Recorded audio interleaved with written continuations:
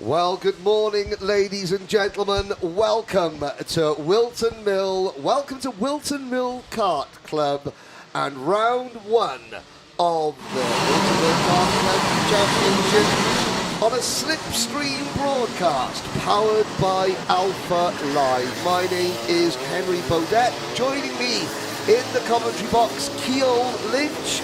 Keol, we are a little bit delayed due to the fog. To coin an old BBC news phrase, it's a real pea super. But we're on the rolling lap for race number one now. Thank you, Henry. This is my first SlipStream broadcast powered by Alpha Live Productions. There's no better place to start, really, is there, than at Wilton Mill Kart Club. We've had a foggy start to the day due to that, hence the delay. But we have 29 races coming up today. If you were tuning in with us for the rest of the day, we have 19 heats this morning, followed by 10 finals in the afternoon, which, if you're a member of the SlipStream, you can watch with us live right here. Yes, indeed. Warwick Milam has ground to a halt on the rolling lap. So we will have one less Junior Rotax driver. Now, this is Junior Rotax Group A versus Group D.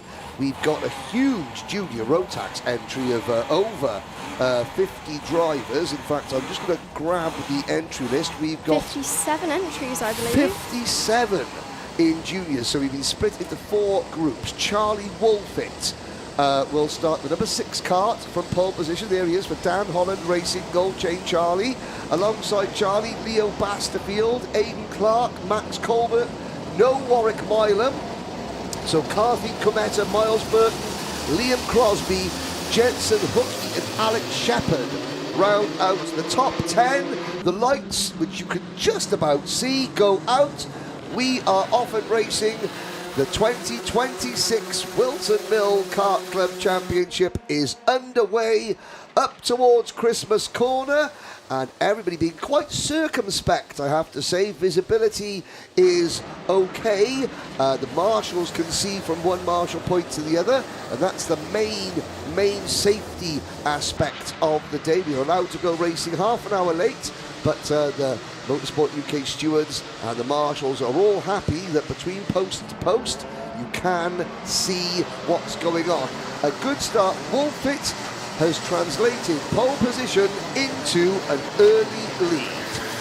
Like I said, Henry, it wasn't a bad start for our leader, Charlie Wolfit, followed by now Aidan Clark, Leo Basterfield and Max Colbert.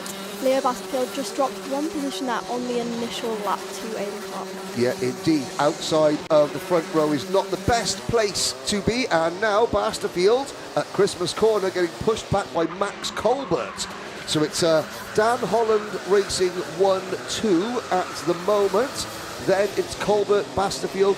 Already, you can see the field has spread out quite a bit. A lot more spread out than you'd expect to find at this stage of the race. That's because of track conditions. It's very, very cold. Visibility is a problem, and I have to say, drivers being somewhat mature, as now we pick up one of the battles a little bit further back, coming out of the final chicane. The number 81 kart of Liam Crosby is chasing Miles Burton. So Miles Burton leading the hill, Crosby behind him, then Cometa, Shepard, Hilton, and the rest up towards Christmas Corner. Charlie Wolfit not doing too bad at the front, setting a fastest lap. Gap to his teammate behind him is currently just over a second. Aidan Clark, we will see if those two DHR drivers will be working together for the remainder of this race. Max Colbert back up into 3rd position. And a good battle developing on screen now between Burton, Crosby, Cometa, all the number 43. Yet they're all tripping over each other into the boot. And side by side, that is Alex Shepard, the number 85 kart, trying to make something happen. At the back of this group now, Sam Green Gomez has joined them. So this is the scrap for 5th back to 11th place as they head up the hill through the gloom and the sort of the shrouded mist that is covering this circuit. Jensen Hockley has managed to come up 2 positions in that group of drivers now stuck still in the middle, currently running in 8th position. And yeah, Jensen Hookie in the number 233 car. You see the white crash helmet. So somebody who's just making their slipstream debut, Keel Lynch, a nice foggy race where you can hardly see the kart numbers is the best way to start us out. Absolutely, that will be a challenge for the drivers, just adds to the race. Yep, Warwick Milam's kart is out of the race. You just saw him abandoned at the start. Now, Shea Hilton trying to move up the inside, coming up into Christmas Corner. There's the Rolf Racing number 81 of Liam Crosby. Coming across down towards Ashby's now. Shea Hilton gets a warning. 7 minutes plus 1 lap. We are just about halfway through this race.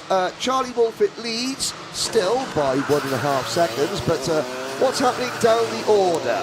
Down the order, you have 11th position Shea Hilton, kart number 888, followed by Nelson Taylor, Aidan Hammond, Jack Drummond, and how do I pronounce that name? That is Eskild Hewitt. And Finn Davenport, who is currently up 1 position, 16th. We will see what he can do for the remainder of this race.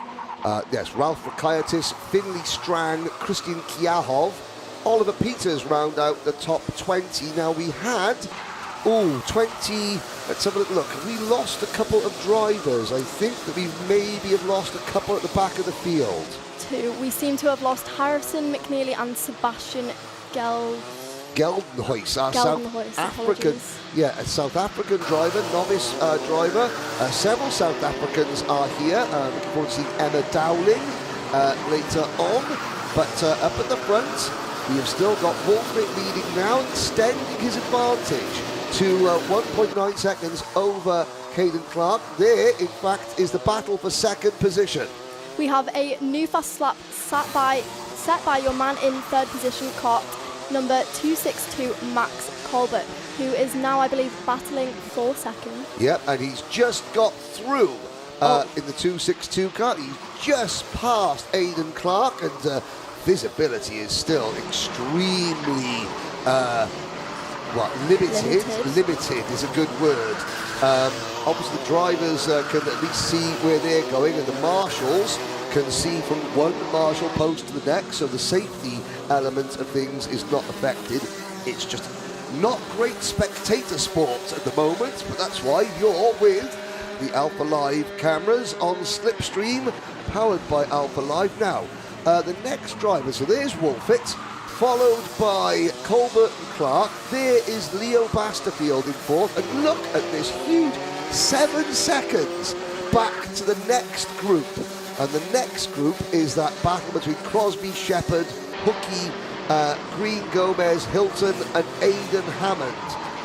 We have 40 seconds left of this race, plus a lap. We will see if Charlie Wolfett is able to bring it home for the first heat of the day. It's looking pretty good for him so far, with his teammate just behind. Oh, that is a car off the circuit. Yeah, that's still the Warwick Milam kart that retired at the start. And now up towards Christmas Corner, Colbert and Clark look, they're looking close, but they're certainly not going to challenge Charlie Wolfett at this point. Basterfield lost a couple of places at the start, but then has sort of, been very stable indeed. And everyone else a long way behind. Are we going to see a battle now for second position? Our karts numbers 262 and 291, where they've possibly decided that they aren't able to make that ground up to your man in first, Charlie Wolfett. Is there going to be a battle for second position now on the last lap? We will see as they head onto the main straight and through turn 1 for the first time. The last time. That's okay. Through the first turn for the last time. That's right. We're picking up things very well indeed as we head up towards Christmas Corner. Around Christmas Corner, across the top, through Inkermans, down towards Ashby. Colbert looks quite contented at the moment. Charlie Wolfett, through the gloom, is away at the front. Now, of course, we do have to premise this. If the fog gets worse, then the Motorsport UK stewards will be looking at track conditions as things progress. But Charlie Wolfit. Well, Gold Chain Charlie lights the flag finish, takes the first win of the day, and in fact, the first win of the season here at Wilton Mill Kart Club. We've had 2 events so far, the New Year Sprint and the Winter Open Cup. This is the start of the Wilton Mill Kart Club Championship.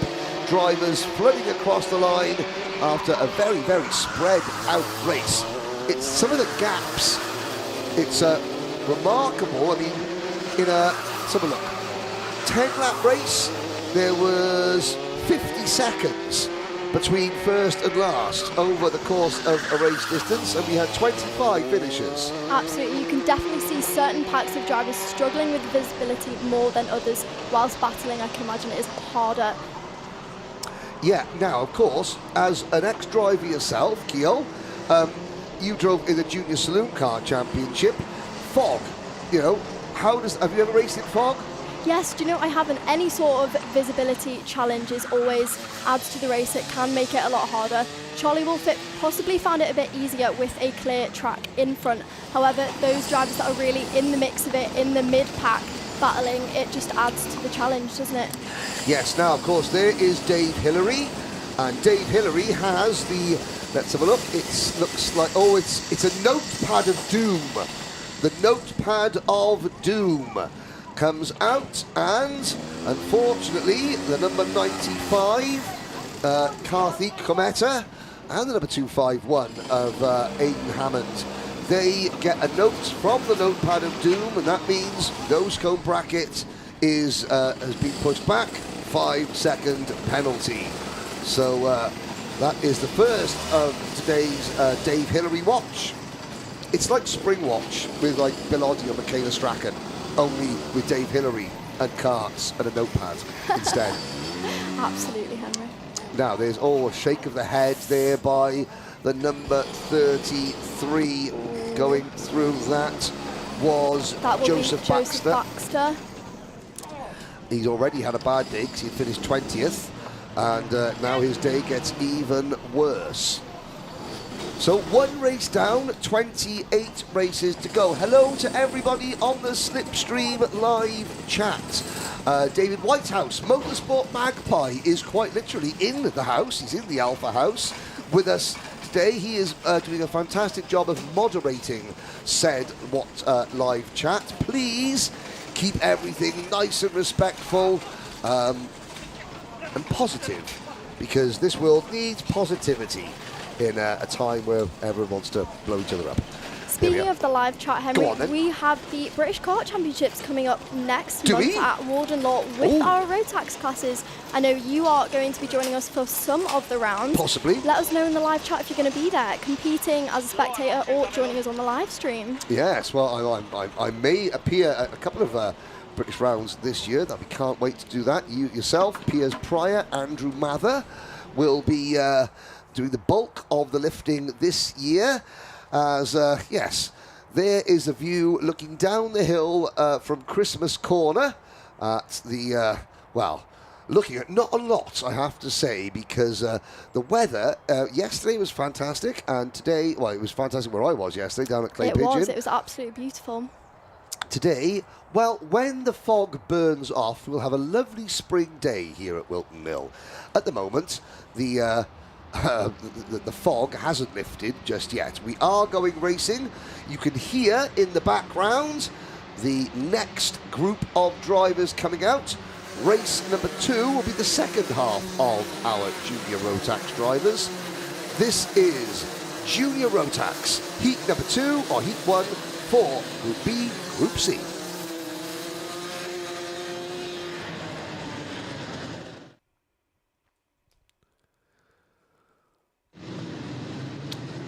Here we go, your starting lineup. Blake Southern, the reigning Junior Rotax champion here at Wilton Mill. Theo Bradshaw on row number 1, pole position. Ronnie Jones and Jacob Smith go from row number 2.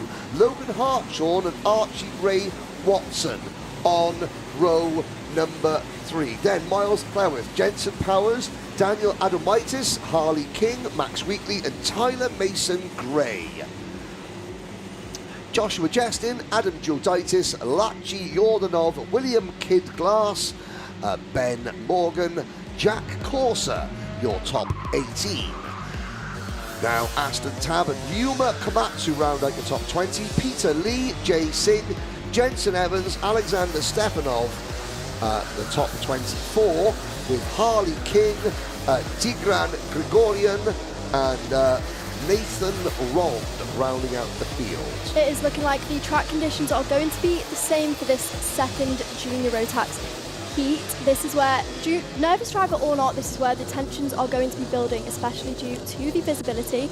Your man on pole position, Theo Bradshaw, will be anticipating this race. He'll be wanting a good start to his day to hopefully take him through. Yeah, because of course you want to avoid the B final. The top 28 drivers go automatically through into the main event. Everybody else has to go into the B final. The top 6 positions transfer from the B final to the main event. Everybody else has to sadly try again next month. Around the final corner, into the tram lines. Lights are out, we're off and racing as we head into oblivion. And now around Crook Corner, great start by the pole sitter, and that is what you need. Clean track, visibility not an issue, and Bradshaw has capitalised. Oh, and somebody wide into Christmas Corner, and that driver sadly cannons into the person on the outside of them. So the person on the outside going across the grass, that was the innocent party. Oh, and maybe it's a good thing that the fog can't see the numbers on those carts, so the guilty party cannot be named. Ben Morgan was just pulling away from that incident in the number 13 Jack Deck's cart. Well, it was a good start for your leader. Unfortunately, not the cleanest of lap for the first Junior Max Heat 2. Some drivers will be left behind that lap. Some will be on a catch-up lap. But let's talk about a driver, Alexander Stepanov, who came up 11 positions that lap. Now running in 13th position. You have just under 6 minutes of the race left to go. We will see what he's able to do for the remainder of this race. But it was a mega start for your pole sitter, Theo Bradshaw, who has now made the gap just over a second to Blake Blake Southern, apologies, who is running in second. Now, we saw a couple of other drivers running off. It looks very, very greasy out there, I have to say. Oh, Ronnie Jones gets turned into a spin.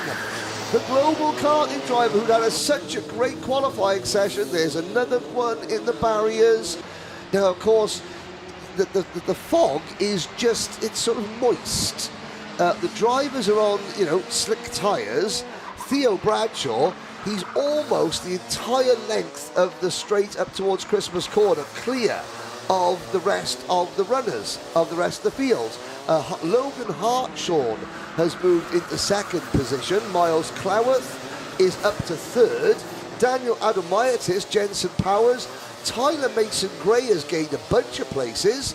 He is up into sixth position. But it's very, very difficult to see what's going on now. The two battling coming into into the boot. That's the number 14 cart of Daniel Adomaitis. So this on your screen now is the fight for 4th, 5th, 6th and 7th.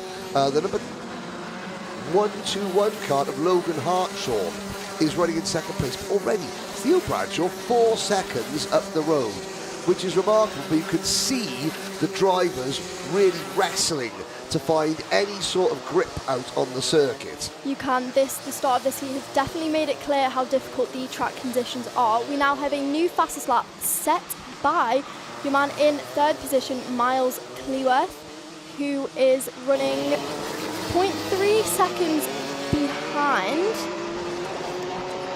Logan Hartshorn. He's just at a 48.72 second lap, has Miles Cleworth. He's now closing in on Logan Hartshorn. The slow boards are out. Okay, with 3.5 minutes to go, we are at half distance. Now I can't see. Well, that makes all of us. I can't see the incident in question, even if indeed there is an incident, or is this a case of the officials on the circuit are monitoring? The marshals have said, look, I'm struggling to see the next marshal post, and therefore, for safety reasons, we are now going slowly, which gives us a great chance to run down the order. Keo Lynch. Absolutely. Let's have a look just outside of the top 10. In 10th position, you have Blake Southern. 11th, Adam, how do we pronounce that name, Henry? Duoditis. 12th, Alexander. Oh, sorry, Alexander. Duoditis. Yes. 12th, Alexander Stevanoff. 13th, Jensen Evans. Romoa Komatsu. Nathan Rond. Luca Lewin. Peter Lee, Ronnie Jones, Max Wheatley, and Ben Morgan round out your top 20.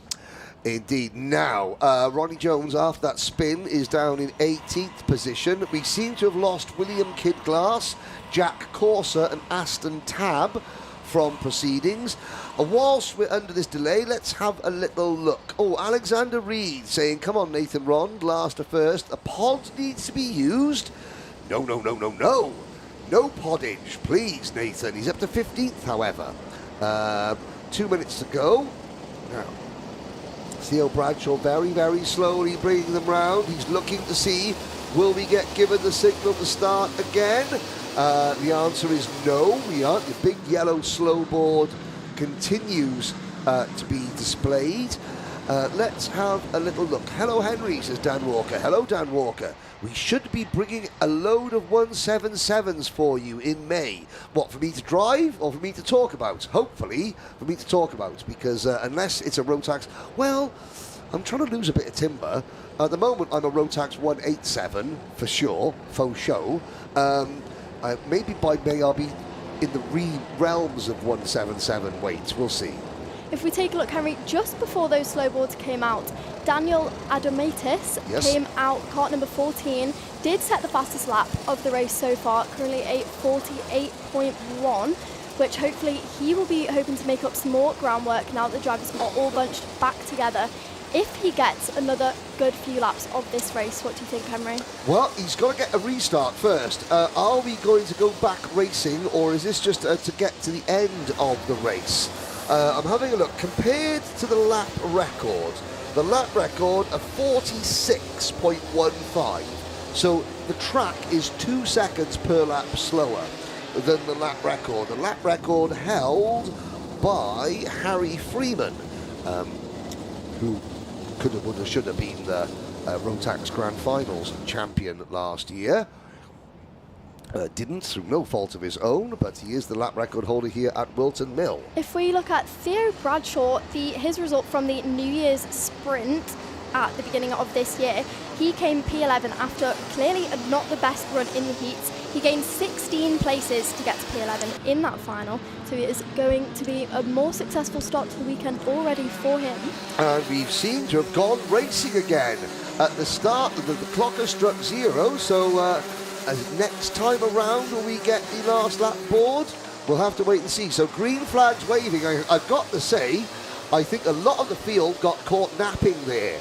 I'm assuming that a lot of drivers thought, well, that's it, we're not going to go racing again, and took their finger off the button and have been caught out, because look at how spread out the field are on a restart lap. This is most unusual. With Bradshaw a second in front of Logan Hartshorn. Jensen Powers in third. Adomaitis, Cleworth, Mason Gray, Smith, Justin, Archie Ray Watson. The champion, Blake Southern, has dropped from the front row of the grid down to what is now 8th position, but obviously he had an issue. There is Southern. We're following going up the hill. Now what can Blake Southern do? Jinx to the outside. Tries to go around the outside to a Slim Shady. Wow, there we go. A Slim Shady in the fog for Blake Southern, the champion here at Wilton Mill. Unfortunately, Joshua Justin was the driver, to use a basketball term. He was put on the poster by Blake Southern going around the outside. Here is Theo Bradshaw, who has led from start to finish, the Zip Factory driver. And That is about as easy a win as you'll ever hope to. Now is he finished or is he still racing? Because I've got, he's looking over his shoulder. Now the checkered flag comes out. Yes, I had the checkered flag. I'm not sure if Theo Bradshaw saw the checkered flag or not. But he has won, and he is now going to join our race one. Oh dear, there's a little discussion going on up there. A little bit of afters. Just a quick sort of like, oh, where are you going for tea later, dear boy? Well, I might come and join you. I don't think it was quite like that, was it? Possibly not, Henry, no. No. So, the results of race number 2, Junior Rotax Group B versus Group C, are as follows. Your winner, Theo Bradshaw, car number 143, followed by Logan Hartshawn, Jensen Powers, Daniel Adamatis, Miles Cleworth, Blake Southern, Tyler Mason-Gray, Jacob Smith, Joshua Jensen and Archie Ray Watson round out your top 10. Adam Beaudette is next, followed by Ryuma Komatsu, Alexander Stefanov. So he had a great start, did Alexander Stefanov, and then sort of plateaued out in 13th position, but still, that's good progress. Got to feel sorry, though, for Ronnie Jones. After being tipped into a spin whilst running in the top 3, he finishes 17th. And there is the rest of the sort of the hard luck stories, as it were. So, Hillary Watch, let's have a look. It is my belief, my firmly held belief, that we will go through like a big grid, a full grid of juniors or seniors, and not have a single nose cone penalty. I am convinced. It's not going to be this race. Oh, no it isn't. No, the air kart. Is that Alex Shepherd? 195, is Archie Ray Watson, I believe. Archie Ray Watson, yes. Oh, and that's a very smart-looking go-kart. Number 284, Adam Geoditis. There is more people going through. Oh, and another one for the notebook. Ryuma Komatsu. So, that's the end of Junior Rotax. Race number 3 is coming up next. That'll be the start of the seniors.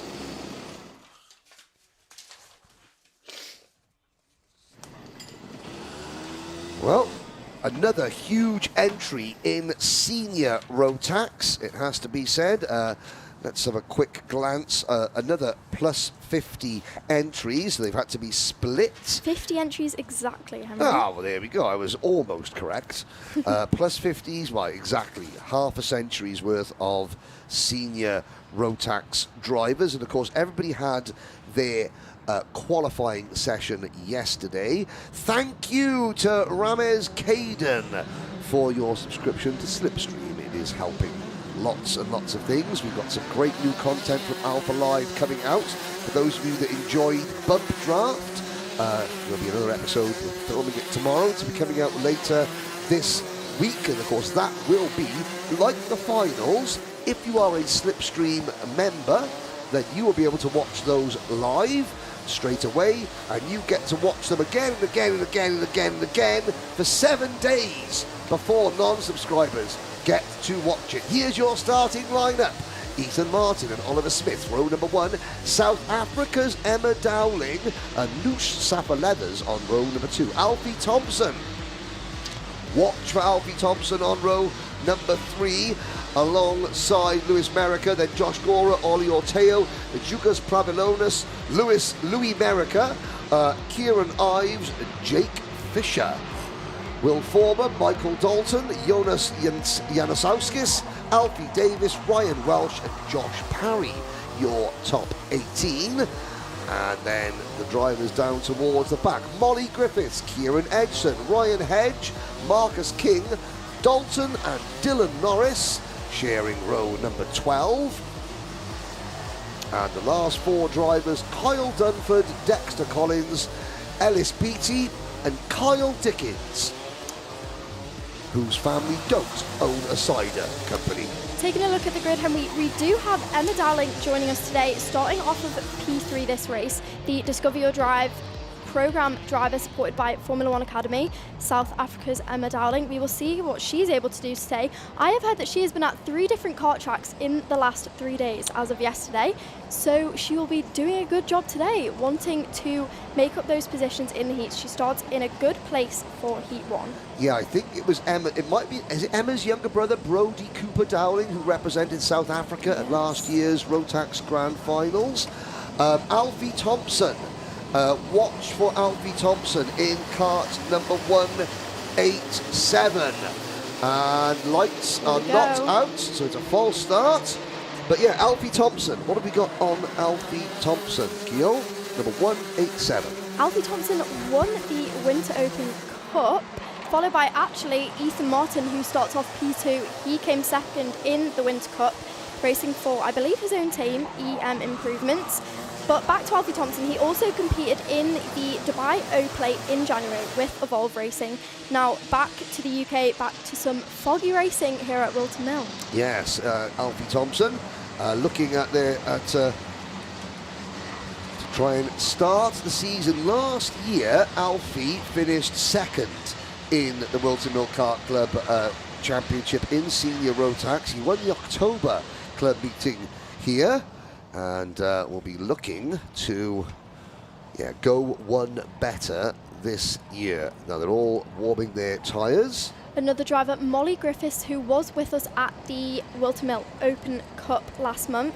She finished just outside the top 15. She'll be hoping for more this weekend. She starts in 20th position, so she's got some ground to make up. Now, around the boot. This is the new chicane.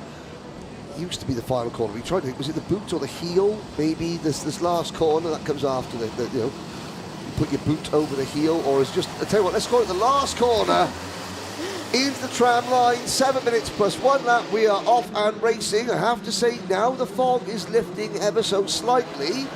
And drivers will naturally become a little bit more aggressive when they can see where they're going. Although a lot of drivers seem to be very aggressive, regardless of whether they can see where they're going or not. And I have to say, Oliver Smith had to just make sure that there was no way on earth Ethan Martin was going to try and swing around the outside at Christmas Corner. 1 or 2 drivers running off wide at Ashby's. That would be the number 927 kart of Ollie Orteu running wide. As we look now, Emma Dowling, number 1, 2, 3. She's got that distinctive. There we go, Henry. As the drivers come out of the final chicane for the first time, it was a good start for Ethan Martin, putting the pressure on Oliver Smith. However, he has now dropped down into 3rd position. Oliver Smith currently running only 4 tenths ahead. Emma Dowling just dropped down a bit there to 5th. Yep, she's in the number 1, 2, 3 kart, and of course this is going to be this is the first time that Emma would have ever raced, kart stranded at the side of the circuit, and driver now getting back in, but there's the number 1, 2, 3 kart of Emma Dowling. Now this will be her first time racing here at Wilton Mill. It'll be probably her first time racing in very, very cold and foggy conditions. So this is a real baptism of fire. There's the number 23 kart of Finley Jones, and there is a broken kart. That's Alfie Davis's kart that is on the wrong side of a curb. Speaking of Alfie Davis, a ex-Junior Janetta driver now come back to karting. I know he's doing a bit at the Shennington Club Championship as well. That's an unfortunate start for him, as he will be having to make his way back up for the rest of it, for the second heat today. And unfortunate start for Molly Griffiths. I noticed that Molly Griffiths has also retired. That is a real shame as well at the bottom of the order. Now, there's the number 55 kart of Ethan Martin, who's just been passed by Finley Jones. This race, the leader, Oliver Smith, is not getting away as much as we saw in the 2 previous races. Mustafa Leathers is in second. Finley Jones for the George Whitbread racing team is there in third position. Exactly, Henry. Like you say, the leader hasn't quite had the gap that we saw in the initial 2 races. Could the conditions be getting better? Maybe, possibly. Well, I can see the word Portsmouth Absolutely. far clearer on that big banner. Therefore, the drivers will be getting more confident with the circuit. We do have a new fastest lap set with just under 4 minutes to go. Alfie Thompson, kart number 1. Oh, never mind. Oliver Smith. Oh, no, and again. Jugas Pravilonis changing lap after, literally every time a kart crosses the line almost, the fastest lap changes. Emma Dowling has dropped to 8th position. Pravilonis up in the 6th place. You are looking at 2nd, 3rd, 4th and 5th. Jugas Pravilonis there in the Tony kart race suit, closing in on this group. And there's number 55, that's Ethan Martin, trying to hold off now the advances of Alfie Thompson coming out of Osiers. Noosh Safa Leathers has dropped back a little bit. He is now in 5th position. Then the fast rising Pravilonis, followed by Josh Gora and Emma Dowling. As your leader approaches turn 1 and 2, he has managed to pull a bit of a gap and stretch it that lap. Currently 1.5 seconds to your man in P2, Finley Jones, kart number 23. Ethan Martin, Alfie Thompson and Nusafa New Leathers. Down towards Ashby's. Lap number 6, 2.5 minutes to go.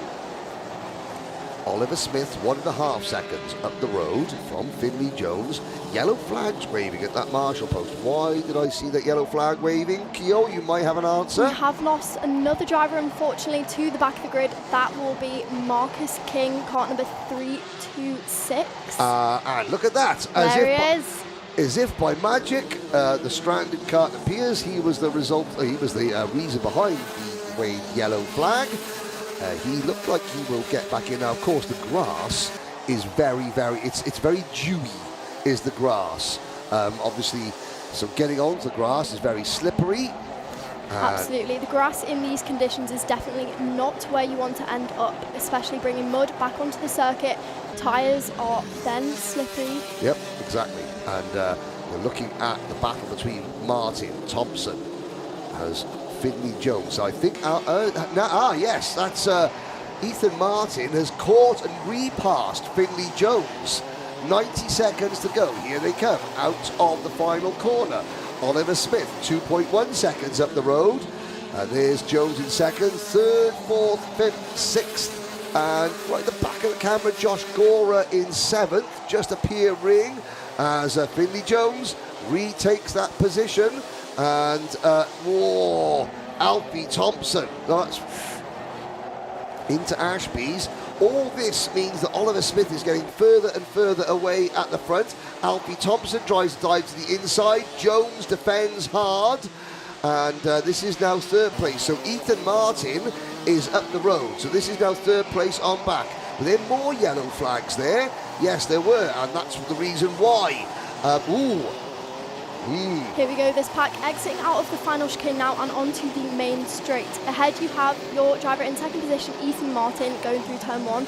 The gap the gap from the leader to Ethan Martin is 2.4 seconds. He's got 30 seconds plus a lap to go. Is this going to be a steady P2 for him to finish this first heat?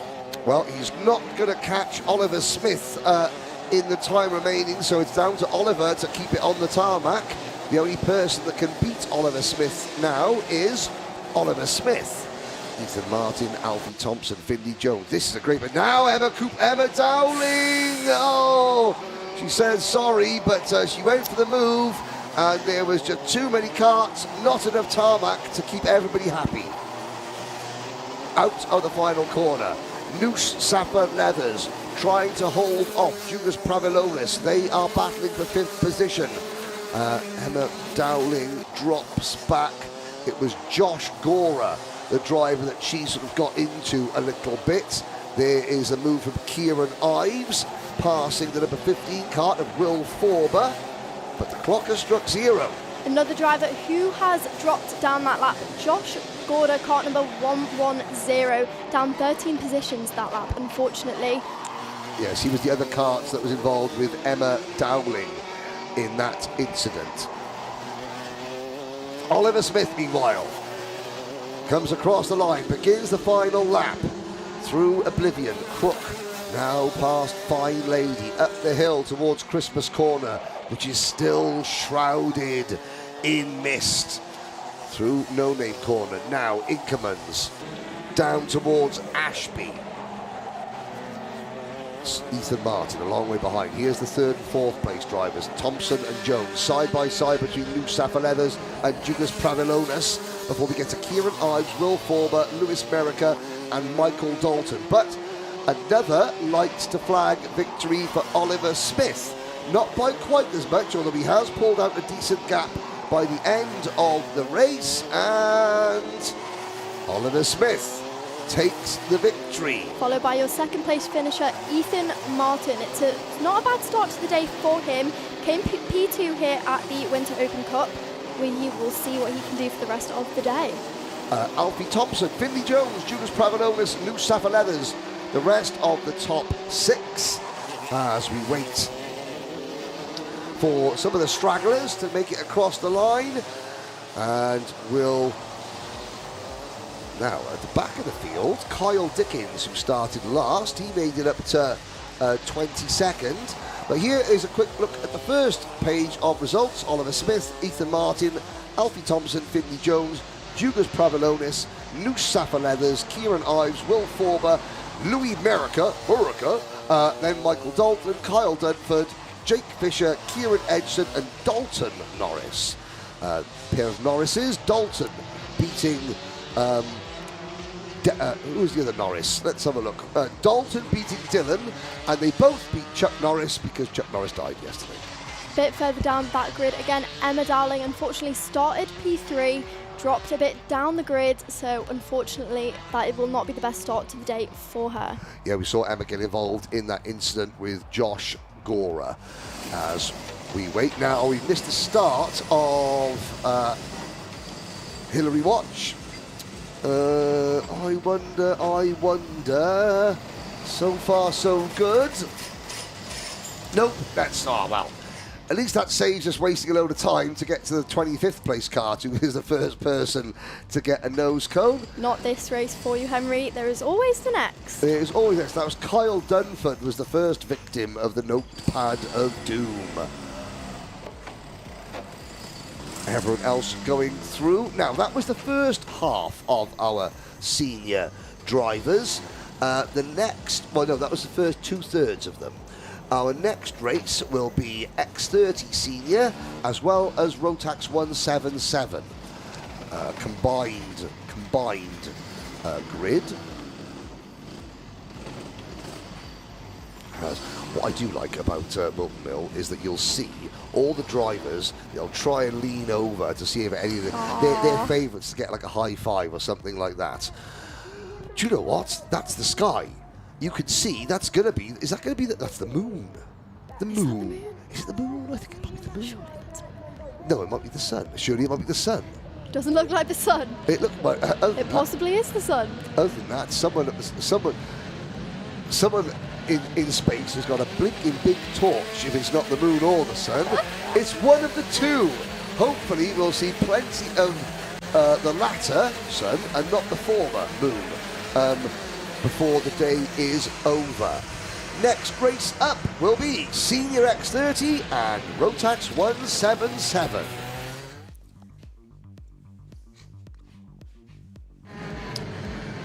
Now, we have a total, I think we've got 7 177s, not quite as many as last month, and we've got 27 Senior X30s. So 27 plus 7 equals 34. That is the maximum that we are allowed on tracks. That's worked out very nicely as it happens. Now, of course, we've got 2 separate pages of our entry list. Here is your starting lineup. Nat Johnson and Aaron Brown on row number 1. These are all the X30s. Sam Lewis and Alexander D. Benedictis are next. CJ Bennett and Lewis Bird go from row number 3. Row number 4, Oliver Meek and Archie Forber, Spencer Allen and Scott Riley.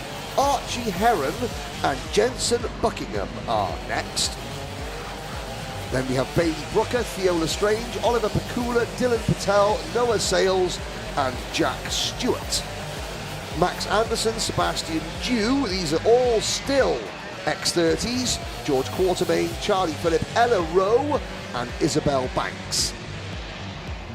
Dylan Masters and Oliver Keenan, 26 X30s. Now with the green numbers, these are your 177s. Reg Haywood, Taylor Bellini, Louis Judd, Elliot Kennedy, Jamie Salter, Adriel Ngwa and Rory Burke.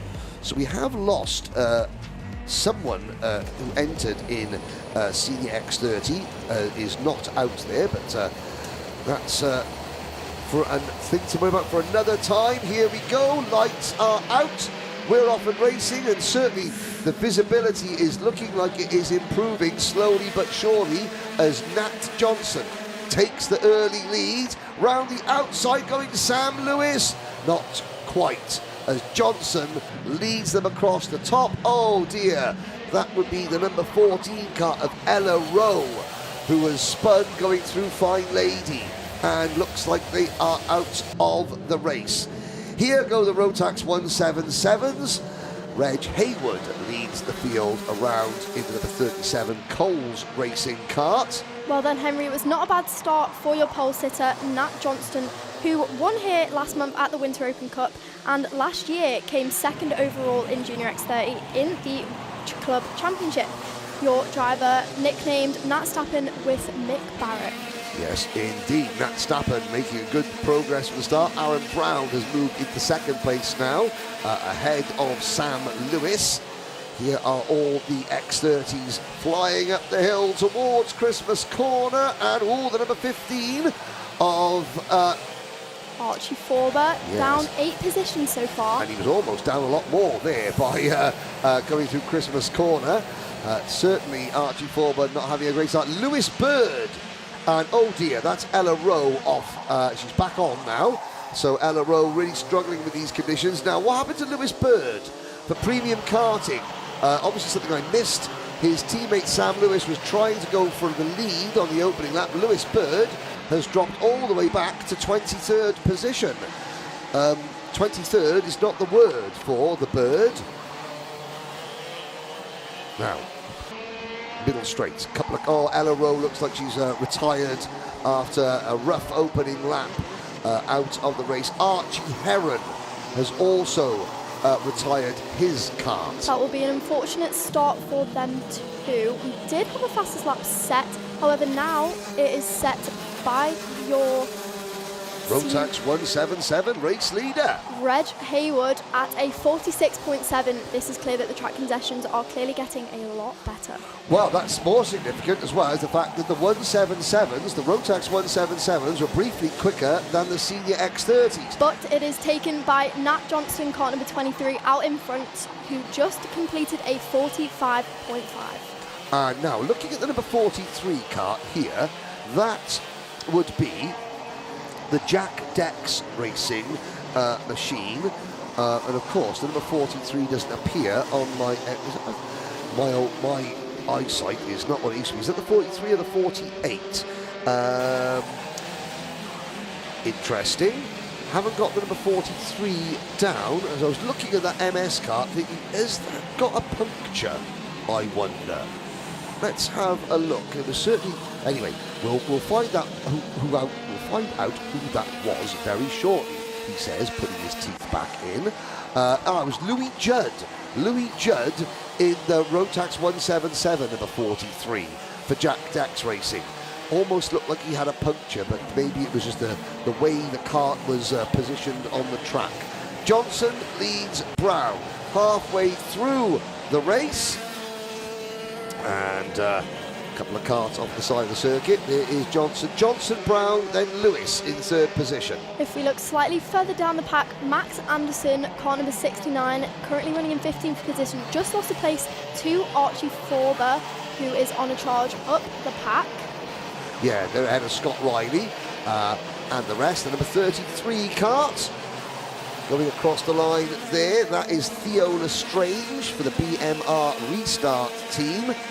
Lestrange there behind, well, Spencer Allen telling Theo Lestrange, come on, let's think, let's work together, and Theo Lestrange just drives straight past him, ignoring what Spencer Allen was saying. That's going to frustrate Spencer, but Theo obviously thinks that his chances are better served by being in front of Spencer Allen at this point. And we have 2 minutes and 30 seconds to go, and there will be no change for the race lead so far. Nat Johnston has managed to make a gap of 1.8 seconds to Aaron Brown in second position, Sam Lewis and Alexander D. Benedictis in third place. CJ Bennett, Oliver Meek, Theo Lestrange, Spencer Allen, Jensen Buckingham and Oliver Picula rounding out your top 10. And still, we're looking to see, the recovery drive from Lewis Bird is on. He was down in 24th position, and now he has moved his way back up to 19th. Let's look for the turquoise premium karting machine. There he is, number 7, going through our camera shot there. He is just ahead of Noah Sales and Charlie Phillip. And oh dear, that is a very, very second-hand looking TB cart. Oh, that TB cart is no longer all green, and it no longer looks very mean. That, sadly, is Max Anderson. You were talking about Max moving up the order. He's now moving back down the order. That will be an unfortunate start to the day for him. Back with the on-track action. Nat Johnston, now 2.6 seconds up the road. If we look back further down that grid, Lewis Bird is continuing his charge through the grid, car number 7, now up into 17th position, hunting down the man in 16th, Bailey Brooker. Yep, as I'm not quite sure what happened with Lewis Bird at the start of the race. Mechanical flag for Max Anderson, well, he would have noticed that. The fact that his side pod was at a somewhat jaunty angle, let's just say that. Now, 40 seconds to go. Johnson, Brown, track limits warning for Archie Forber as well. Archie, well, he went down the order, now he's recovering up the order again, but he's got to remember, just use the prepared surface, Archie. 30 seconds to go out of Ashby's into Wilkins corner. George Quartermain getting some track limit warnings. Trying to see where would they be going off track, because there's a lot of grass just off track. Now I'm sure there's a few spots coming out of Crook and Oblivion being one, and coming out of this corner being another. Yes, you've got to stay with her. Keep some of your cars within the white lines. Here is your leader onto, I believe, his last lap of the race. It's been a pretty smooth first heat of the day for Nat Johnston, who it looks like is going to bring it home soon. And there's a change. Oliver Meek battling with CJ Bennett up at Christmas corner, and it looked like Meek in the number 67 machine made the move there. In fact, yes, he did on the Croc chassis. Jack Stewart up one more position on the last lap, up into 12th, just ahead of Dylan Patel and George Quartermain. Quartermain, who has been given a warning for track limits. The clock has struck 0, and the final lap board is out. Johnson, Brown and Lewis. So far, we have not been treated to any sort of battle for the race lead in any of our heat races. In Rotax 177, Reg Haywood continues to lead that class. There's the Strange going back in on CJ Bennett. Well, now we understand why Theo Lestrange, Theo Lestrange still battling with Spencer Allen. I apologise, they've gone past CJ Bennett. They might have done, you know. Blue flags waving now at the final couple of corners, because here's Nat Johnson catching the back end of the 177 pack, but he takes the checkered flag, and Nat Stappen begins his campaign with a race win. As now we wait for Reg Haywood in the Coles Racing number 37 car. Here is Reg. Easy enough win for Reg. He is quite a ways in front of Adriel Ngoire, Rory Burke, Louis Judd and the rest, as Haywood will come home and win the 177 category.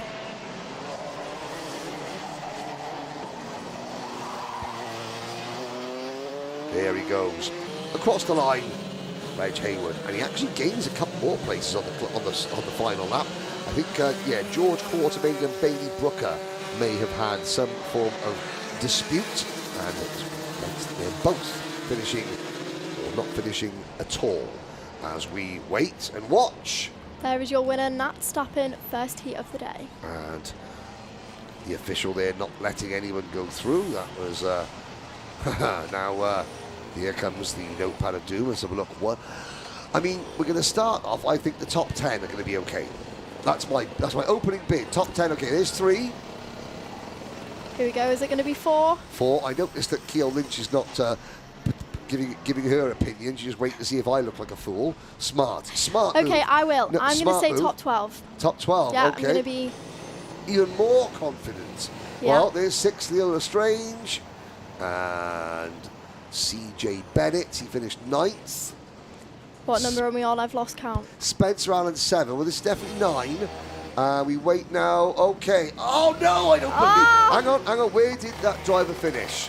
Where? Oh, Con Jensen 50. Buckingham. Jensen, 8th place. Denied. Do you know what I was going to say 8 as well? I was trying to be optimistic. Well, it's early days yet, ladies and gentlemen. In the Slipstream live chat, what do you think? Will we get, and I'm not talking about a race with like 4 in it. No, we need a full grid. Will we get through a full grid without a single nose? Will we get through a full race with that man in the grey jacket and black jeans, Dave Hillary, staying there? And if we do, what class is it going to be? Yeah. Is Dave Hillary going to have to, is he going to get an entire race where he can just sit down and chill, or will those pesky drivers again?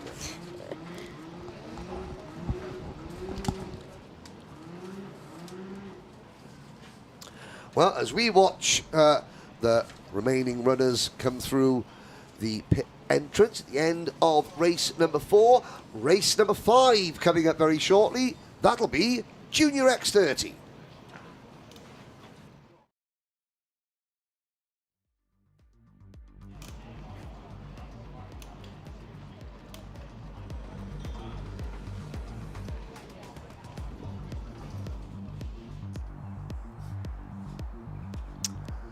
I think, Keel, that the weather is gradually improving. You can almost see, well, the paddock in the background, the restaurants, the big main building here at Wilton Mill will be all right.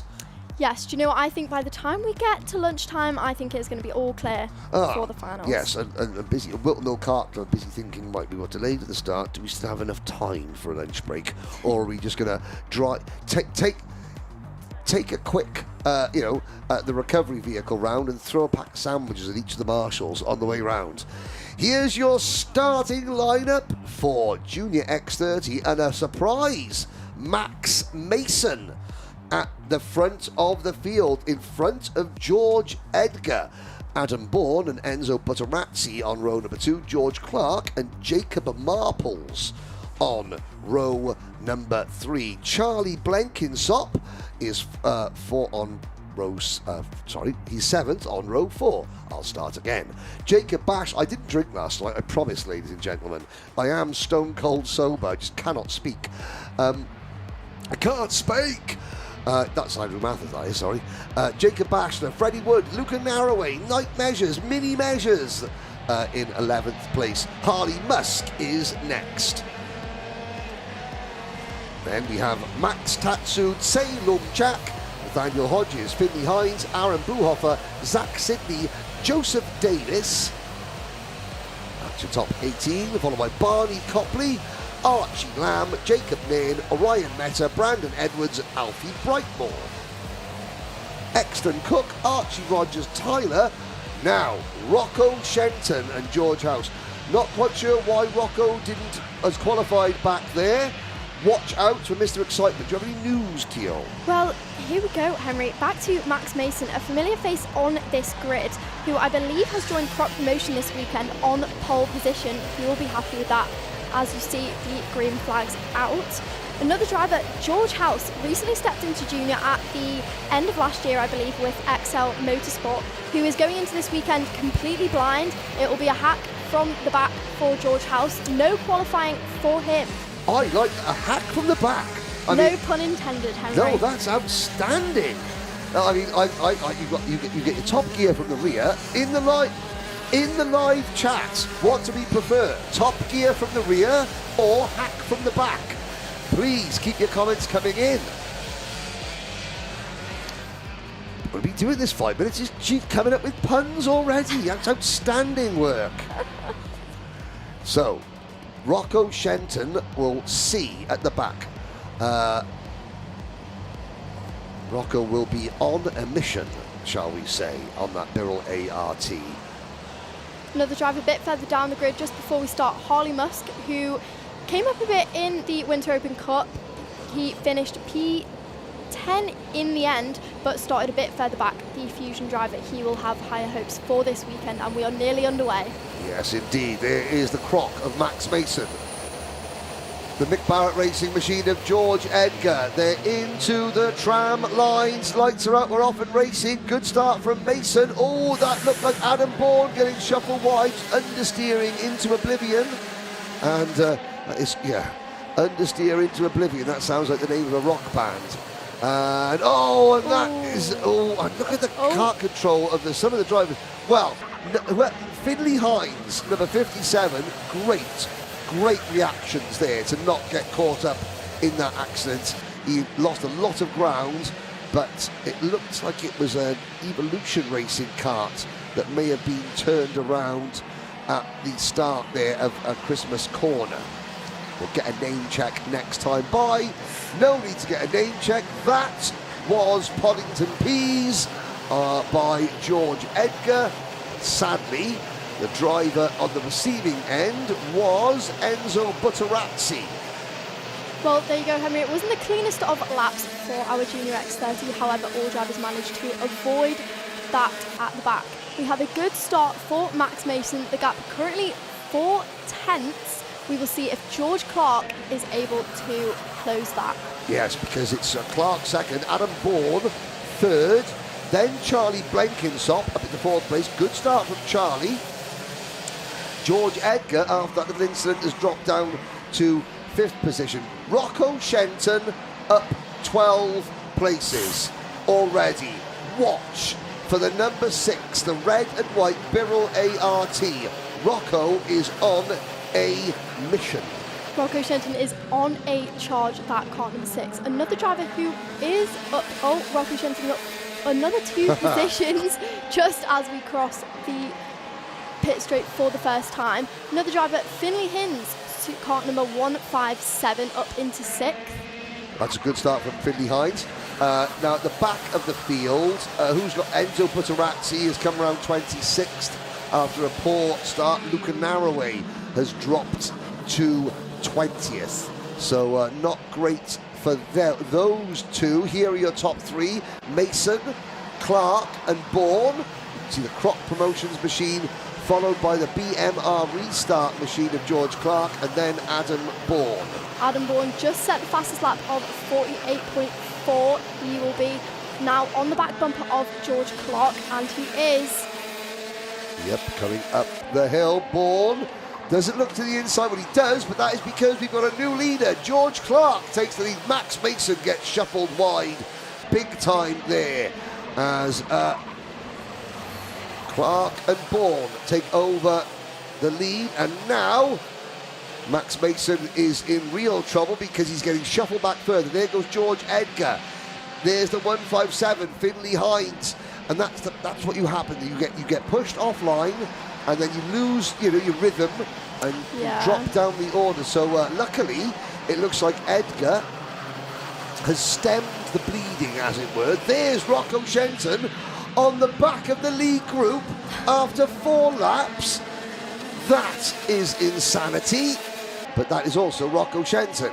Here's your move, Adam Bourne, and that is the Bourne supremacy as he takes the race lead from Clark. This is what we have been yet to see this morning, Henry. The conditions getting better, drivers getting more ambitious, battling at the start, bringing in the rest of the pack into contention. And you have a fastest lap by your driver, car number 6, who is on a charge, Rocco Shenton. And he's just picked off Charlie Blenkinsop for 7th place. Now, unfortunately, Charlie Blenkinsop, and there was a spin. Who was that? Was that a Mick Barrett racing kart going around? Could that have been George Edgar? Let's find out. No, Edgar's moved up to 2nd. It was Freddie Wood. Freddie Wood, who had a spin in the number 38 MBR kart. So Freddie Wood now drops down the order. Shenton was 6th. Rocco Shenton has just passed the pole sitter. From the back of the field, it has taken Rocco Shenton 5 laps to pass the pole sitter on a grid of 28. And he still has 2 minutes and 20 seconds plus a lap to go. Where is Rocco Shenton going to be able to finish? He just simply does not know how to give up with Rocco Shenton. He will grind and grind and dig and dig and dig for as long as is humanly possible. Bourne leads, but not by much, from Edgar, Hines and Clark. Then you have Rocco Shenton, and out of the race, the number 25 car, Jacob Nairn. But this is fascinating. Shenton will arrive at the front of the field with such a huge amount of momentum. There he is, there's Shenton. He's clear of Mason, Buhofer, Blenkinsop, Batchelor and the rest. He's now got his eyes focused on these 4 drivers. The only 4 drivers that Rocco Shenton hasn't overtaken in the last 6 minutes. And Bourne continues to lead. Edgar, Hines. Across the line, Shenton getting ever closer. Shenton still has the fastest lap of the race, is that right? Yes, 46.87 seconds. That is right. If we look a bit further down the grid, kart number 177, George House, just lost a position to that kart number 98. However, he is on his charge from the back. Started 27th, it would have been, now up 10 positions into 17th so far in this race. So, it's a 10th place gain in the hack from the back. Not quite a Rocco Shenton drive, but he is doing well, the newcomer into Junior X30. Yeah, Rocco on a mission, I have to say. He is caught just about George Clark in 4th. 30 seconds to go. George Edgar has passed Adam Bourne for the race lead, and Bourne now dropping back into the clutches of Finley Hines a little bit. There goes Hines. Textbook Christmas corner manoeuvre. Just gets to the inside, hits the apex, doesn't have to run out too wide, doesn't lose too much momentum going across the top. Brilliant move. The clock is about to strike 0. There it is. Next time by, George Edgar will get the last lap board. Although he has been involved in a couple of little incidents, so Finley Hines and Adam Bourne will be doing their best to stay within a few seconds in case there is a post-race penalty. Here we go, we are on to the last lap. George Edgar leads so far with a 0.6 of a second gap to Finley Hines, Adam Bourne and George Clark. Rocco Shenton still in that 5th position. Is he going to be able to make up any more positions on this last lap? We will see. Well, Shenton into Ashby's. Now up towards Wilkins. No change of position amongst the top 5. It's still Edgar, Hines, Bourne, Clark and Shenton in that order. Towards the boot, George Edgar, I think, has got this one in the bag. Out of the boot. Into the final chicane. Oliver Meek is... I saw Oliver Meek down the order there. And there is Edgar taking the victory from Finley Hines. Sorry, it was not Oliver Meek, it was Harley Musk. I was looking at there, finishing in 7th place. Edgar, Hines, Bourne, oh no, the novice, number 50, that's Alfie Brightmore. He carries on, but a strong result for George Edgar, even if he had to get his elbows out quite early. Finley Hines, Adam Bourne, George Clark, and Rocco. Well, what's Rocco waiting for? Well, who is Rocco waiting for? There is car number 38, Freddie Wood, managed to finish 10th position in the end after not the best start for him, so it was a good recovery drive from that Fusion car. That's a bit strange. Rocco is waiting to be at the back of the queue. There is a quick look at your results. Have a read through those. For the moment, ladies and gentlemen, we'll be right back.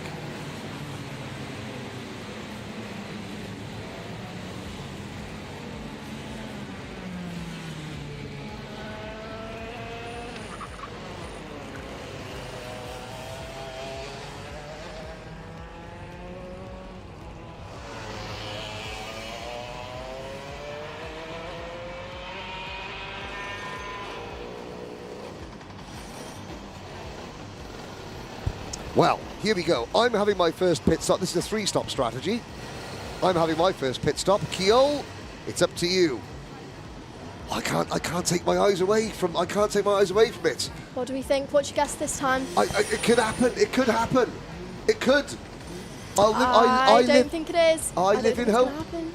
I live in hope. There's the number 27. Hang on a second. Okay, Charlie Blenkinsop. Hi to Bertie Blenkinsop. The Bulldog, who's not here at the circuit because they're banned.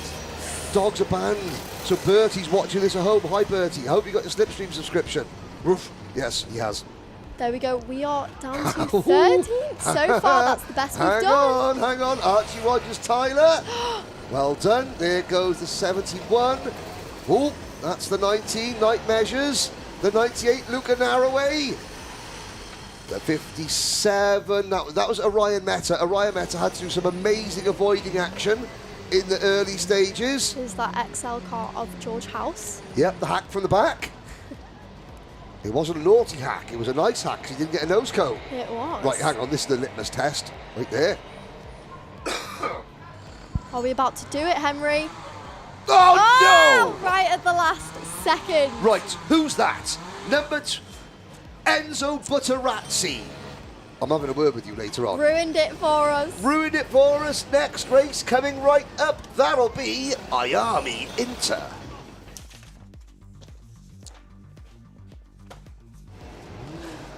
Oh, it all went to pot badly at the end of that after Enzo Butterazzi. Although Enzo will be saying, well, I did get podded properly off, I know. which is why I got a nose cone. So, Waterswift, 13 drivers: Charlie Clough, Efan Owen, Dimitar Uzanov, Margaris Kvetskis, Hirotse Wangchak and Harry Favel, the top 6. Teddy Higgs, Ivans Voronins over from the UAE, Frank Morris, Oliver Kleinfelter, Max Frisbee and Louis Williams Mabs. Travis Giddings, Ilya Sami and Oliver Ngumu Tseyan Chak. Louis Williams Mabs is obviously a late entry because I got 13 names on my list. And there's obviously 15 of them out there. Louis Williams Mabs is one of the late entries. And the other... Ilya Sami was not a late entry, but he did not complete qualifying, I believe, so he will start also from the back. Okay. Very, very smart. I'm trying to see who else appears. Let's talk about Ilya Sami while we have a second. He had the biggest win of his career to date last weekend in Tsuera for the Miami Euro Series. He dominated that entire weekend with his teammate, who is not here this weekend, Chester Fawkes. However, Chester Fawkes, that DK Academy kart, did win the Winter Open Cup, so we will see if Ilya Sami is able to continue his teammates' legacy. However, we have an XL Motorsport front row of Charlie Clough and Evan Owen. Yes, and Efan Owen being the other last-minute entry. Watch number 22 at the back, Louis Williams Mabs. We are off and racing here in Miami Waterswift. Up the hill we go. Those two XL Motorsport drivers still leading the way. Dimitar Uzanov. New colours this weekend for Dimi in 3rd place. That number 62 car. And Dimi getting elbowed wide there. Now, is that Margaris Kvetskis? Is that Kvetskis? Is Margaris on the Apollo kart? Or is that not the Apollo kart? I'm sure that someone will message me very shortly to tell me if it is or isn't the Apollo, which Margaris was on last year. It doesn't look, it's not a new graphics kit, is it? We'll find out in a moment. Here we go. It was a clean start for the XL front row, Charlie Clough and Evan Owen. Are we going to see these two working together for the initial part of this race? Possibly. That is what it's looking like so far. You see Charles Clough looking back to see his teammate right on his bumper there, working together. Through Christmas Corner they go. And the Fusion Motorsport number 24 of Hirotse Wangchak picks up a position. So now that the visibility is improving, our first challenge of the day for our Slipstream powered by Alpha Live camera operatives on the circuit is I need to try and get a close-up of Margaris Kvetskis, the 3rd place kart, number 152, to see if that is the Apollo graphics kit or if he is now with a different team. It looks very BMR restarty. Oh, there we go. Ask and ye shall receive. Thank you, Slipstream cameraman. That is not the Apollo kart. That is a BMR restart livery machine. Here we go, and your car number 152 in third position has just set the fastest lap. Now, is he going to send it down the inside? And he has now up into second position. Ahead of, Evan Owen is now your race leader, ahead of that car number 152 and Charlie Clough now down to third position.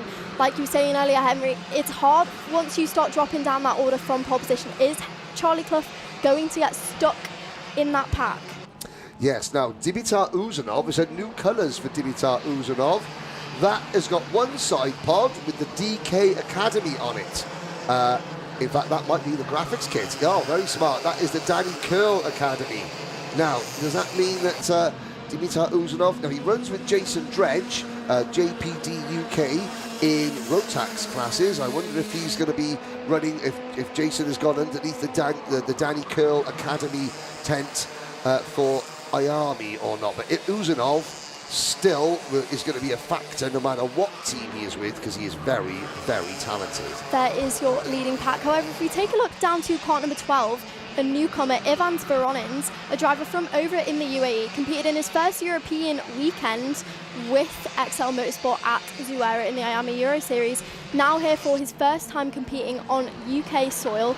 Unfortunately, was supposed to be here with his teammate Saif Al Khalifa, who unfortunately had a bit of an incident over in Zuera and is still recovering. So if Saif or his family are watching this, we wish them well.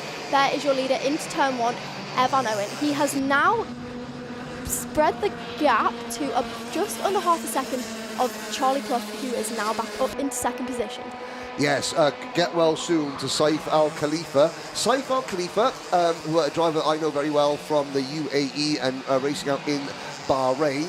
He's actually a member of the Bahraini royal family, is Saif Al Khalifa. And I did an interview with Saif. He got a pole position in yes. one of the rounds, and I did it. And his dad came up to me and said, "Oh, that's a very good interview. The Crown Prince thought it was brilliant." I'm like, "Really? Tell him to give me a number." There you go, Henry. You never know who's watching. You never know who's watching. Now, the leaders, 5 of them. And do you know what? It's much easier for everyone concerned. The fog is lifting. Up the hill and through the mist comes Dimitar Uzanov into P2. Now, Dimi's got is that a Prime Power Team race suit he's wearing? He's a bit of a hodgepodge there, is Dimi Uzanov. In the second position, he's got his, gives the signal saying go. He's got his traditional sort of Kevlar sort of black crash helmet, but he's got, one kind of race suit with, it looks like a Prime Power Team logo on it. That is Charles Clough, car number 51, who has just dropped to the back of that leading pack now. That leading pack have broke away a little bit from the rest of them. There's your leader coming out of the final chicane, Evan Owen. Now, this is in the UK, it's always Charlie Clough. But this is something that Andrew Mather always talks about. In Europe, he's always entered as Charles Clough, which is, you look at the European series, I wonder why there is a difference. Why he's got to be Charlie in the UK and Charles in Europe. Maybe it's because Charles is his actual name and he just likes to use a nickname. Maybe we'll have to ask. Maybe we will have to ask. What he prefers. We now have a new race leader and fastest lap setter of a 50.7, Dimitar Uzanov, and a new second position of that kart Margaris number. Kovetskis. Kart number 152. The 2 XL Motorsport cars now both drop to the back of that leading pack as they come out of the final chicane and along the main straight one last time. We have a minute and 1 lap left. What do you think, Henry? It looks like Dimitar Uzanov, last year he learned how to win both from the front and both. Now, what's that flying off the cart there? There's a bit of plastic. A visor tear off. There was something that came off one of the leaders there. Uzanov, he's in a much more experienced position now, so he knows how to manage a last lap whilst leading. I think that Kovetskis, though, is just hungry.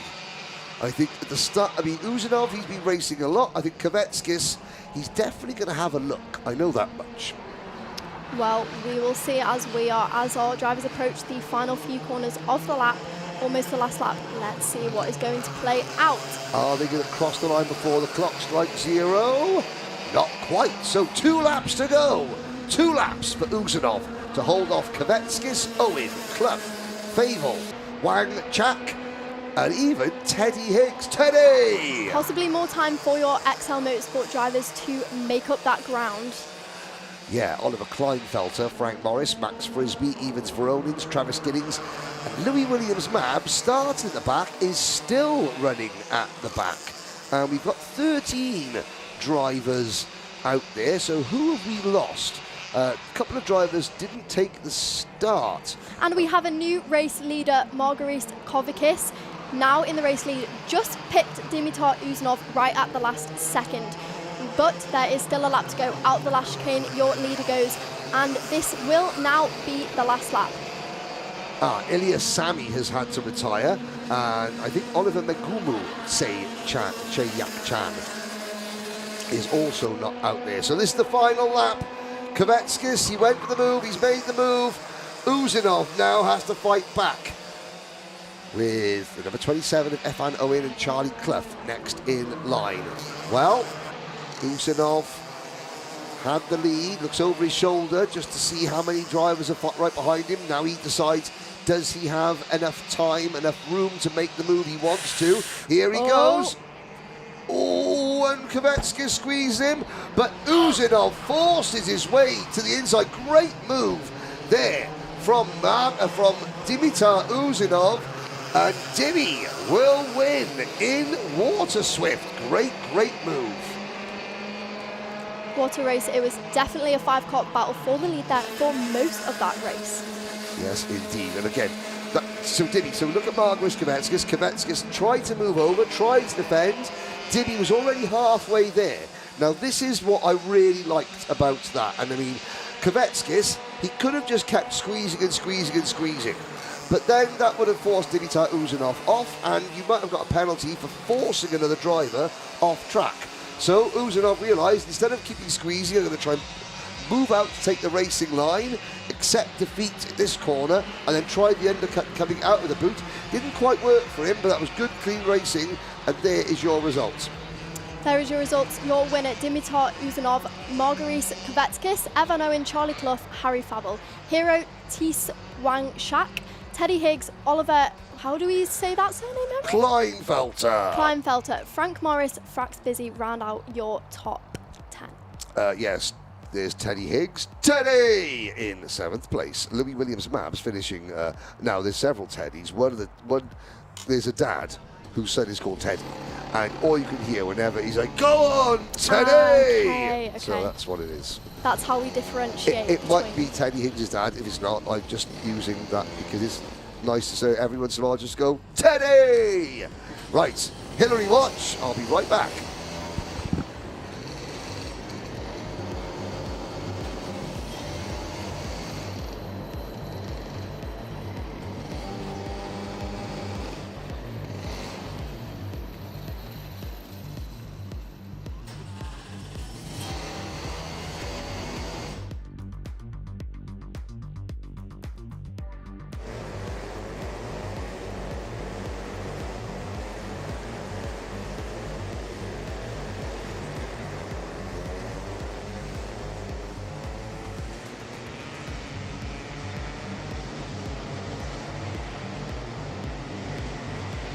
Right, here we go. Minimax is your next race. On pole position, Otis Cleary. P2, Rudra Golknath. P3, Marley Fisher. And on finishing that second row is Eddie Duncan. Row 3, William Moore and Charlie Heffer. Row 4, Akil Nan Guianon and Jude Story. Row 5, Noah Hammond, Hugo Torpy and Dewey Hodrick and Thomas Laidler is next. Row 7, Flynn Grantham, Freya Lally. Row 8, Isaac Garth, Harvey Ball. Row 9, Matthew Lilly and Jay Birmingham. Rounding out your top 20 is Seiki Komatsu, Noah Hobson, and just outside the top 20 then is James Carver, Ethan Coupland, Leander Hewitt and Elsie Gannon. Row 13, Jake Hansford, Byron Webb. Row 14, Arthur Kiaiser, Preston Howard. Row 15, Billy Gourmet and Harry Carthy. Finley Thompson and Henry Alger will round out your row 16, and George Whiteman and Roshan Bachada line up at the back of the grid. Now, I just caught up with a little bit of live chat, and let's have a look. Yeah, Maisie Creed says hack for the back. That gets her vote. Hello, Maisie, how are you? Keep your Alpha Live Instagram on for some behind-the-scenes stuff today. Here we go. Oh, we're not going to go around there. That would have been Hall of Fame jump start if ever there was one. We're gonna. This would be the Minimax opening heat race. Great job, Dimmy. One day the nose cones will be perfect all day. I agree totally. Hello to William Bennett Motorsports watching on. Charlie Heffer lining up there in 5th position. This is his first event off of a novice plate. He was 7th over in the Winter Open Cup last month, so we will see what he can do this race. And got driver of the day, I recall. As well as Jude Story, 11-year-old. He was also at the Winter Open Cup, finished 9th. We will see what those two will be able to do this race. So Rudra Golkunath, Otis Cleary, Eddie Duncan, Marley Fisher, Charlie Heffer, 5th. First race off novices. Now this will be the first time that he's actually able to keep his grid position. When you're a novice, you should, well, in qualifying, you have to start at the back when you're novices, and we'll have to see it. No, I don't think so, but Charlie Heffer, certainly. Now keep an eye on driver number 16. He is the 5th, let's have a little look, 16. He is the 5th driver with a red crash helmet and black race suit. Here we go, Henry. Into the tram lines, lights are out, and we are off and racing. Good outside start there from Otis Cleary to sweep around the poleman, Rudra Golkunath.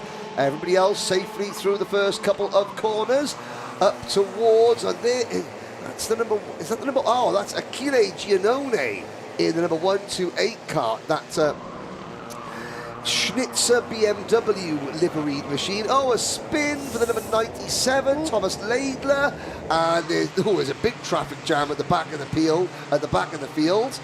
As Laidler gets going again, it does look as though everybody has just about managed to extricate themselves from the grass at Ashby's.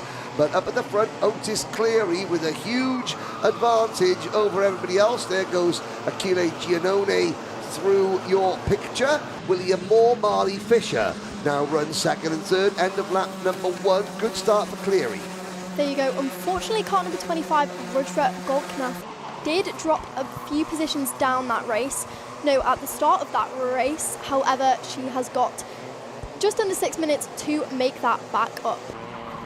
Marley Fisher up 1 position into 2nd, just behind your leader, Otis Cleary, who has just done the fastest lap, a 50.4, and has pulled a gap of 8 tenths. Into Ozias. Into Ozias we go. And the number 57 cart on your screen there in the middle of the pack. That's Eddie Duncan. Eddie is an aspiring commentator as well. Is young Eddie. I remember him from the Daniel Ricciardo series quite a while ago. Yes, am I right in saying Eddie Duncan has actually joined you in the commentary box? Oh, I believe so. Yes, I hope. I'm hoping to remember it correctly. Maybe that was, yes, that was that was a year or two ago. Here he is. Now running in 5th position. Rudra Golkunath down to 6th. Charlie Heffer down to 7th. Jude Story, Hugo Torby, Noah Hammond, Flynn Grantham and Dewi Hockridge. So there we go. Next. If we look slightly further down that grid, cart number 87. This is his first season on Inter. He came from Micromax with BFM Motorsport. That's Ben Follen's team. That's Isaac Garth in the number 87 cart mentioning there. Field quite spread out. Henry Algar, who was one of the drivers that didn't qualify yesterday. He is down in 31st position. Contact warning for Finley Thompson, I believe. Here is the battle for 5th position. It's Rudra Golkude now trying to come back at the number 42 kart of William Moore. Golkude in the black and gold machine does pick up the place. Oh dear, and that's not great. That's the number 96 kart down towards the back of the field. That was Elsie Gannon recovering, and here's Achille Giannone having a nibble at the number 81 kart of Marley Fisher. If we take a quick look at kart number 141, Jay Birmingham, who is slightly further down the grid than we would usually expect to see him. I believe he finished... Where did he finish? Let me just take a quick look. He finished 4th in the New Year's Sprint and 3rd in the Winter Open Cup.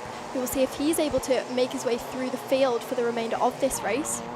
Yeah, it's very interesting because obviously you have 2 sort of warm-up events, and at both those warm-up events you get a number of visiting drivers coming in there doing some testing for national events later in the year, what have you. The similar situation here. There are several drivers using this weekend as a test for something coming up, but then you've got the regular club drivers.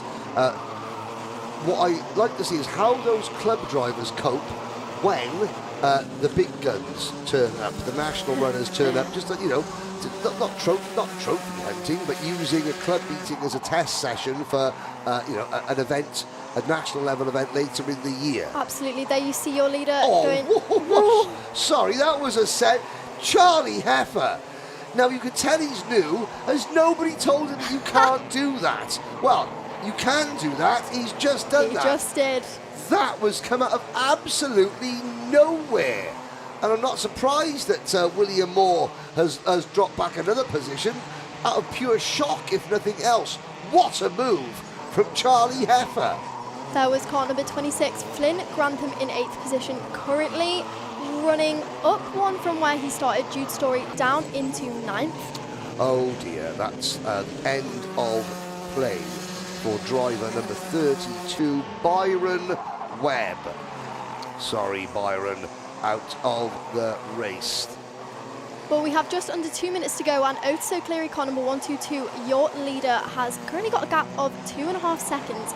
He is doing well so far. It's looking like it's going to be a smooth end to the race for him. What do you reckon, Henry? Otis Cleary, yes, 2.5 seconds up the road. That is all she wrote. Here's the battle for second place. Achille Giannone in kart number 128, followed by Marley Fisher, followed by Eddie Duncan. George Whiteman, your car number 11, down in 23rd, did just set the fastest lap. We wonder if he is going to be on a charge for these last couple of laps. At the Winter Open Cup, he did compete a bit further down the grid. He was P14, gained 12 positions in the end. George Whiteman is actually 14th in both events so far. The New Year's Sprint series, the New Year's Sprint as well. So, well, where is he at the moment? He's down in 22nd. 8 places to gain until he's back at his median, and then he's got to do there. Luke Jones, one of our Alpha Live Slipstream camera operatives, has left me a nice message there on the whiteboard in front of us. Hello to you as well, Luke. Now, back to the action. Flynn Grantham in the number 26 Thule Motorsport kart. What will Charlie Heffer do about Flynn Grantham? He's the second. I mean, we're not getting on the Charlie Heffer hype train here. This is not a full Charlie Heffer glaze. However, he has done so well with a couple of moves. This is his first race off novice plates. 14 seconds to go. Let's see how he works his way up the hill. Very, very tidy, I have to say, in a straight line. And quick in a straight line, tidy through the corners. Yes, absolutely. And he is about to match his result from the Winter Open Cup if he stays in 7th position. Yeah, and that's just a heat race. I mean, he's going to be contending that it's white, red and black kart. Excellent driving.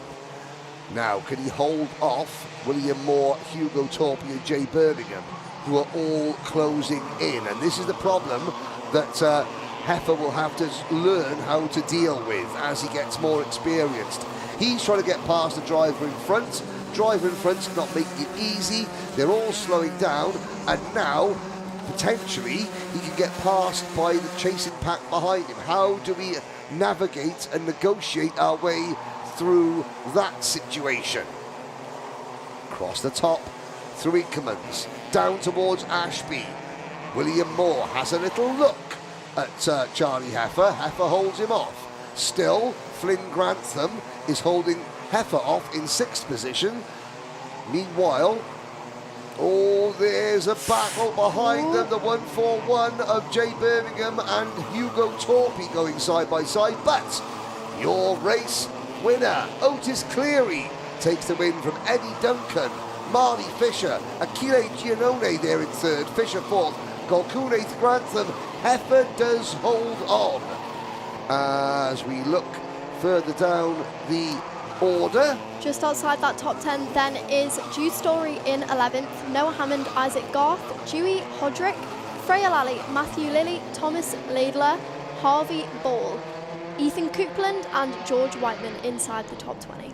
Yeah, Whiteman eventually makes it to P20 Yes. overall, so he's got a bit of work to do to continue his streak of 14th place finishes. One more in heat the to go though finals. before the final event. So time is on George Whiteman's hands.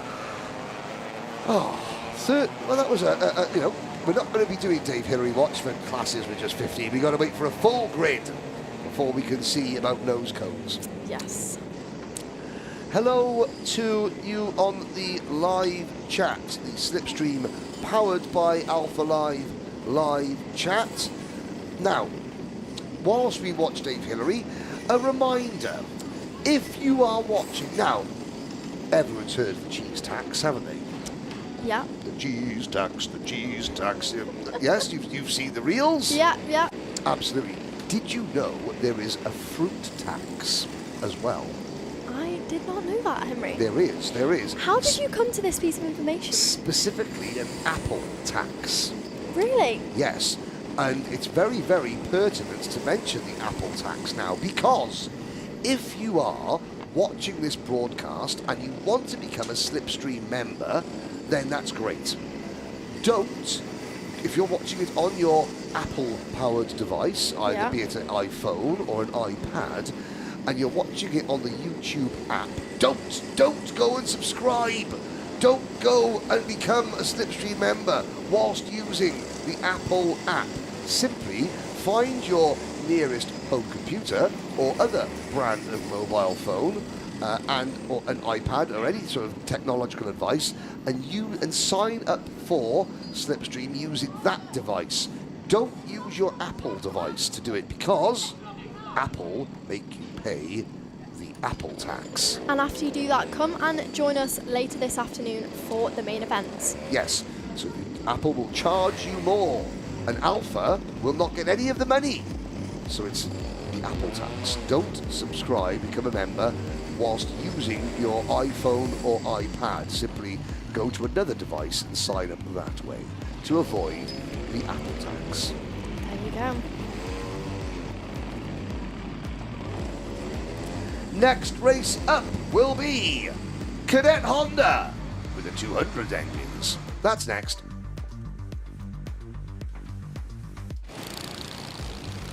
There we are on a... now the sun is trying to penetrate its way through the fog and burn the fog away and leave us with bright blue skies. It's not doing a bad job so far, Henry, compared to what our first heats were like this morning. No, exactly. Here's your smaller than usual Honda grid. Jesse Bailey and Oliver Vickers on row number 1. Callum Ryan and Louis Dawson on row number 2. Freddie Williams and Ted Fry on row number 3. Jacob West, Felix Bessel, Fraser Messer and Cian Doherty round out the list of starters. A smaller grid than usual, I have to say. We had 18 Hondas at the Winter Open Cup, 14 of them at the New Year's Sprint. So we are down to the bare bones, as it were, 10 drivers, but I'm sure these are the drivers that will be here month in, month out, competing for the Club Championship. Absolutely. Now this, of course, will be a standing start. For our Hondas. What have you got for us in terms of any tidbits of information? Well, we have got Cian Doherty, who lines up at the back of this grid. He, the privateer in kart number 94. He was at the New Year's Sprint at the beginning of this year, and he finished 10th. So there's 9 entries. Yep. Hey, no, 10 entries. There's 10. So he can only match where he came there. Hopefully he will be able to make his way through the grid today. He's going to at least equal it. At least equal it. Exactly. Jesse Bailey, another privateer, did finish 7th. So we will see what they are able to do. Yes. 4 of these drivers competed in the Winter Open Cup. 2 of them competed in the New Year's Sprint Series. And again, they move into position. The Hondas have always got the potential to steal the show, depending, even 10 of them. As we wait for the lights to change, lights are red, 5-second board goes up, lights are out, and we're off and racing. Good start, jumping up and down there from Jesse Bailey on the outside. Can Bailey hold the inside line through Crook? No, great driving from Oliver Vickers to hang on around the outside of Crook after almost losing the lead going into turn number 1. Somebody on the grass, that would be number 33. And Callum Ryan. Callum Ryan, yeah, one of the novice drivers going to the back of the pack. Now, is that 3rd place kart? Is that an entire graphics kit designed like the sort of lettering on Lando Norris's crash helmet? It does look that way, doesn't it, Henry? It does. It's got a very Lando-esque feel to it. That would be Louis Dawson. We'll try and find out as... oh, you can actually see the paddock. You can see the paddock and see the people. Here we go. Your leader out onto the main straight once again. Your leader... Who is that? Jesse Bailey. Not quite Oliver Vickers and Jesse Bailey side by side. Here comes Vickers. Vickers grabs the lead back. Bailey slips back to P2. Still Dawson in 3rd, followed by Williams, Fry, Doherty, West, Messer, Bessel and Ryan. Good scrap developing. They can see how much these drivers are slowing themselves down. Vickers and Bailey falling back into the clutches of Louis Dawson. Absolutely, your kart number 31 trying to signal to that kart behind to work together, trying to break away out of that pack so it isn't a 10-kart race for the lead. Indeed it is. Through final chicane, which is now, the curbs aren't as vicious as they were last year. They've been sort of sanded down a little bit after the Stu Stratton effect. How to launch a KZ2 over the curbs and go viral in karting. There you go, your leader through Christmas corner, set to a new fastest lap of a 54.9, just ahead of Bailey, Dawson, Fry, Williams, West, Doherty, Ryan, Bessel and Messer. Yep, everyone's still running. The 2 leaders pushing each other away. 4.5 minutes to go, nearly up to half distance. And when they're not battling, when they're not slowing each other down, they are pulling away a little bit from Louis Dawson, which Louis will want to try and want to see them going side by side, because that will bring him right back into play. Here's Ted Fry and Freddie Williams. Fry in the number 26, Williams in the number 61. Nothing to choose. Now, track temperatures are going to change very, very radically now, because when the sun does appear and the fog finally is burnt away, the track's going to warm up very quickly indeed. New leader, Jesse Bailey, side by side. Oh, and Vickers tried to come back at him, but Bailey closed the door. And now your man in 3rd, Louis Dawson, kart number 84, is right up there in contention. Yeah, all it took was one move, one defensive move to bring Dawson back in. Oliver Vickers back up into 1st position, that kart number 31. This is bringing Louis Dawson back into contention even more now as he gets closer to that back bumper of Jesse Bailey, who did just set another fastest lap of a 54.2, I believe, as they come out the chicane and onto the main straight towards turn 1 another time.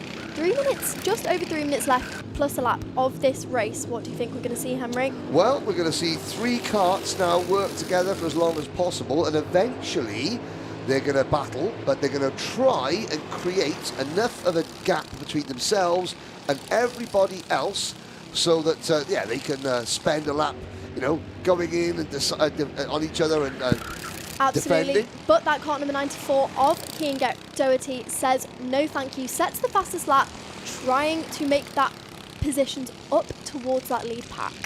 Yes, indeed.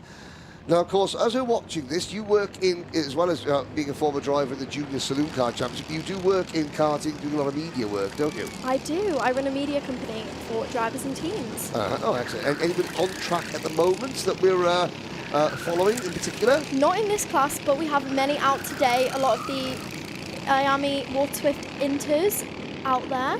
Okay, so that was Keel Lynch, a burgeoning career in motorsport media, both in front and behind the microphone and in front and behind the camera, as the number 94 kart of Cammie Doherty passes the number 85 of Jacob West for 6th position.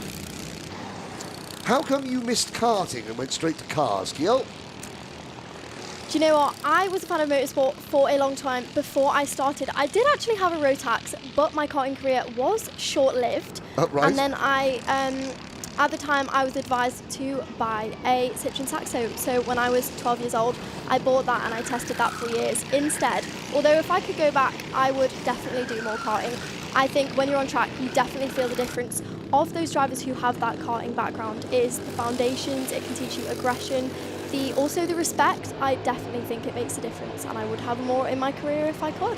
So you say that the drivers that come out of karting have more or less respect for their rivals. You didn't say whether it was good respect or bad respect. Well, good. I'm going to say good. Okay. Well, it definitely teaches you that racecraft. Yeah, it absolutely it does indeed. Of course, Motorsport UK's Race with Respect programme is, you know, entering another season. Here we go. Here's Vickers and Bailey still battling for the lead. Are we going to see much respect between these two rivals? Well, so far we have. They have managed to pull away from that car number 84, Louis Dawson, in 3rd position, who is now running in a bit of a gap by himself, I believe. Yeah, Dawson all on his own. He's 1 second behind the top 2 and 3 seconds in front of Ted Fry, who runs in 4th position. 30 seconds remain as we head up the hill. Oh, and Vickers defending, then sort of squeezing. He didn't squeeze Bailey too much. That was on the limit, I would say. Right then, 10 seconds to go, plus a lap of this race. Who are we going to see for the win? You see your leader, Oliver Vickers, checking behind him, seeing that Jesse Bailey, who just set another fastest lap, is right there on his bumper. We're going to see them battle out for the last lap. Yeah, Bailey certainly used that. He got that lap time while he was in the slipstream, so to speak. But now can he do anything as we come towards the final lap? The clock has struck 0. Last lap board goes out. There it is. And now through Oblivion, around Crook. Careful not to run off track limits. Good exit from Jesse Bailey. He goes up to the top of Christmas Corner. Can't make the move work, however. Sadly, Bailey has to fall back in line. Does anything happen at Ashby's as Vickers defends? And this is going to be a good run up the hill for Bailey, but he's going to be on the wrong line. He's going to be outside the run into Wilkins. Can he get the crossover and cut underneath Vickers going into Osiers? The answer is no. So I think Vickers has done enough. Right, here we go. As your leader approaches the last final corners of this race, Oliver Vickers, is he going to? Yep, and he exits the final chicane with Jesse Bailey right on his bumper, but it's not going to be enough. There is your winner, Oliver Vickers. Jesse Bailey right behind. Louis Dawson in a gap by himself, celebrating. Ted Fry, Cammie Doherty just ahead of Ted Fry, Freddie Williams, Callum Ryan, Jacob West, Felix Bessel, and Fraser Messer rounds out that race. Love that. Love the fact that Louis Dawson is really happy. Double fist pump as he finishes 3rd. because of course, you know, you don't know. That could be his best ever result. He could have been building up to this. You know, he could have been worried and, you know, really, because I know what kids are like. And you know what? It sets the foundation for his day. That's only his first heat. They still have a heat to go and a final. Yeah, so I love that. So, double fist pump in the air, finishing third for Louis Dawson. Great stuff.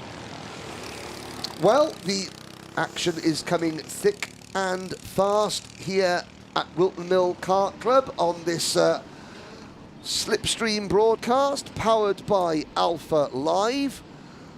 We will watch the Honda Cadets go through, only 10 of them. Well, let's see. Do you know what? And that is a Lando Norris type. Oh, that's very, very Lando-y, yes, isn't it? It is. There we go. Kart number 94, Cian Doherty makes his way through.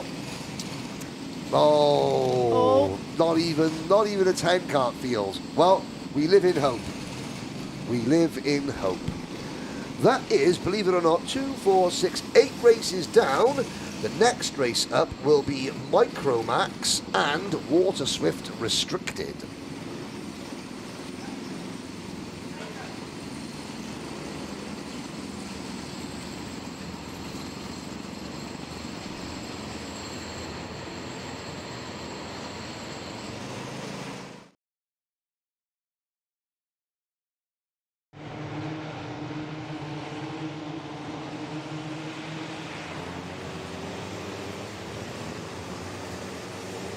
Good. Here we go, Benjamin Schliever and Rudrapatrap Shekhawat. Archie Gupta, Jack Gould, Hugo Senna and Wraith Owen. They are your top 6 starters in Micromax. Caden Hanley, Oakley Howlett, Will Wainwright, Ralph Ua, Kyle Vieira and Charlie Cale, your top 12. Kai Suri, Harry Riley, Rio Pocock, Bobby Slater, Teddy Shepard, Teddy! And then the rest, Jonah Allen, Teddy Hunter, Teddy! Sorry, it's a popular... Again, seriously? It's a popular name, what can I say? Jack Reed, Lucas Otley, Thistlethwaite, Alexander Sviontek, Daniel DeBreo, Nico Dan Piontek, Cooper Galloway and William Ua. So 27 Micromaxes. Of course, Henry, these are some of our youngest drivers on the grid, but Harry Riley, only 8 years old, so it's got to be pretty new to the class. He did compete last month in the Winter Open Cup and managed to come inside the top 15. We will see what he is able to do this weekend. He is starting 13th for their first heat of the day. I'm just wondering, did I see Lani Eden out there? I don't think we saw Lani Eden. I see Jackson Foots as well. Maybe he's a withdrawal. And Johnny Butterfill. Didn't see Johnny Butterfill out there. Jensen Kelly is there in 20th. Jensen, a number, again, who usually is out based in Dubai, and I hope that Jensen's family are all doing well, but they're here. Jensen is. As we come through the final corner, there are 4 white Waterswift restricted karts, and that is a terrible looking start. So it gives us a chance to go through the Waterswift restricted. Darcy Dunford, Caden Hakura, Harley Bebb and George Askew are the 4 Waterswift restricted karts that are starting at the back of the field. I'm just going to quickly look there. Yeah, there's a... If we look back to our Micromax grid, Charlie Cale, a familiar face on this field. We have, he also competed in the Winter Open Cup last month, finished 4th position, starting 15th today, so he's got some work to do in these heats. However, this is his first heat of the day. World is his oyster. The world is his go-karting lobster. Fantastic. Now, the Waterswift, there's a couple of stragglers. Ooh, hopefully we're going to start this time, but the Waterswift restricteds are all a long way behind and not really all in grid formation at the moment. Caden Hakura, George Askew.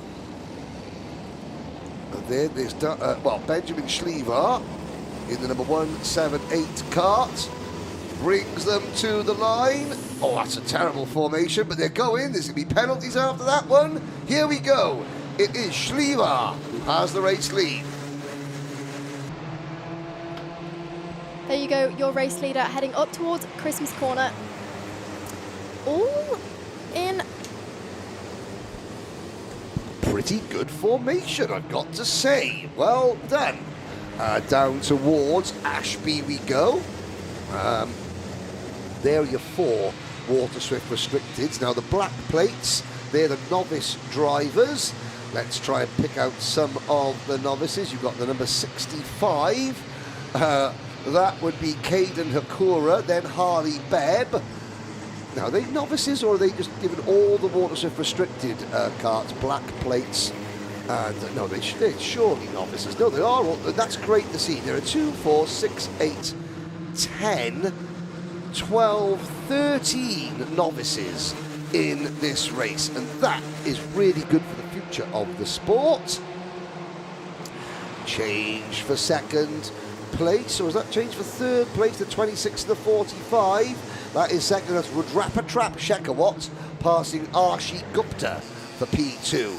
Benjamin Schliever is leading the way. He is I mean, he might have had a growth spurt, but if you have a little look at Benjamin Schliever, well, now that the yes, there is a visible height difference in that car. He is also the Wiltermill plate holder in Waterswift.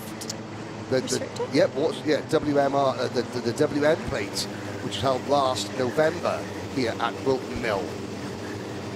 Schliever winning that. Oh, a mechanical flag going out for Cooper Galloway. That is a shame for Cooper. Now, unsurprisingly, the number, and this is another really, really strong force. You've got a couple of novices up in the right at the front of the pack. Well, the first one is Jack Gould, number 24. He is down as being the first novice, but also Hugo Senna. Now, I've got a feeling Hugo Senna's kart is going to look a little bit Ayrton Senna-ish. I don't know why. I mean, if you've got... Is there something in the name by any chance? Maybe. I mean, normally you have the name Senna Hugo, but this is, you know, Hugo Senna. There's the RC number 69. Trying to chisel his way past the 31 of Wraith Owen. I'm just looking... The number 88's carts. They're the 2 novices. Oh, Hugo. Careful, Hugo.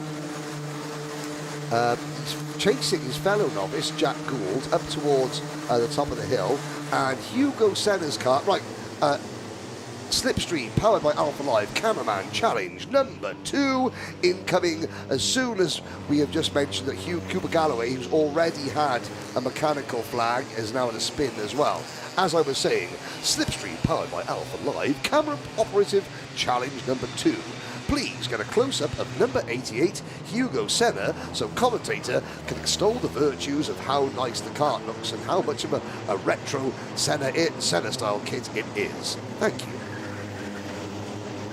Ask and you shall receive full Senna livery, top to toe for Hugo Senna. Well, you can close the book on what the nicest looking go-kart this weekend is. I'll give you a hint.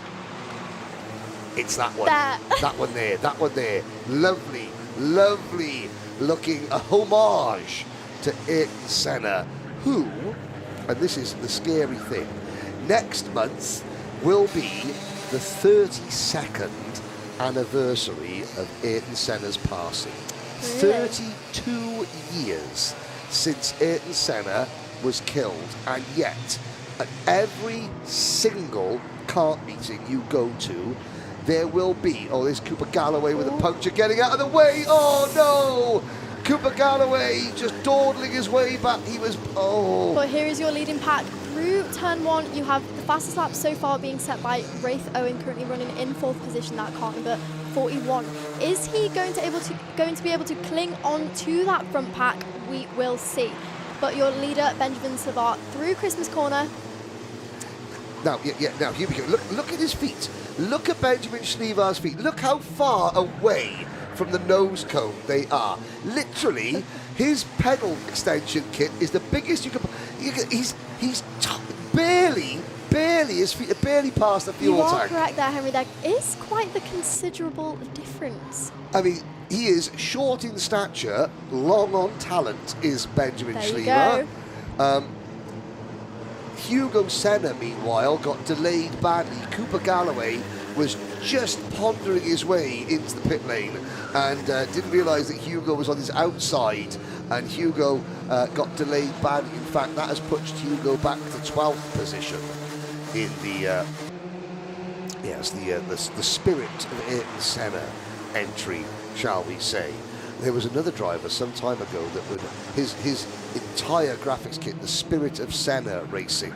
I was saying 32 years since the late great Brazilian was killed, and yet still there are kids whose parents were children watching Senna, and they have got Senna replica What a hats. legacy. Yeah, you see more Ayrton Senna replica crash helmets than you see Michael Schumacher, Lewis Hamilton.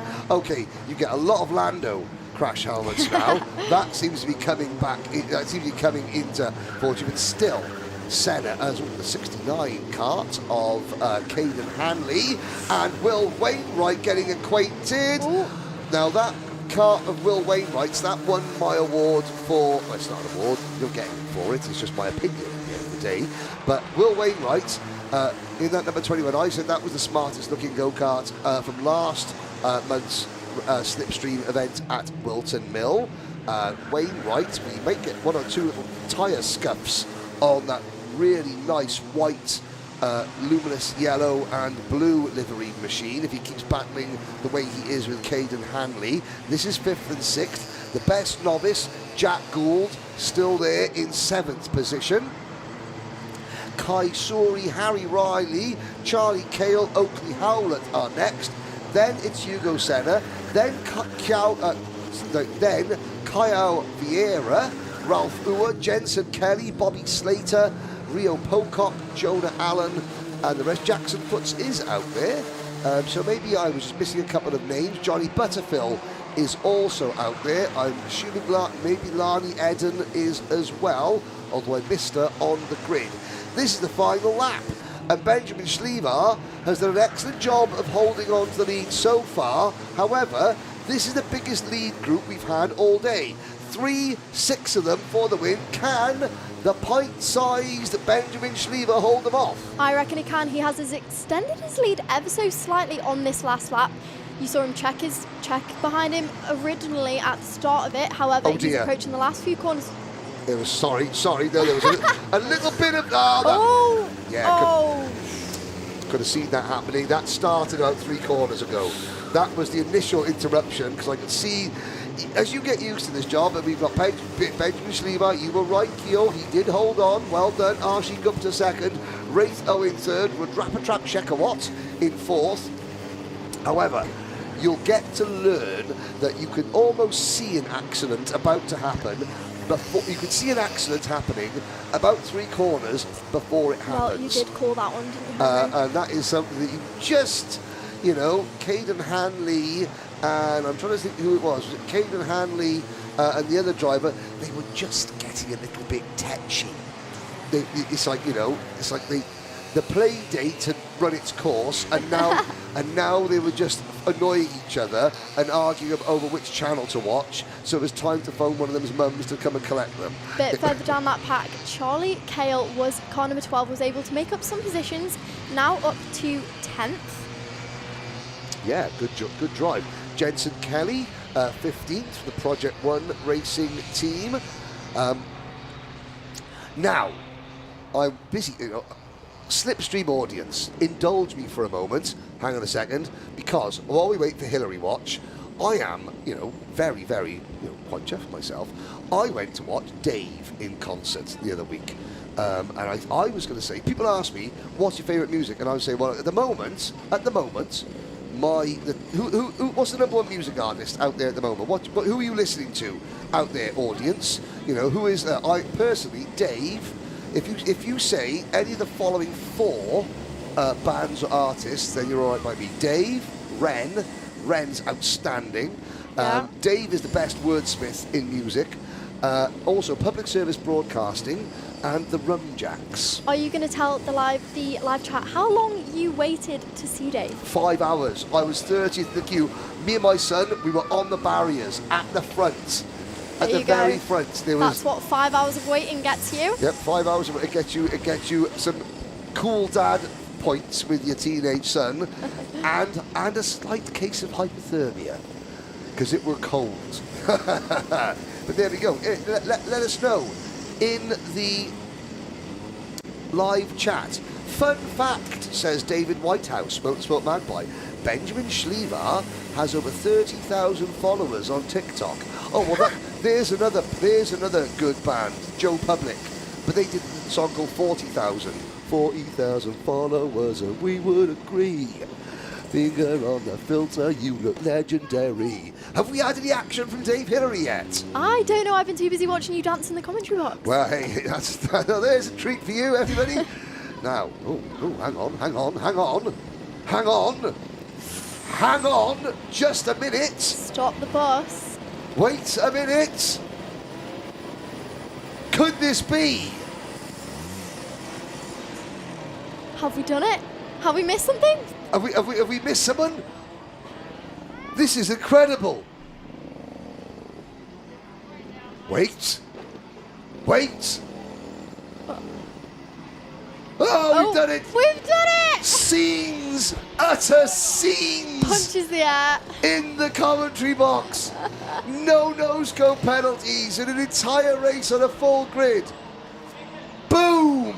There you go. We're up for the next race. That's going to be Senior Rotax. It only took the youngest drivers on the grid to give it to us, Henry. Here we are then. Senior Rotax. Now this is the second Senior Rotax race. It'll be Senior Rotax Group A versus Group C. Can we get a happy birthday shout out to Kieran Ives, celebrating his 17th birthday today. Happy birthday, Kieran Ives. Are we going to see him in this race? Well, let's find out. James Tester and Oliver Smith, row number 1. William Webb and Loose Sapphire Leathers, row 2. Noah Barham and Finley Jones, row 3. Luke Richards, Ollie Orteo, Freddie Leppenwell and Lewis Burger. Then Mikey Walker walking along, singing a song, walking in a Mikey Wonderland. Noyos Gedvilas, Michael Dalton, Ruben Mamalok, Alfie Davis, DeJean Bennett and Josh Parry are next. Kieran Edson, Ethan Hatch, Marcus King, Joseph Orton, Dylan Morris, Caitlin Seabrook, that's your top 24. Dexter Collins, Arminus Zaborowskis, Kyle Dickens, Isaac Reynolds, Callum Brockhurst and Jack Johnson. There was a penalty, was there? Oh, we missed it. Too busy talking about music. Well, there you go, Henry. Mikey Walker, the first time we are seeing him today. He did compete in the Winter Open Cup. He did well in the heats, being top 5. However, did come out of the final with a DNF, but the fastest lap. So we will see if he is able to build on that this weekend. Oh, thank you very much, Zempi, for correcting me. Here we go, Henry. Into tram lines. We're off and no, we're not off and racing. We are not off and racing. So we will try and go around again. Tester, Smith. Now, half of these drivers are in their second and final heat race. We saw them earlier on. Oliver Smith, Lou Sapphire Leathers, Ollie Orteo, etc., etc. The other half are in their first heat race. Alfie Davies, car number 75, up there, starting in 15th. Will be hoping for a better race. He did retire in the early stages of his first heat today. I'm interested to see now, down in 31st position, the number 23 kart of Finley Jones. That is going to be somebody who is on the move, I am certain. Finley Jones was someone who at the Winter Cup was exactly that, on the move. He gained 12 positions into P4, so obviously didn't have the greatest run in the heats, but did come away with it just off the podium. Oh dear. Well, ladies and gentlemen, it has taken Keogh Lynch approximately an hour and a half before she has given out her very first curse of the commentator. Well, I'm also partly responsible for that. As we extol the virtues of Finley Jones, his wagon stops and he retires. Fantastic. Here we go in tram lines. Ooh. And we are off and racing, and Oliver Smith loses the lead to James Tester. That Jack Dex Racing MS car around the outside of turn number 1 to take the race lead. Everybody else safely through the first couple of corners. A bit of grass tracking across increments for one driver at the back of the field. Oh, poor old Finley Jones, I can't believe that. Can't believe you did that, Jim Keogh. You're busy talking about him. Do you know what? I'm going to blame you because you brought him up first. Jack Johnson also goes out. Well, we'll leave that one there. Yeah. Okay, here you go. Your leader out the final chicane and onto the main straight for the first time. Gap currently 4 tenths. We will see if he is able to build on that, or if your man in P2, Oliver Smith, will be catching him up. I'm not too sure who that was. That was possibly Arminas Zabruskas off the track, unfortunately. Not starting this heat for him. Noah Barham up in kart number 222, up into 3rd position, down from 5th, just ahead of William Webb and Noosh Safaleathers. Yep, Noyos Gedvilas is next, then Ollie Orteo, Mikey Walker, Freddie Leppenwell and Luke Richards. Mikey Walker already up 3 positions there on that initial lap, up into P8. Yes, and again, usually when we get to somewhere like Kartmasters, Mikey Walker has a fan club online. Yes, I've heard. That absolutely, fills the live chat. Obviously, the fan club are not here. The fan club are not watching Mikey Walker in action, which is quite disappointing, really. New leader, Noosh Safaleathers, Evolution Racing. Well, not new leader, that would be new 4th place driver, Noosh Safaleathers for Evolution Racing. Looking up the order, the top 3 are, but it fooled me because the top 3 are so far in front. Exactly. Tester, Smith and Noah Barham are gone, but the 2 Evolution Racing drivers are next in line. Good to see the Evolution Racing name, 20 years ago, believe it or not, or just about 15 years ago, Evolution Racing very, very strong in junior karting, running people like Bobby Thompson and a lot of others. Jack Barlow was with Evolution for a while. Then I think the team owner Ashley Whitcroft, he sort of stopped running the team. The team sort of was not completely stopped, but it was 1 or 2 drivers, very, very low key. And slowly but surely, that team have been coming back. They've got some really good drivers. They're not a full-time British Championship team again, but they are very, very strong at club level events. And then every once in a while, you'll go to Kartmasters, they'll do a big one-off event like an O-plate, and there'll be 1 or 2 Evolution drivers that really show how good that team is at putting together a go-kart.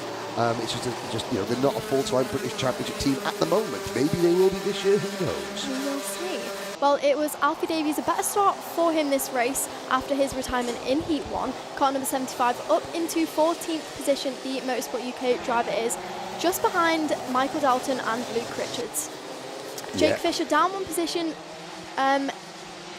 Lewis Merica just beat him to that 10th position. Now down kart number 78, battling with Luke Richards. Yes, indeed. Tester, 2 tenths up the road on the MS kart for Jack Dex Racing. Jack Dex, his team have used that MS kart, not the same MS kart, but they've used the MS kart brand for, I'm going to find out, it's got to be at least about 10 years that team have used the MS kart brand. The only team in the UK to use it, and the kart is very, very good.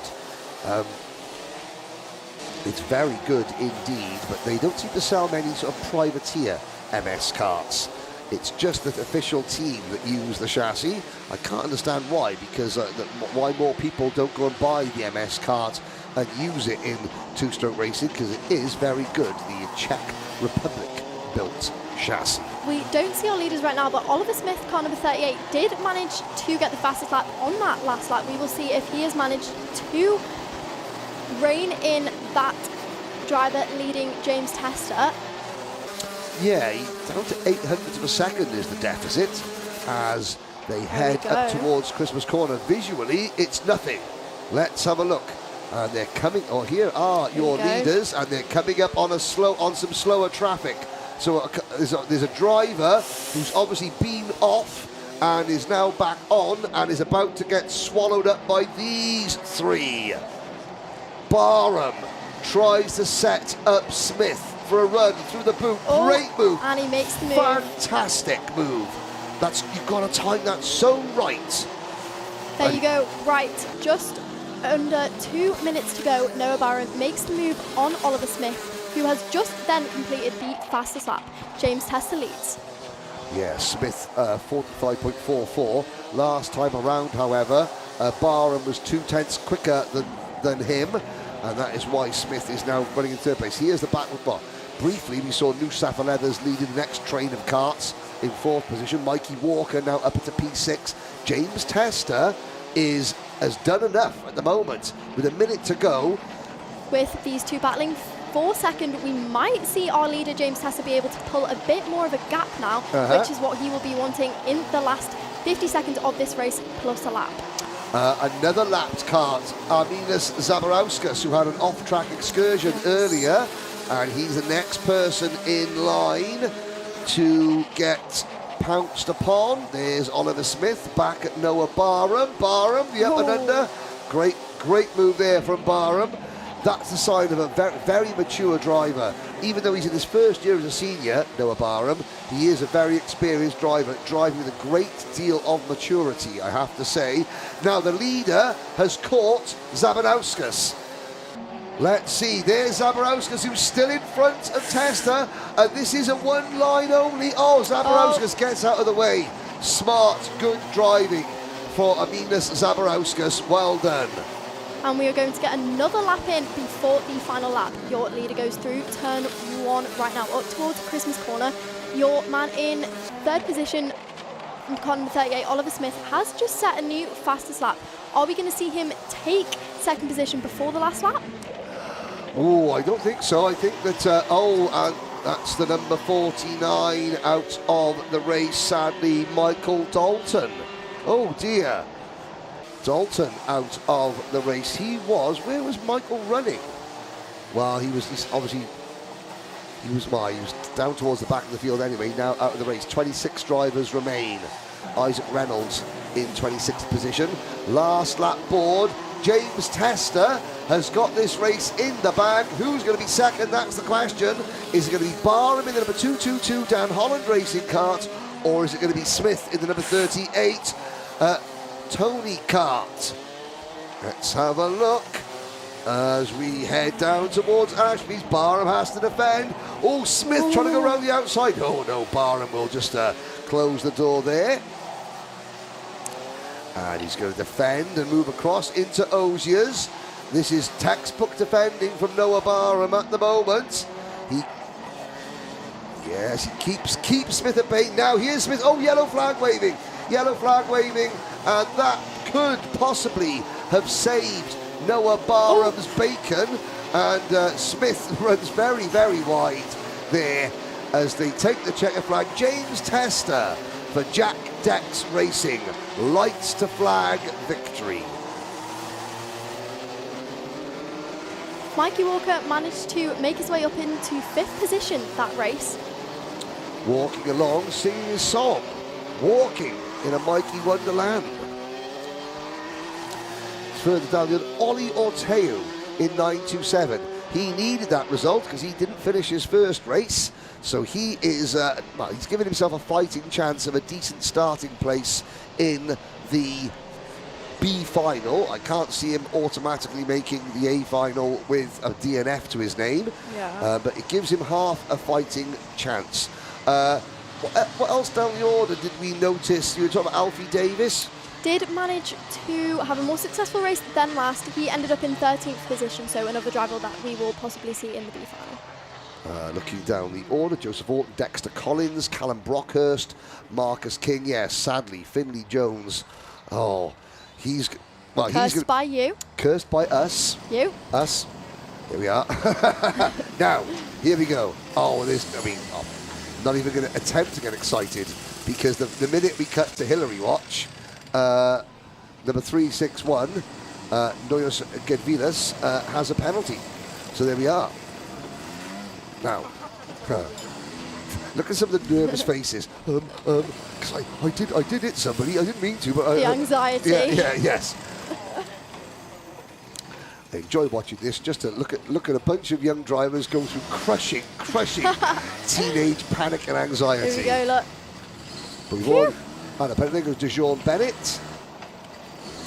And so the next race up will be Junior Rotax. We start the second round of heats. Junior Rotax Group A versus B coming right up.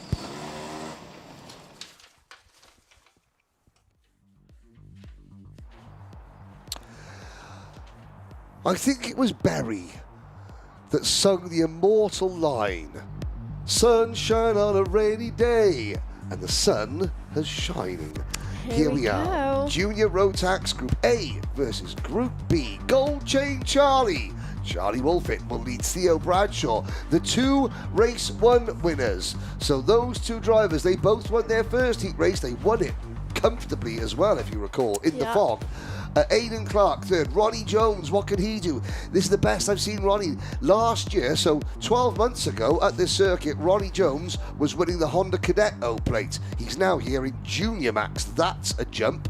Max Colbert and Logan Hartshorn are next. Carthy Cometa, Miles Cleworth, Liam Crosby, Daniel Adomaitis, Ralph Rakaitis and Max Wheatley. Then it's Alex Shepard, Joshua Jestin, Jack Bromham, Lachi Yordanov, Shea Hilton and Ben Morgan.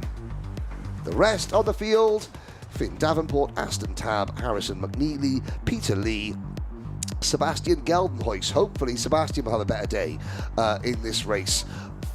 The South African driver at the back of the pack, Eloise Sutton in 28th position. So drivers now in their set. This is the second set of heats for the juniors.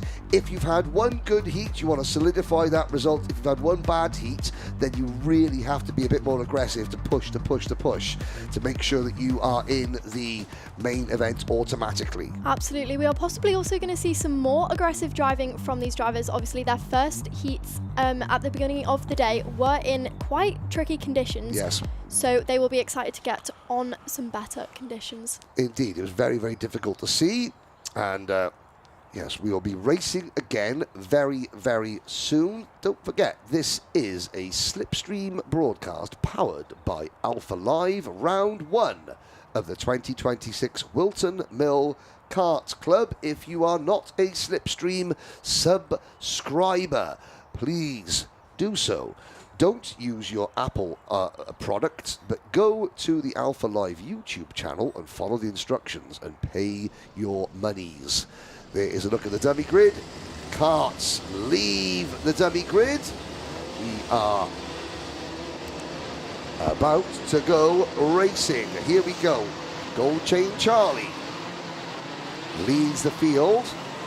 Theo Bradshaw, Aidan Clark, Max Colbert and Ronnie. And the two poor drivers at the back of the field, the two novices, there they are. The one in the red and white cart spun at the front there on cold tyres, and the driver on the Cosmic at the back there was sort of trying to tiptoe around the outside and just got clipped by the spinning cart and did their own little spin at about 3 miles an hour.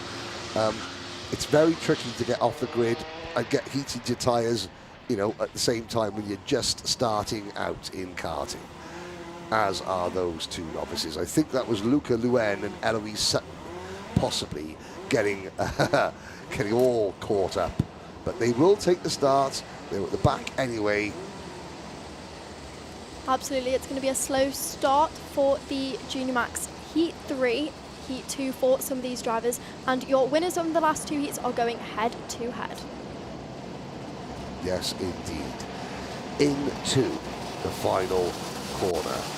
Wolfett, Bradshaw. Oh, out of formation there. That is somebody. Oh, they're going to go around again. Yes, that was Max Colbert possibly getting shoved out of line, and we will have another rolling lap. Keep your comments, please, coming in on the Alpha Live YouTube channel.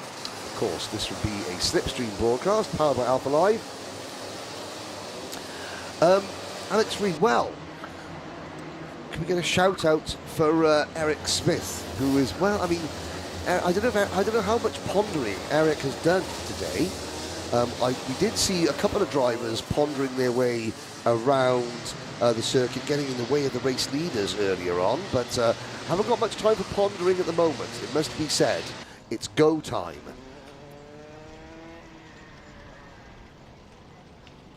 I mean, it'd be the worst. I mean, the worst time to get involved in an incident is when you're mid-ponder.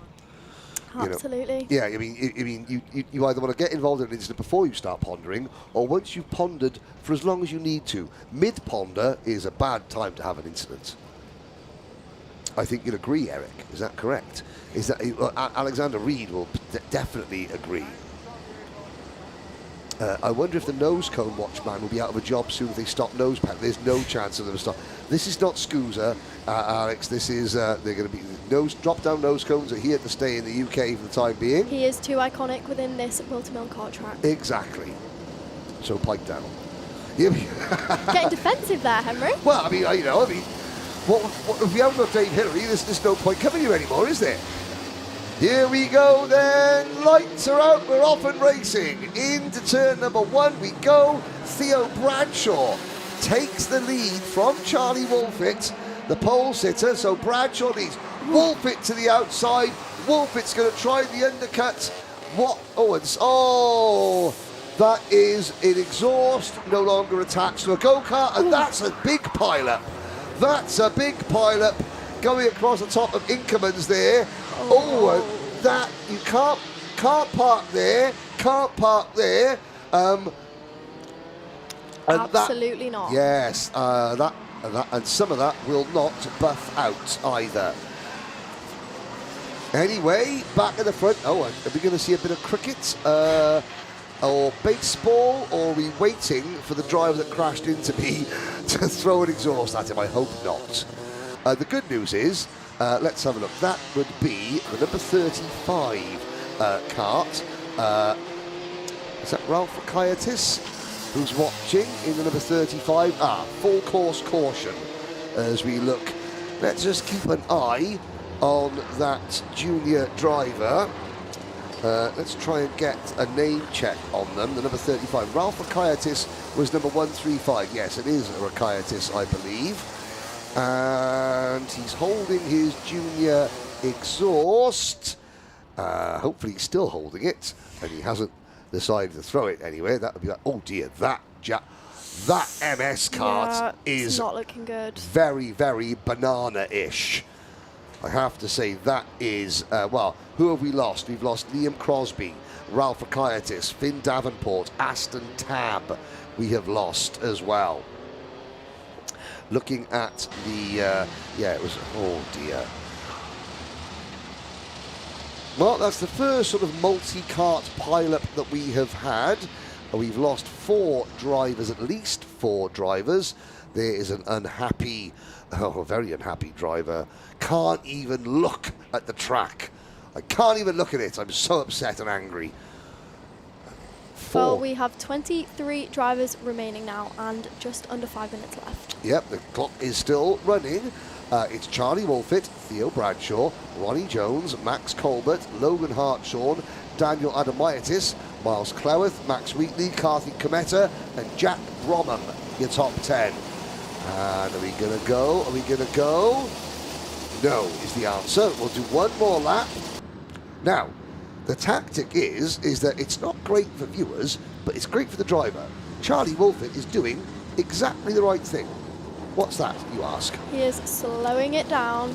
Because the slower he goes, the less racing he's got to hold the pack off when we do get the green. I mean, this could be a 4-minute lap. Absolutely, that DHR driver will be looking for another easy win, hopefully.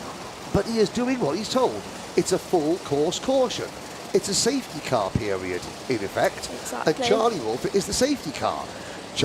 But Charlie Wolfett's safety car, I mean, normally the safety car is like an Aston Martin or a Mercedes, you know. Charlie Wolfett's safety car is a 1979 Talbot Samba. others, or a Morris Marina or something like that. He is crawling round because he's taking time off the race clock. Absolutely. But he's now, not breaking just the over rules. 3 minutes left. He's not breaking the rules. He is simply because there may be, a full course caution. There may be, corner workers, marshals on track, a safety hazard. Yeah. Theo Bradshaw in second, that car number 143, keeping his tyres warm. He'll be eager right behind to get underway with as much racing as he can to try and catch that lead. And now that is one thing that Bradshaw has got going for him. Look how much Callum Bradshaw done it already. Look how much Theo Bradshaw is warming his tyres compared to how much Charlie Wolfett was not warming his tyres. And look at that. We're going to come round. We're going to get 2.5 minutes to go. Green flag. Plan executed perfectly by Charlie Wolfett. Now, did he get enough heat in his tyres while he was going so slowly? Everyone else is slipping and sliding around. Bradshaw is there. So the extra tyre warming that Bradshaw did is working in his favour. Wolfett still leads. There's Bradshaw. Side by side for third. That's Max Colbert going in on Ronnie Jones. Oh, Jones again gets shoved wide. That global karting machine has been little more than a pinball. Oh, Sebastian Geldenhuys, the South African novice, also out of, well, he spun backwards. But there you go, your leader approaches the final few corners out of the first chicane for the first lap of racing. Just under 2 minutes to go. Charlie Wolfett is going to try and keep this lead, but Theo Bradshaw is right behind as they go up towards Christmas corner. Is he going to try? He'll try the crossover.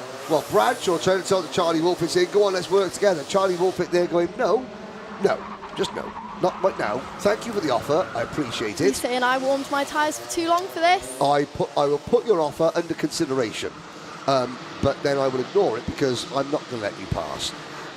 Bradshaw now needs to realise that there's no point trying to overtake Charlie Wolfett because he will not work with him. Let's wait. Don't make Charlie defend because that will back everybody up. So don't attack. Yes, he's left himself a little gap as Theo Bradshaw. So Charlie Wolfett isn't defending now.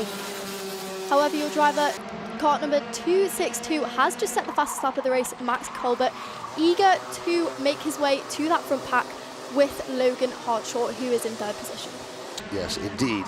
And of course, because of the fact that Theo Bradshaw has just given Charlie Wolfett a little bit of a gap, Logan Hartshaw, Max Colbert, Miles Clowers and the rest, they're not close enough to make any sort of inroads, which means that when Theo Bradshaw does eventually, try and make a move and Wolfett will defend, that at least Bradshaw has a bit of time to play with. Absolutely. And it looks like we will get one more lap before the final lap of the race. Charlie Wolfett leads again, who did extend that gap to Theo Bradshaw in second ever so slightly, now at 0.4 of a second. Now the next time by they'll get the last lap. Will change for third place. Max Colbert passes Logan Hartshaw. Now there was a British GT driver, John Hartshaw, who raced in British. I wonder if Logan is a relation to John Hartshaw, who used to race in the British GT Championship. Does anyone know in the live chat? I seem to recall him racing a TVR, John Hartshaw. Could be completely different, but it's an unusual name. It's not a common name. I wonder if Logan Hartshaw is any relation to former British GT driver. Well, he's getting his back end. I've got to be careful what I say there. Logan Hartshaw was getting his the rear end of Hartshaw's cart was getting some unwanted attention from Miles Clowers. I think that's a safe way to say it. Ronnie Jones is back to 9th position at the moment. Not in this particular picture, because this is the battle for what is 3rd, 4th, 5th, 6th and 7th. Yeah, 3rd, 4th, 5th, 6th, 7th and 8th, in fact. Here we go. We are approaching the final, almost the final few corners of this lap. Has Charlie Wolfett got it? I think he does. Into the boot he goes. Wolfett did the job perfectly. Here we go. Managed that race. Yeah, great job. There you go. Charlie Wolfett, your Heat 2 winner. Theo Bradshaw right behind after a good attempt to challenge for that lead. Max Colbert in third, Logan Hartshaw with the fastest lap in fourth. Miles Cleworth, Daniel Adomaitis, Max Wheatley, Karthik Kometa, Alex Shepherd, Aidan Clark round out your top 10. Yeah, Ronnie Jones eventually fading to 11th through no fault of his own again. You know, Ronnie's had a tough baptism into Junior Rotax racing. Just looking, I mean, hasn't made it out of a B final yet, as Ronnie Jones. And of course, he is the Honda O-Plate champion from last year. He finished second in last year's British Honda Cadet Championship. He has had an unlucky run so far throughout the day. New team this year. He's no longer with Martin Jackson Racing. He's with Global Karting. Ronnie Jones was actually the British champion here for about 3 minutes last year. One of the most dramatic races I've ever been part of. Because he's coming back to the scene of, you know, maybe his biggest disappointment. Certainly got to put it right. Sort of get himself well with Wilton Mill once again. So that is the next race done and dusted. We've got Junior Rotax Group C versus Group D, the last Junior Rotax. Okay, let's have a look. I wonder. Well, we've got to keep trying, ladies and gentlemen. You've got to keep trying. Like George, I've got high hopes for this one. Like George Michael said, you've got to have faith and knee pads. Faith is what is important. Absolutely. Yes. No. Oh dear. Cart number 29 letting us down. Peter Lee, go and have a word with yourself, young man. Well, not just Peter Lee, that's it. Alexander Stefanov. You might have a nice, smart-looking black and green go-kart. Oh, nose cone penalties. There's two. Oh, there's. What? The nose cone bracket hadn't broken. The nose cone was just 8 foot to the left of where it was originally. But see, look, I mean, Dave Hillary watch. This is a spectator sport. Everyone's looking for the same thing. Look at all that. Look at them all there. Going, come on, are we? But no, there's no chance. In fact, well, after a multiple kart accident at the start of the race, you wouldn't really expect there to be 0 nose cone penalties. Absolutely. But never mind. Right.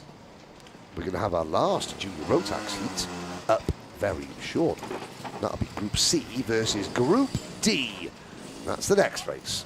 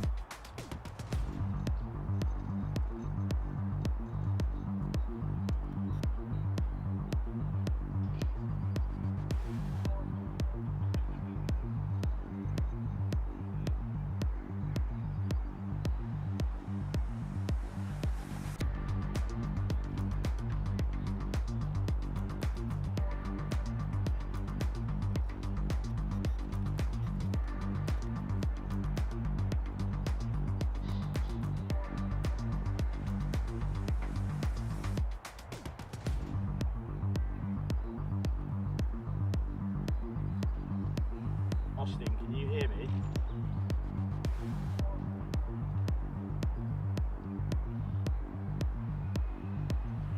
My tally keeps going on to C and then back in. Is there a reason?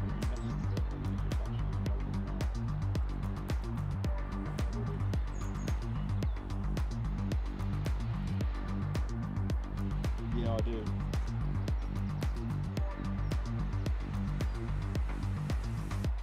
Okay, yeah, I'll do that.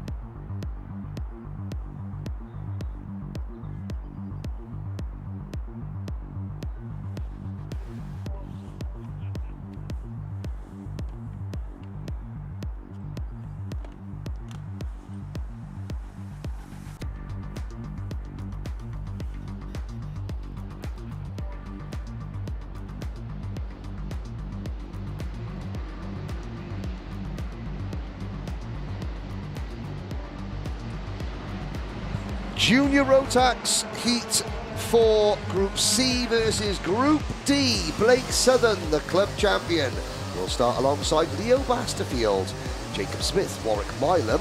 Warwick, who needs... Oh, somebody going for a spin.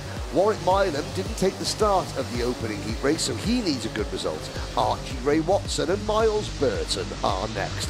Jensen Powers, Nelson Taylor, Harley King and Jensen Hook are up in the top 10, followed by Tyler Mason Gray, and Oliver Barr, Alan Juditis, Joseph Baxter, William Kidd Glass, Sandrine Gomez, Jack Corser and Oliver Peters.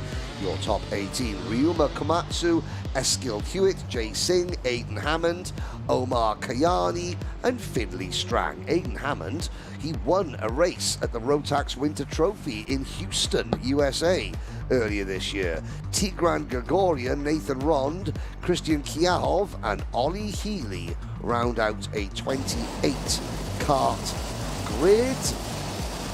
They're in the tram lines under beautiful blue skies. Lights are out.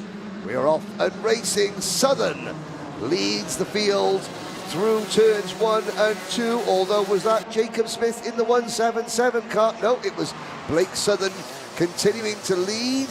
And we get everybody safely through the first couple of corners. Well done, junior drivers. Up towards Wilkins, down through Osiers now. It's incredible how different the circuit looks now there's no fog overhead, isn't it? Absolutely, the Junior Max will be enjoying that. Now, as they approach the final few corners and on through for the first lap of this final heat for the Junior Max complete, Blake Southern leads the way with the fastest lap of that lap, 48.5. Oh, and a spin there down at the entrance. The number 11 has gone off, Jack Corser, although Corser was the third driver. It was the number 252 who was the William Kidd Glass. There was another driver, possibly Joseph Baxter, or was it Oliver Barton? It was actually Oliver Barton that went off as well. So it was Kidd Glass and Barton colliding, and then Jack Corser just getting sort of caught up in it on the outside, losing a lot of time. Through the final corner, across the start-finish line. Jensen Powers, car number 116, in 5th position, sets the fastest lap with Archie Ray Watson just ahead. They will be battling, trying to stick onto that front pack. Blake Southern leads, Jacob Smith, Leo Battersfield, Archie Ray Watson, Jensen Powers. And a move there. Well, there's one of the MS carts moving forward. That was the number 116 cart, Jensen Powers, picking up a place against Warwick Milam.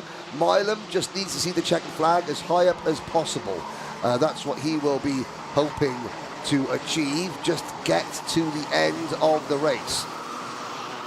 Now, looking further back, there is the number 92. Oh, that was Nelson Taylor, the number 92, and that is the number 122 cart of, let's see where that is, that Christian Kiahov at the back of the field, slowly getting back into the race. Up at the front, Blake Southern, 1 second in front of Jacob Smith.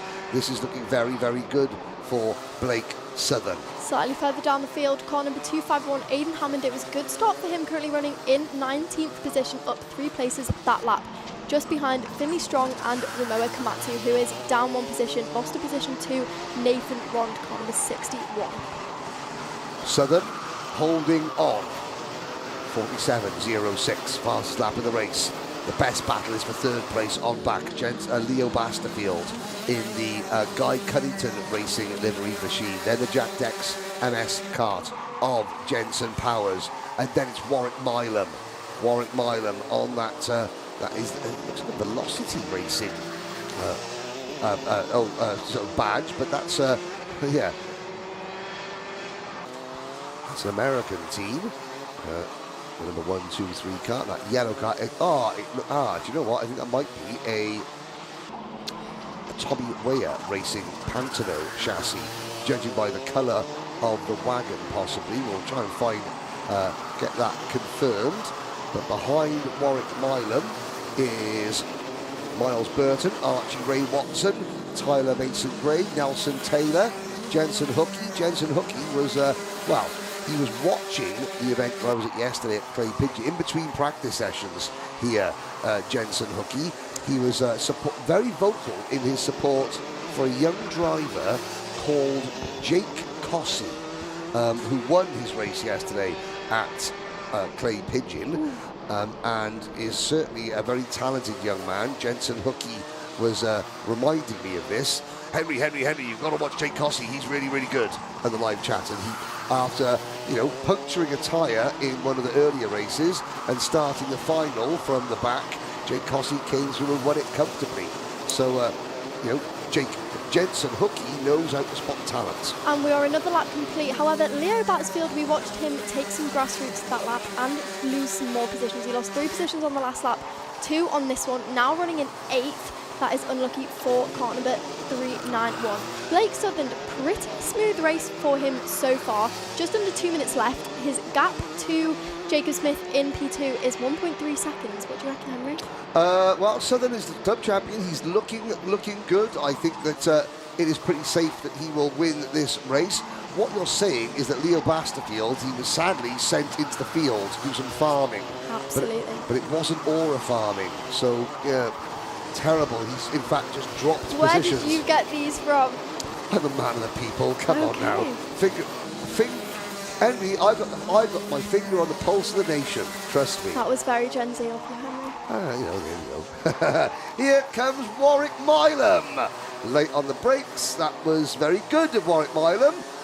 What can Jensen Powers do?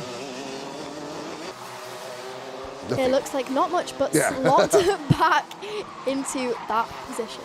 Behind these two, Miles Burton. You can see Miles Burton now. Is that a Rolf Racing graphics kit he has got on? Jason Rolf's team. He's certainly wearing a Kato Motorsport race suit, Miles Burton. And as they come through with that number 43 machine. Behind him, Nelson Taylor. Nelson Taylor, a really inspiring story from that young man. I watched... because obviously Nelson has autism, and Nelson raises an awful lot of awareness for autism. That people keep saying, "What disease is autism?" It's not a disease at all. It's a condition, and many people view it as a gift because it obviously you are right. Your brain works slightly differently. And that could be a very, very good thing for Nelson Taylor. Absolutely, and some say in sports like these, it actually can benefit them in that driver number 92 in the Thule Motorsport car. Unfortunately, here at the Winter Open Cup, he did suffer from a DNF, so running in 6th for the final heat of his day before the final will be a good run for him. Yes, indeed. I forget what Nelson Taylor's actual name is, but he's like he's not a commander, he's a... I'm losing my words, and I shouldn't really, but Nelson Taylor, he is like a crusader for, I think is the word, to raise autism awareness. He did a big interview. A representative. He did a big interview. There's a big news story on him within, sort of the autistic sort of community, as he was talking very openly, which is very hard for some people with autism to do. Absolutely. Talking extremely openly and confidently about his journey in this sport, as Blake Southern takes the checkered flag, blocking penalty for Ryuma Komatsu. That is a different one. So Ryuma Komatsu, who will not, well, he's 20th. Is that Ryuma crossing the line now? Not quite sure, but he is down in 20th, and that will become an even worse position after a penalty has been deployed. That's what it is. Thank you, Emma Barrett. The V on Warwick Milam's kart, it's not Velocity Racing, it's Sodi Vitesse. Vitesse Racing with Bradley Bauer. Now, is it Sodi Vitesse because he's still using the Sodi kart, or is it now Vitesse Racing because they're on a different kind of wagon? Let me know, Emma. Thank you. Hi to you as well. Right. Here we go. In for a penny, in for a pound. Blake Southern, you're all right. Jacob Smith, you're okay. Warwick Milam, now is that a Sodi cart underneath it? Well, yes. Yeah. I think that's a Sodi cart. Emma will tell me if I'm Jensen not. Powers, Miles Burton. I can't watch. I can't watch. Can't Well, watch. Nelson Taylor, all good. Car number 195, Archie Watson, yeah. I'm not looking. 233, Jensen Hookie, all good. Leo Basterfield, Oh, yes. Why am I getting so excited? Look at the amount of carts that are going to come through. We're all right. I'd start watching then, Ruth. Okay. Now they're still coming around the last corner. Surely we're not. up to 13th position. Not too Surely bad. not. Never. Now, if someone's got to oh! Happened again. Who's that? Aidan Hammond. Aidan Hammond, I was going to... Well, now, Aidan, him and his brother Noah Hammond, one of them's a Spurs fan, the other one is an Arsenal fan. He let the side down regardless. The next race is coming right up, and it's going to be X30 Senior and Rotax 177.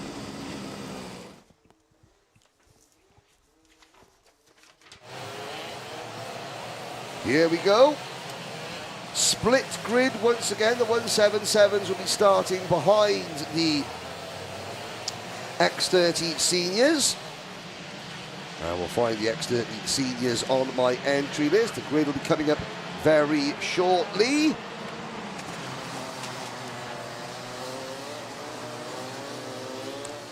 Matt Johnson, Aaron Brown, Sam Lewis, Alexander D. Benedictis, CJ Bennett, Lewis Bird, Oliver Meek, Archie Forber, Spencer Allen and Scott Riley are the top 10 on the grid as they come round. Can Nat Johnson? Nat Johnson won the opening race, did he not? Yes, he did.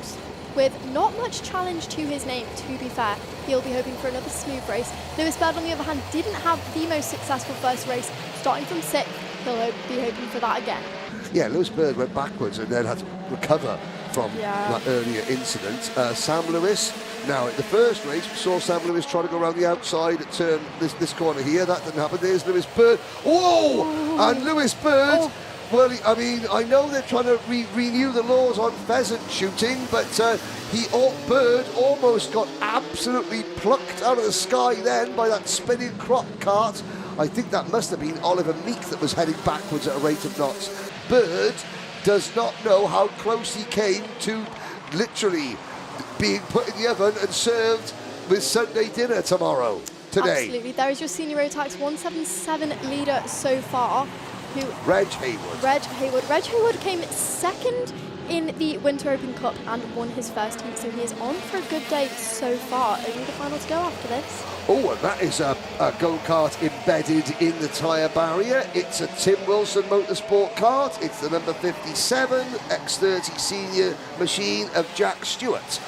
Here we go. Nat Johnson has already gained a 1 second gap to Sam Lewis in second position. CJ Bennett then in third. And Alexander D. Bentitis in fourth. Yeah, Aaron Brown, Lewis Bird, Archie Herron, Jensen Buckingham, Theo Lestrange and Scott Riley rounding out your top 10. Here's the battle for second position. CJ Bennett in the Mark and Dave Litchfield, the MDL Motorsport number 9 kart, chasing Premium Karting's number 124, Sam Lewis. Now, of course, last year, Premium Karting won the British Championship in this class with Freddie Lloyd. Lloyd has moved across to Fusion, so into the breach steps Sam Lewis and Lewis Bird. George Quartermain on a charge this lap to the car number 297, currently running in 11th position, up 3 places so far, just behind Scott Riley and Theo Lestrange. It was Oliver Meek that spun backwards up the hill coming into Christmas Corner that almost took out Lewis Bird. Everybody has somehow managed to sort of scramble around and maintain their position in the race. Reg Haywood, Taylor Bellini, Rory Burke, they are top 3 in Rotax 177 at the moment. But Johnson, 1.4 seconds up the road. Nat Stappen doing Nat Stappen things at the front of the field. It was an unfortunate start for Ella Rowe, car number 14. She is now down to 23rd. I don't think she had a great first heat either, so that was an unfortunate start to the day for her. Now, Warwick Milam, in the previous race, didn't have quite, you know, I'm assuming that's still a Sodi kart that he was on. Apparently, Warwick Milam is Aldi's #1 fan. Love shot that, you know, good deals, Aldi. Wow, that was Lewis Bird giving the flip-flops zero respect on that curb. He just launched over the flip-flops. Remember, flip-flop lives matter too. But not that Lewis Bird cares, because that was an absolute send across the top of the curbs there. The chassis protectors screaming in pain, but that's their job. Yeah, the 177s. Now, Reg Hayward on a penalty in the first race, I am being reliably informed by Dan Walker, so he finished down the order. So this would be a bit of a redemption drive as we look at the number 27 kart, the DAP kart of... now, that's a strange one. The number 27's not on my list. So that DAP, who was behind the wheel of the DAP? Let's have a look back. We'll catch up with the DAP next time. Here is the CKR kart of number 87, Rory Burke. And Rory Burke has got Adrien Ivoire, the Ultimate R driver, right behind him as they cross the line. This is the battle for 3rd and 4th place in Rotax 177 up the hill. That CKR looks a nice kart. Yes? Agree? Yes. The name of the chassis is Complete Kart Racing. I can tell by the look on your face that you think that is as good as I do. The CKR is the sort of, it's the same family of karts as the CRG. Yes. But they could have given it a better name. Sorry. The kart looks good. I mean, that's not Rory Burke's fault, you know, but the CKR itself, come on now. We can think of something far more, you know, dramatic. Aaron Brown getting a 5-second penalty. The PF International driver. Well then, Henry, your senior X30 leader, Nat Johnston, car number 23, is still extending his lead, still setting fastest laps. He has a lead now of 2.5 seconds. Well, there's the aforementioned CKR kart making a move now. Aaron Brown in 4th position, 5-second penalty, that will drop him out of contention. Nat Johnson, yeah, cruising away at the front. CJ Bennett is doing well in 2nd position. We have got another 4 or 5 heat races to go before we break for lunch.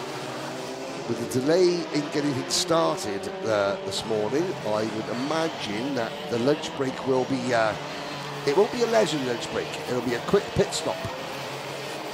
Car number 32, Noah Sales, has dropped that lap 6 positions down back into 23rd. I wonder what happened there. Yeah, off-track excursion, potentially. Spencer Allen down in 13th. 30 seconds to go. That's pretty much the only name that we're looking down that is sort of terribly out of position, although Spencer Allen is down in 13th position. Allen and George Quartermain, they were amongst the drivers that take evasive action when Oliver Meek spun up at Christmas Corner on the opening lap. Lewis Bird managed to keep his position in 6th after that ropey first lap. Yep, and he's, again, recovered.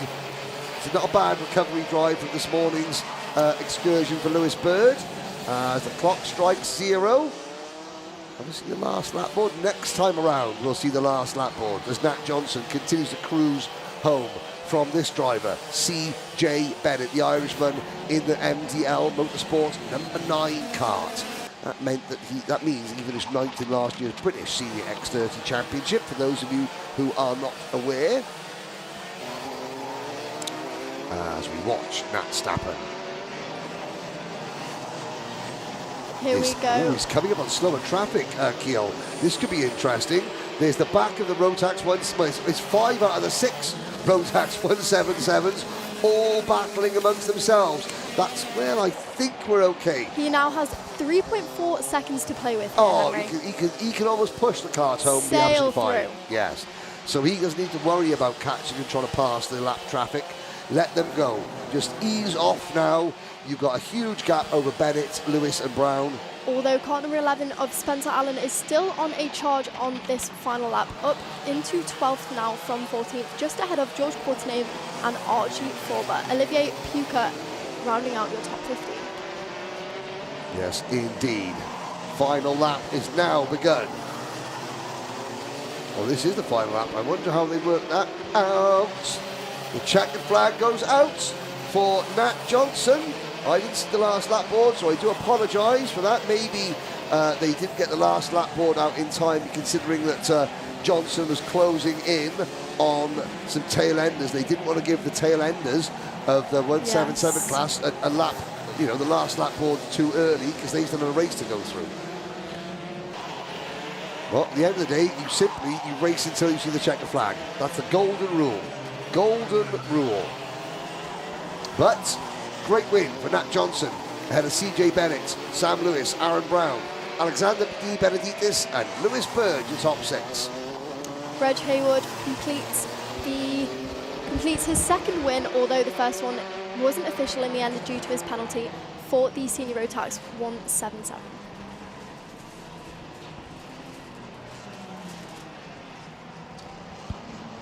So as you watch the recovery of those couple of karts that didn't make the end, the next race will be X30 Junior.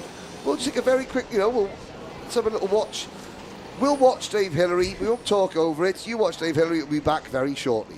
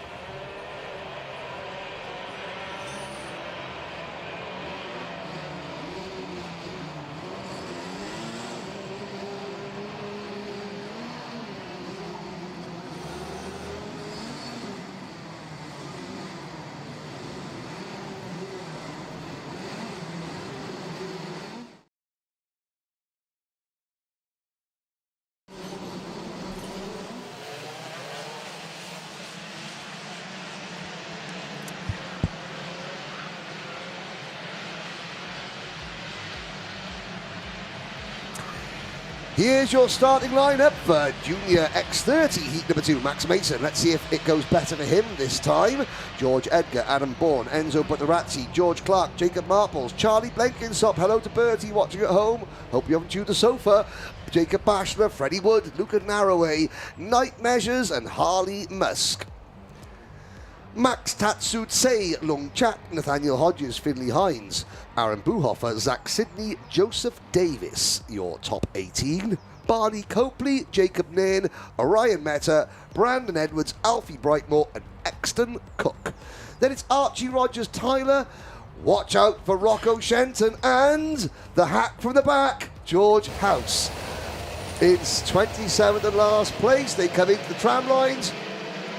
Lights are out. The only smoke, the thing that's stopping people seeing where they're going, is the smoke from the engines, not the fog anymore.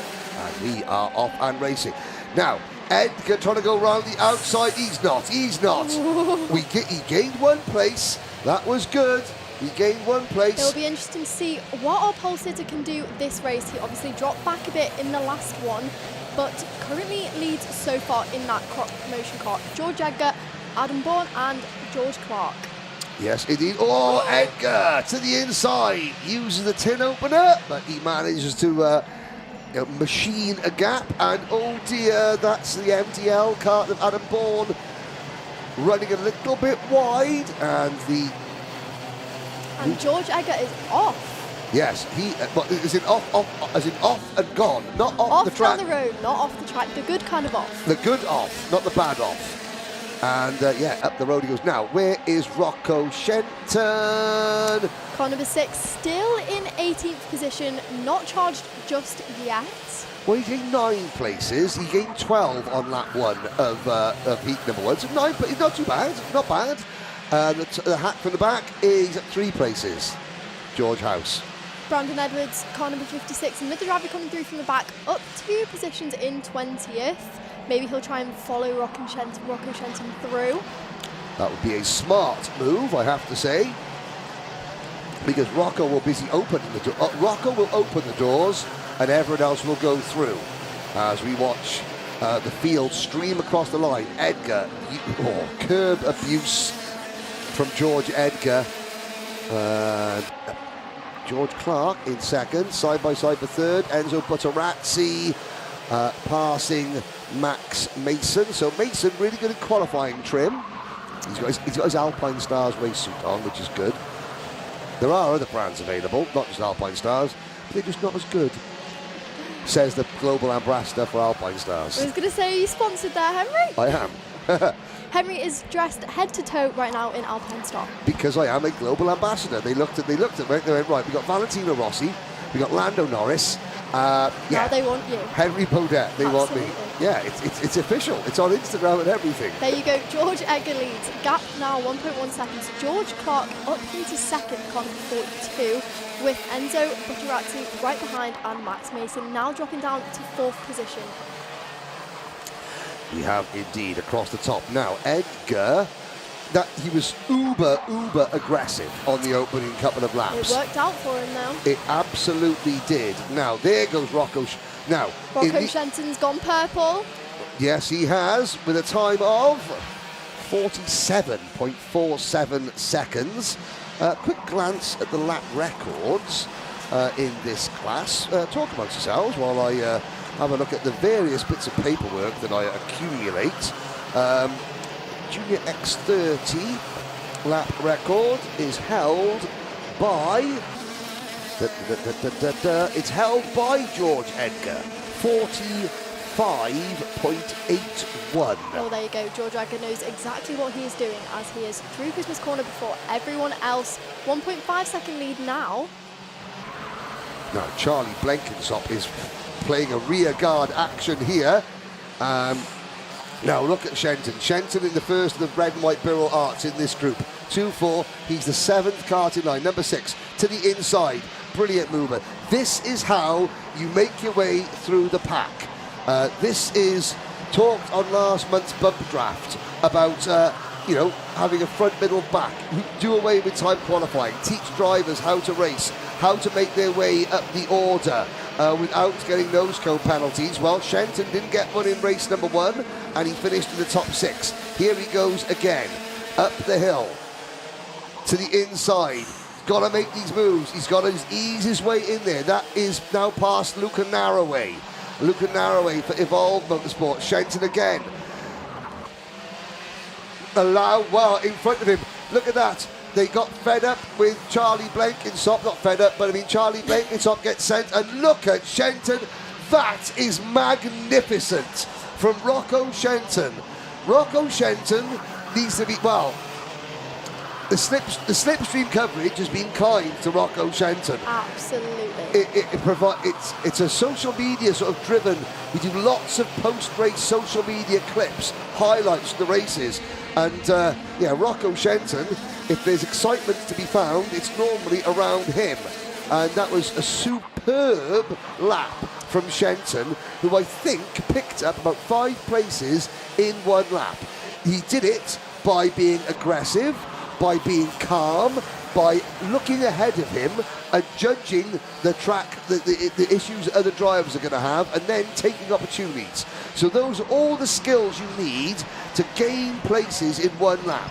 You need aggression, you need to be calm, you need to be able to read the track ahead of you, and you need to be opportunistic. Absolutely, Henry. There is your leader in the distance through turn 1, way before everyone else, now leading 2.5 seconds.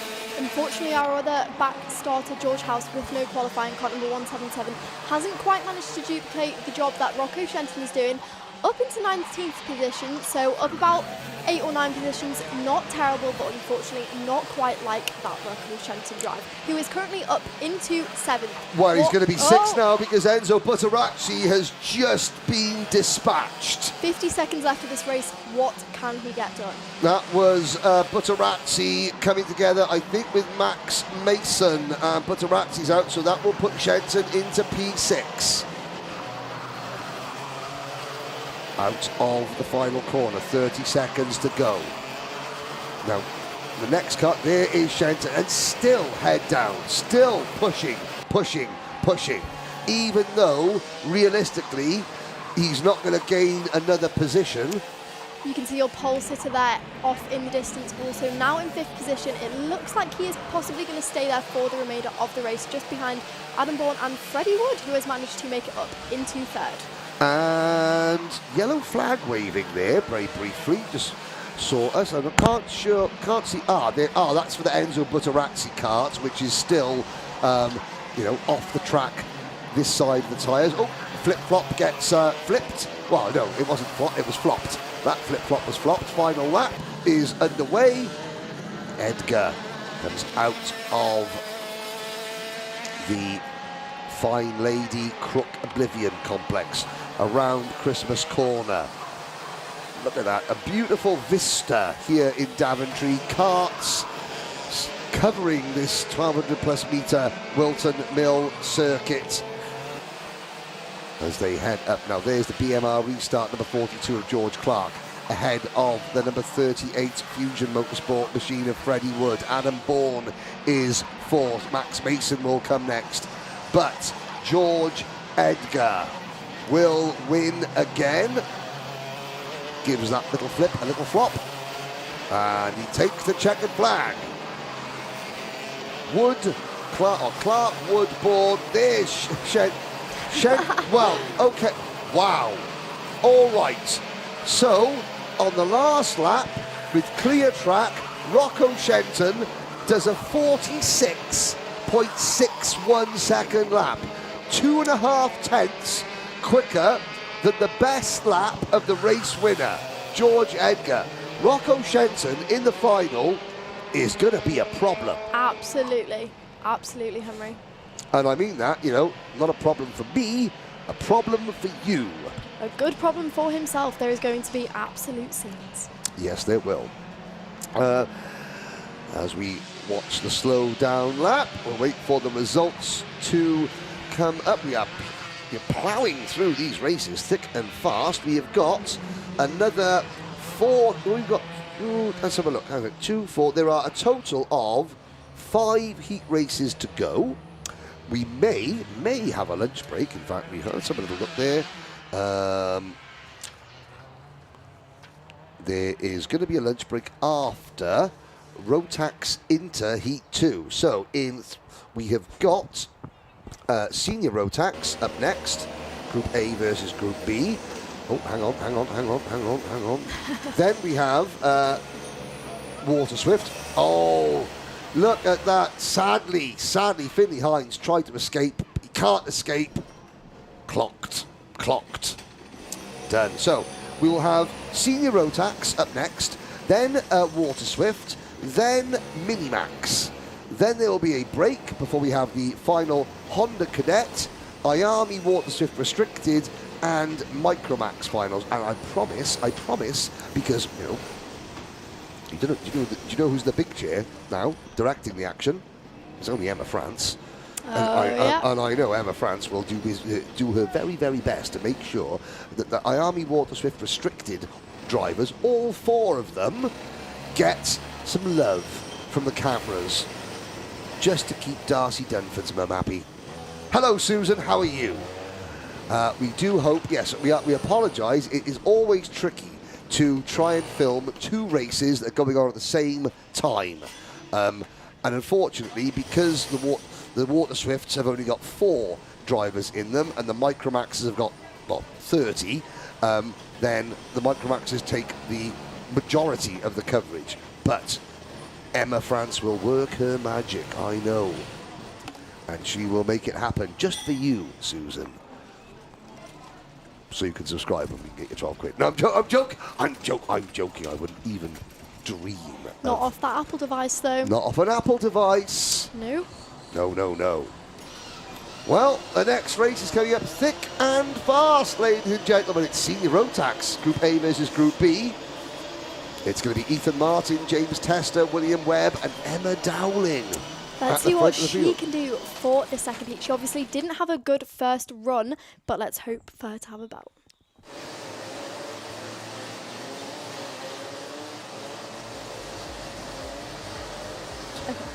Here's your grid. James Tester and Ethan Martin, William Webb and Emma Dowling, Noah Barham and Alfie Thompson. On your 4th row, Luke Richards, Josh Gora. On row 5, Freddie Leppenwell and Jugas Pravilonis. Row 6, familiar face Mikey Walker and Kieran Ives to round out the top 12. Happy birthday, Kieran. Noyus Gedvilas is up next.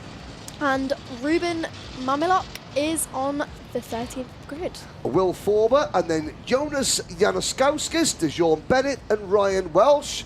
Let's see the rest of the runners. On row 10, Rex Ashley, Molly Griffiths. Row 11, Ethan Hash and Ryan Hedge. Row 12, Joseph Orton and Dayton Norris. Row 13, Caitlin Seabrook and Kyle Nunford. They round out the top 26. Row 14, Arminas Zabarauskas. And on the 28th grid position, Ellis Beattie. Isaac Reynolds, Harry Laffer, Jamie Rowe, Jack Johnson and Daniel Giahov. 33 drivers in total. And the lights are out. Oh, and unfortunately the number 140 not getting away smoothly at the back of the field. Everybody else is up towards Christmas corner. And a bit of a traffic jam. Oh, that's going to leave a mark. That's the number 13, the number 14, and in the middle of the action, I think that was, who was that trying to squeeze out on the CKR card? Oh, and another spin for the 61. What's going on? That's Isaac Reynolds. And there is, is that, who's number 140? That's that Kyle Dunford, who is having an absolute nightmare by the looks of it. In the number 40 cart. Well, it wasn't a great start at the back of the field. However, car number 27, James Tester, it was a good start for him out front. William Webb up 1 position into 2nd, and Ethan Martin dropped into that 3rd place. Yes, Kyle Dunford out. Looks like he's out of the race. Who else had a problem? Emma Dowling. Again, she was involved at the start. Ruben Mamalok also dropping a lot of positions. Unfortunately, Emma Dowling, this is a tough baptism of fire into British karting for Emma. 2 people who have benefit out of that, though, was DeJean Bennett and Ryan Welsh, both up 7 and 5 positions now, battling just outside that top 10. Yeah, DeJean Bennett up into in number 393 kart. There is DeJean, the red race suit for the Coles Racing team. And DeJean is improving steadily. You know, good to see DeJean, his career progression. He's a nice young man, is DeJean Bennett, I have to say. Last year, he faced a very tough decision during Kart Masters when he came to the first chicane and saw a driver, that driver being Fletcher Jameson, in the middle of the track out of his kart. And DeJean, at full speed, had a choice to make. Do I hit the driver, or do I drive myself into the wall at full speed? And he chose the wall. He had a split second to make a decision, wrote his kart off completely, was luckily uninjured himself, but it was either that or hit one of his rivals on the track. It was a very scary moment, and DeJean Bennett deserved a lot of credit that he didn't get, because understandably the attention was all on Fletcher Jameson. That is a complete testament to that driver. And Zach Starbuck, who were the two drivers that were injured. And DeJean Bennett, well, he was lucky not to be injured himself, but yeah, it was because of DeJean Bennett that Fletcher Jameson is still racing now, I'll be perfectly honest. There we go. Little stories like that. Yeah, as for a teenager, you know, you're faced with that decision. I'm going to hurt somebody, or I'm going to hurt myself.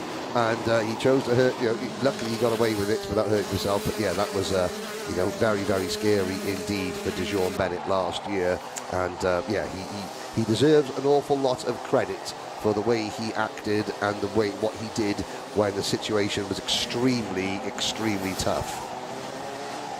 If we look back towards the back of the grid, then unfortunately Emma Dowling again drops back in that initial lap, kart number 1, 2, 3. She is still circulating though. It's just a recovery drive for her, just behind Joseph Horton and Molly Griffiths, who has managed to make up a few positions at the start of this race. And Molly Griffiths, who retired from her first race as well, so that's good news for her. There's a move, and let's see, who was that coming, picking off a position, crossing the line now. I think that might have been Josh Gora, past and Mikey Walker battling over 10th position. There is Mikey Walker for the Jacks Motorsport team. Walker to the inside of Josh Gora, picks up the pace. Oh, and in front of them, 2 are off. Oh, make that 3 are off. So that was Ryan Welsh, Will Forber, and Dukas Pravilonis at Inkermans, all coming together and having a bit of a shocker, if we're completely honest. Oh no, there is is that a TH Course kart that is about to retire? Yes, it is the Ian Thompson, Lewis Halliday run team. TH Course and Luke Richards with damage. He will be out of the race very shortly. Testa leads by 1.5 seconds with 2 minutes to go over Ethan Martin, Noah Barham. Yellow flags at the top of Christmas Corner. Mikey Walker did benefit from that bit of contact there, now up into 7th position, gained 4 places that lap. As did your man in the kart, 188, up 2 places, now in 6th. Well then, Henry, just under 2 minutes to go, and there your race leader, James Testa, now has a gap of 1.5 seconds. It is looking like it's going to be a steady race for him. Ethan Martin behind that. Oh, no, now just a switch for that 2nd position, Noah Barham, followed by Ethan Martin, William Webb and Alfie Thompson running out your top 5. Yeah, Alfie Thompson, you know, having a, obviously he's in 5th position, make that 4th position as he goes past William Webb. Thompson, the Evolution Racing number 187, he'll be looking for a lot more than this. He'll be coming into this event thinking, right, I'm the big dog in the yard. I'm the defending champion. I won here last month. I know that there are, you know, Noah Barham is a very experienced runner at national level racing, so is Mikey Walker. There's very talented drivers in the field, but yeah, Alfie Thompson, like a peacock, he wants to sort of strut his stuff, you know, get his feathers out to show everybody else who's the boss. Into oblivion and crook they go. There is Thompson, closing in. Well, let's have a look, 30 seconds. Not beyond the realms of possibility that Alfie Thompson can catch Noah Barham and Ethan Martin, because Martin will attack Barham, I am sure. They're not going to be working together with the drivers in second and third because there's no time left and the race leader is 1.9 seconds up the road. Although Ethan Martin needs to be a little bit better than that coming out of Osiers. Here is hopefully we will see that battle for now second position as the drivers will settle. Your race leader, James Tester, is now nearly 2 seconds ahead, so there will be no battle for the race lead on this last lap. Yeah, but there might be a battle for second. Let's have a look. There definitely will be. Let's have a look. Ethan Martin working hard. Alfie Thompson has pulled away from William Webb and is a bit on his own now in fourth position. Webb fifth, Pravilonis, Walker, Gora, Leopardwell, Janauskas Ives on his birthday up into 11th position. And the rest of the field, those that are still running, we've lost Luke Richards, Will Forber, we lost Ryan Welsh, we've obviously lost a couple more as well, but James Tester in that number 27 kart for Jack Dex Racing, just happy all on his own at the minute. Let's see. Into the final lap we go. Tester, 2.1 seconds up the road. Ethan Martin hasn't managed to close the gap. There is the MS kart of James Tester.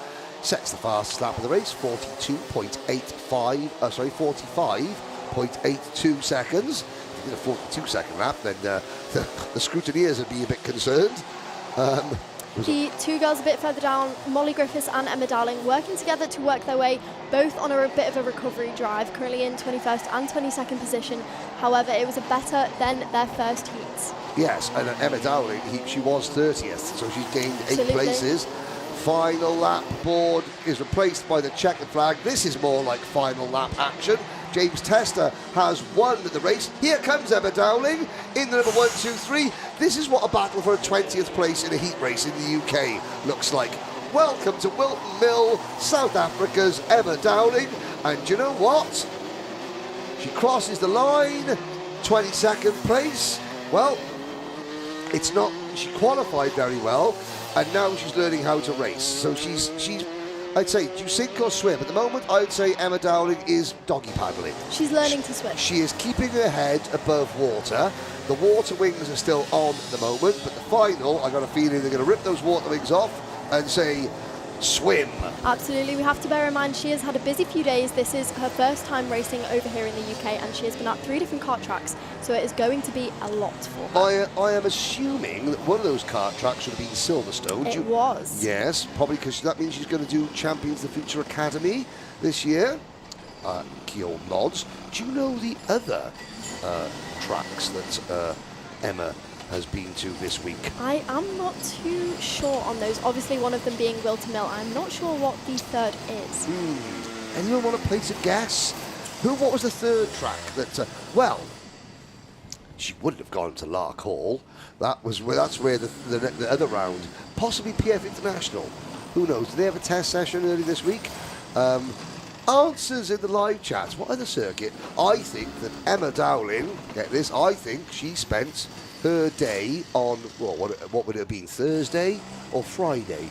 Friday, testing at Landau International Raceway, global home of World Motorsport, birthplace of champions.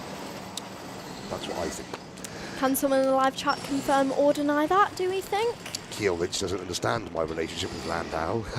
Looking at me going, what the heck is this muppet that I have been stuck with today on about? They say, let's try commentary. Yes, I know, we'll stick me with Henry for the day.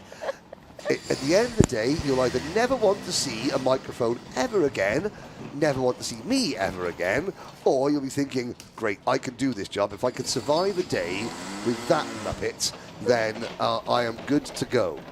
Let's see.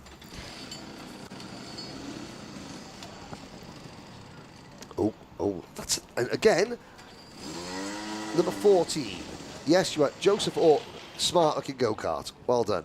If you're a privateer, or if you're an independent driver, or even if you've got a sponsor, you're with a team, but you've got your own sponsors, there's nothing better than to create your own identity, to create your own graphic kit that stands out. Now, here we go. It's going to be Waterswift Inter. Heat number 2, that's up next as we watch the rest of the field come through. 2 races to go before the lunch break. The first of them is Waterswift.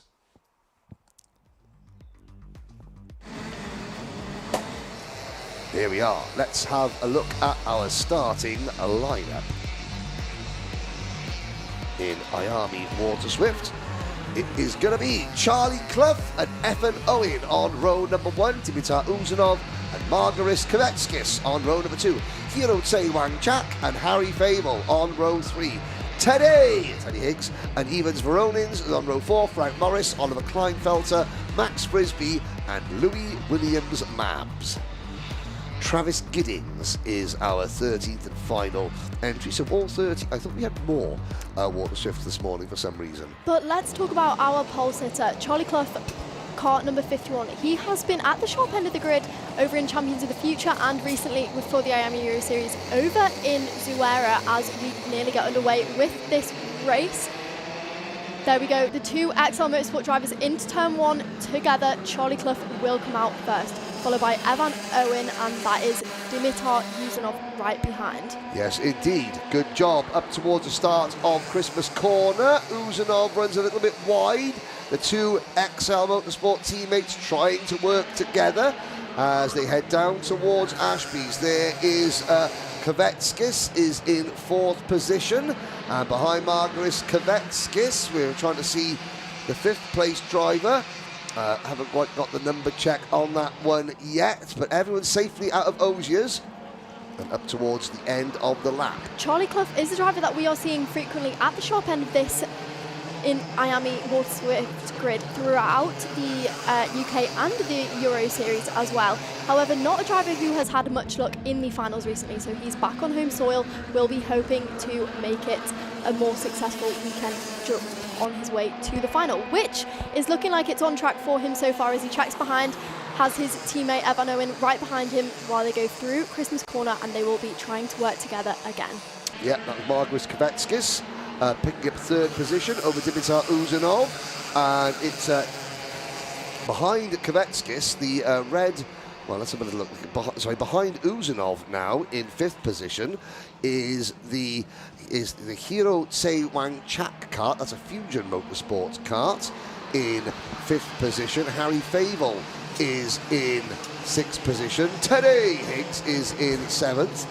You'll be doing it by the end of the day, Kyo. I think you might be. Will I? Probably not, actually, no. Harry Higgs up in the 6th position, followed by Fable, Kleinfelter, Williams Mabs.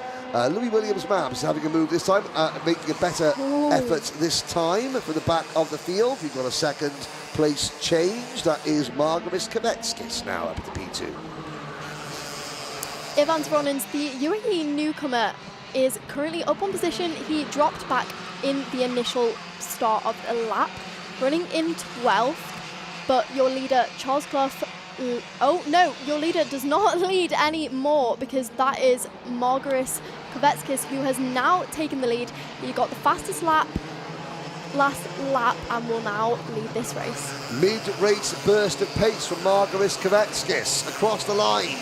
To start lap number 4, can he pull away? Clough is 2nd, Uzanov 3rd. Then it is Wang Chak and Evan Owen, 5 in a line. I've got to say, impressive. Hiro, we run the outside, so Hiro Tse Wang Chak, the Chinese driver.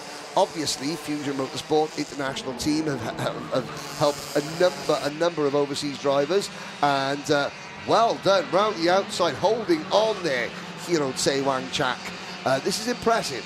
You know, you've seen how overseas drivers come into this club, coming to the circuit, the conditions, the weather, the style of racing, the amount of aggressiveness, and it takes them a while to sort of get used to it. You're seeing it happen with Emma Dowling in seniors, and yet here we have in Waterswift the Chinese driver Hiro Tse is there in 4th position. He is certainly learning very, very quickly all about British weather, grip levels, style of racing, all those things. and that will stand him in good stead. Perfect example for him this morning with all the fog and the tricky track conditions. Yep, exactly. Avon Owen, our front row starter, kart number 27, unfortunately has dropped back to that 5th position, and by the looks of it, they have pulled a slight gap on him. Now, this is Louis Williams-Mabs in the number 22 kart. There's Frank Morris on the TB, the Mean Green S8 Racing TB kart machine. Frank Morris, who does such a great amount of work for charity in karting. It's down to Frank and his family. There is a defibrillator at the Fullbeck circuit now.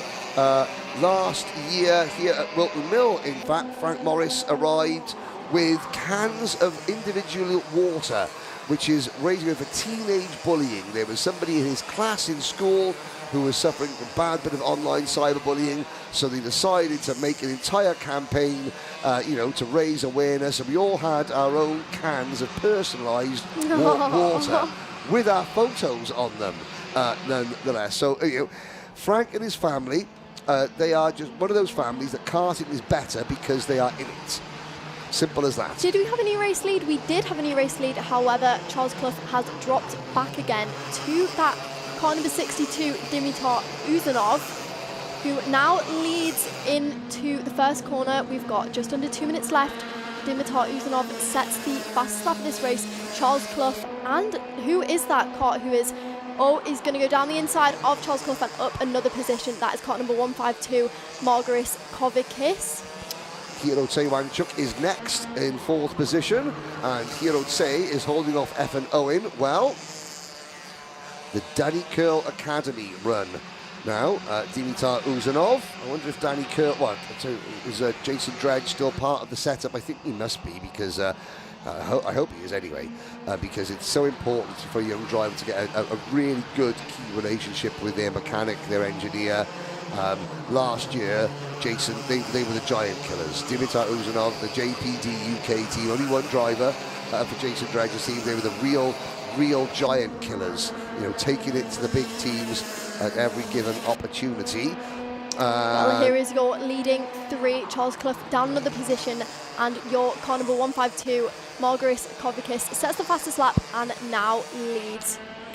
Thank you to Anchit Gupta for joining Slipstream. That'll be Archie Gupta's family. Hello to Anchit Gupta watching. We'll be watching Archie in the Slipstream finals later on this afternoon. We do appreciate all of your support. It does allow Alpha to increase the amount of coverage that club karting gets in the UK, and also, using people's Slipstream proceeds to create some new and innovative karting content for your viewing pleasure. Kovetskis leads, Uzanov, Clough, then Owen and Wangchuk. So Evan Owen is now at the 4th place. Hero Tse Wangchuk is down to 5th. 6th is Teddy Higgs for the XL Motorsport team, and Harry Fable in the white and green livery machine. That looks like the old... Is that the graphics kits of the old OMS racing team, or is that Luke Christie Racing? I cannot tell. I will find out. Is that possibly the Danny Curl Academy? It looks a little bit similar, I have to say. Answer us. It is Harry Fable. It is the DK Academy. You were correct. Thank you. Great coverage as always, says Simon Crook. Well, Harrison Crook, Simon's son. Here we go. Uzanov leads, and this is your last lap. However, driver car number 152 sets the fastest lap. Through Christmas corner they go. Now we'll bunch up the 2 XL Motorsport karts right there at the back of that pack. It could be, it's a 4-kart race. It's now 5-kart race for the lead. Half a lap to go. 5 karts. The 2 XL Motorsport teammates. Will they try and work together? They're running out of time. This is now all about Dimitar Uzanov. Can he hold on from Margaris Kovetskis, who has been storming in this race? Uzanov, and a little tap there from behind. One of the XL drivers gets dispatched, and Uzanov does hold on. Well done. And I was just speaking about Simon Crook. Simon Crook his son Harrison. Harrison raced here the last month, I believe, at the Winter Open Cup. But Harrison started his year by racing in the Dubai O-Plate. Yes. For the grand total of £2. Because he won that prize as part of the kart competitions giveaway, kartcomps.co.uk. And he won a full race weekend, flights, hotels, kart, engine, entry, tyres, you name it. And he spent, and it was £2.24. Well, what more could you want? Do we know where he came in the Open? Top 20 in the Senior Rotax O-Plate for the Mumbai Falcons. Yes. The Mumbai Falcons, who ran a certain Arvin Lindblad a couple of years ago. There we are. Here's your results. Dimitar Uzanov, Margaris Kovetskis, Charlie Clough, Hiro Tsewang-Chak, Efan Owen, Harry Favel, Teddy Higgs, Oliver Kleinfelter, Max Frisbee, Evans Veronins, Frank Morris, Louis Williams-Mabs, and Travis Giddings. Evans Veronins managing to make it into that top 10, and this is bearing in mind his first weekend over in the UK here at Wilton Mill. Yes, and I obviously I want to once again say good luck. Hope everyone is well. Hope, best wishes to everybody out in the Middle East. You know. Absolutely. One race to go before the lunch break, and that race is Micromax. It is Micromax and Waterswift Restricted. Can Darcy Dunford make it 2 wins out of 2 in Waterswift Restricted? Otis Cleary, Rudra Goldkunath, Marley Fisher and Eddie Duncan at the front of the grid in Micromax. Then it's William Moore and Charlie Heffer. Again, a fantastic performance.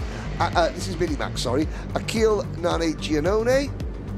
No, hang on a sec. Well, no, right, sorry. It's not going to... Oh, Henry. Shut up, Henry. This is not Darcy Dunford's race. That is later. This is Minimax, ladies and gentlemen. Talk amongst yourselves. Cleary, Golkins, Marley Fisher, Eddie Duncan. See, Keel Lynch is so polite. She knew that I was absolutely making a huge error, and she was almost like looking at me going, she didn't want to butt in and go, Henry. I am sorry, Henry. I was just having a fact check quickly before I corrected you there. Yeah, no. Apologies. As you get used to this job, you will say, Henry, shut up, you're wrong. You will come straight in.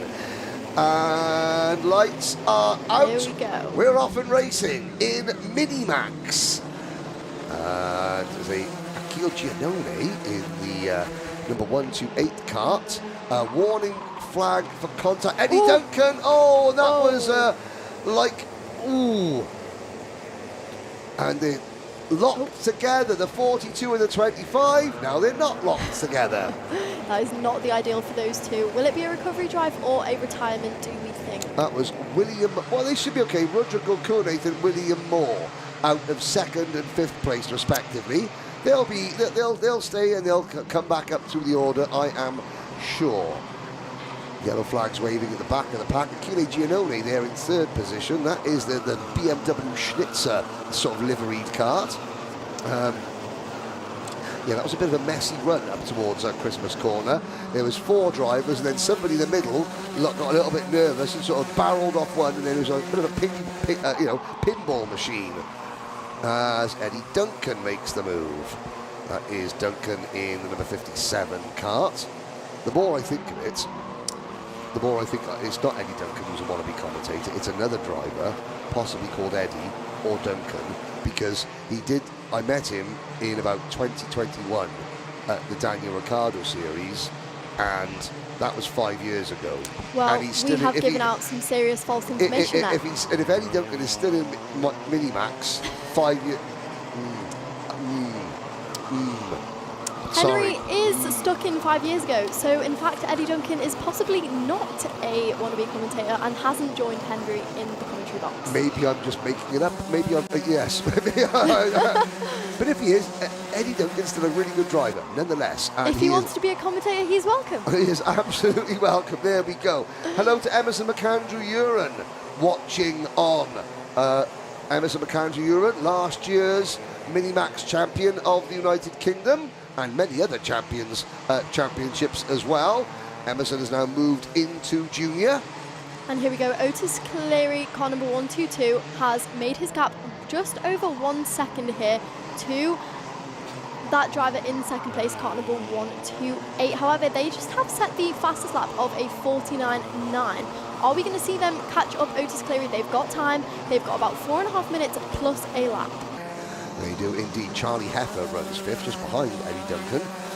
Marley Fisher in third. Giannone 1.1 seconds behind Otis Cleary, who is trying to clear off. Oh, there is a number 22, Ooh. Jude Story. And that could have been disastrous behind as well. The driver getting forced off the track. A little bit of argy-bargy going on into Ashby's there. The Thule Motorsport number 26 of Flynn Grantham, currently ahead of the number 22 of Jude Story, who's trying to recover. That's the Luke Christie Racing number 22 of Jude Story. If we look slightly further down the grid, car number 75, Freya Lally, has just been overtaken by the car number 87, Isaac Goff, for 12th position.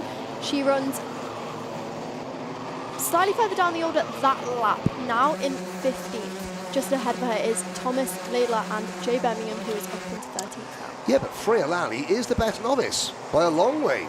Best novice. Oh, she is. Yeah, up in the 15th. Billy Gromit down in 28th. Roshan Bachada is 30th. And Henry Carthy is 32nd. So really strong. For, yeah, Freya Lally in kart number 75.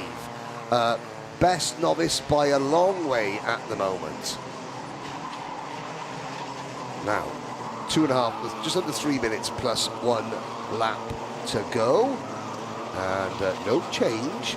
Very close to the front. There is that black cart, that number 78. Just trying to see that. Yeah, Dewi Hockridge.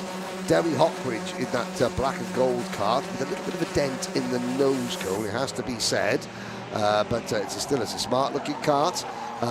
Whether it is still got the nose cone brackets in the correct position, I'm not quite sure. We'll find out at the end of this race. Cleary, he's not extending his lead, is Otis Cleary. He doesn't really need to at the moment. He is just doing enough. No, he's had quite a smooth race so far, and it looks like the last 2 minutes plus lap are going to be that. However, kart number 81 has just taken second position ahead of Giannone.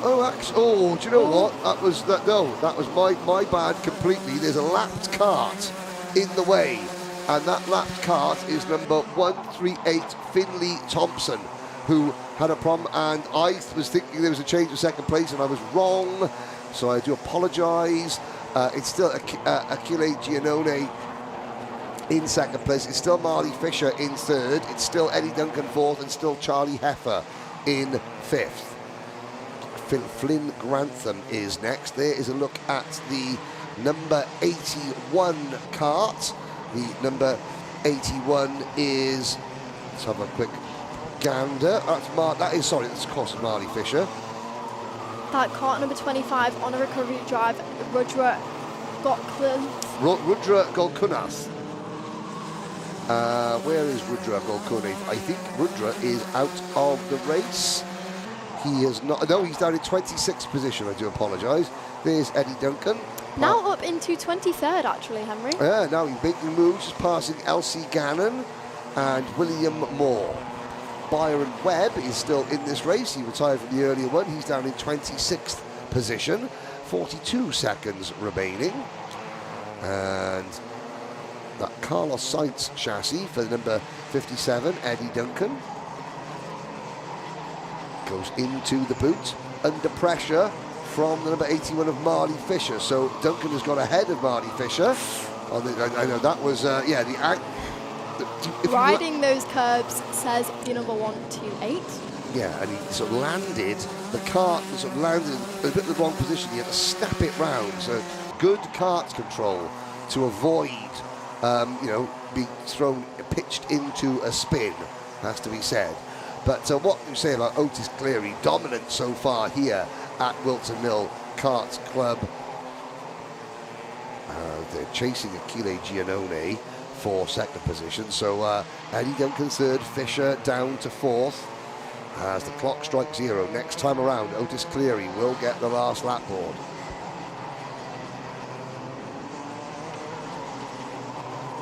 Which will happen any moment.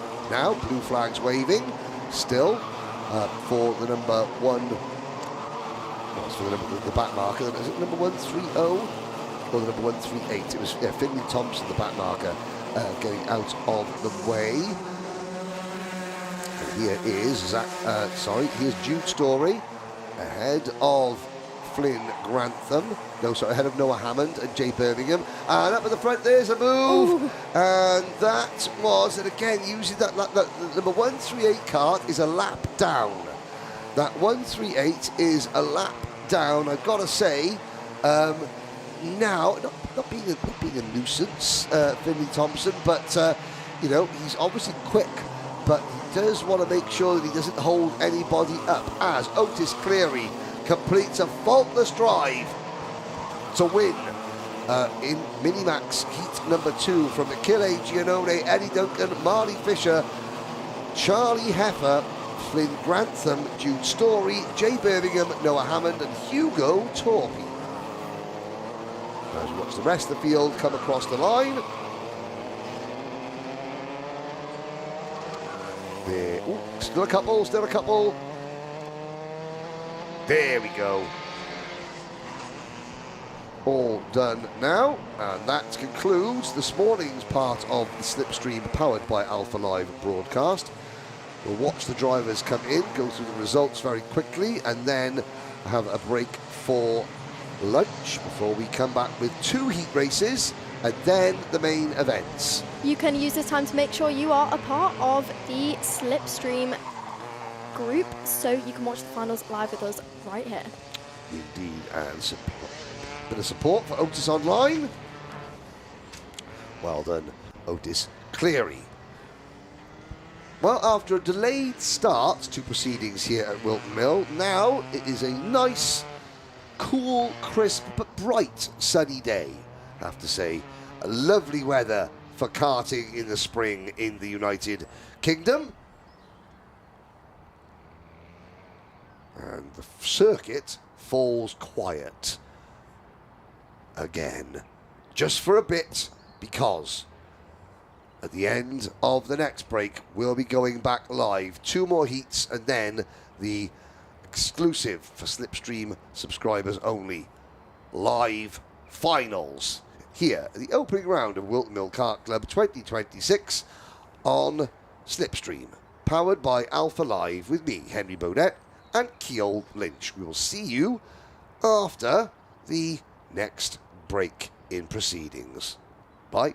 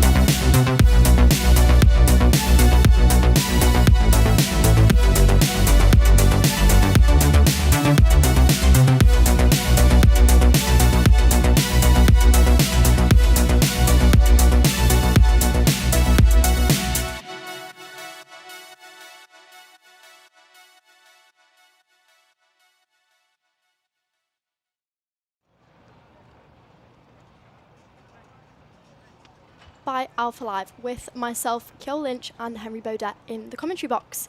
After our short break, we now have 2 heats left, that is Honda Cadet and Cammie and Rotax Cadet, before we get underway with our B finals ahead of the main events of the day.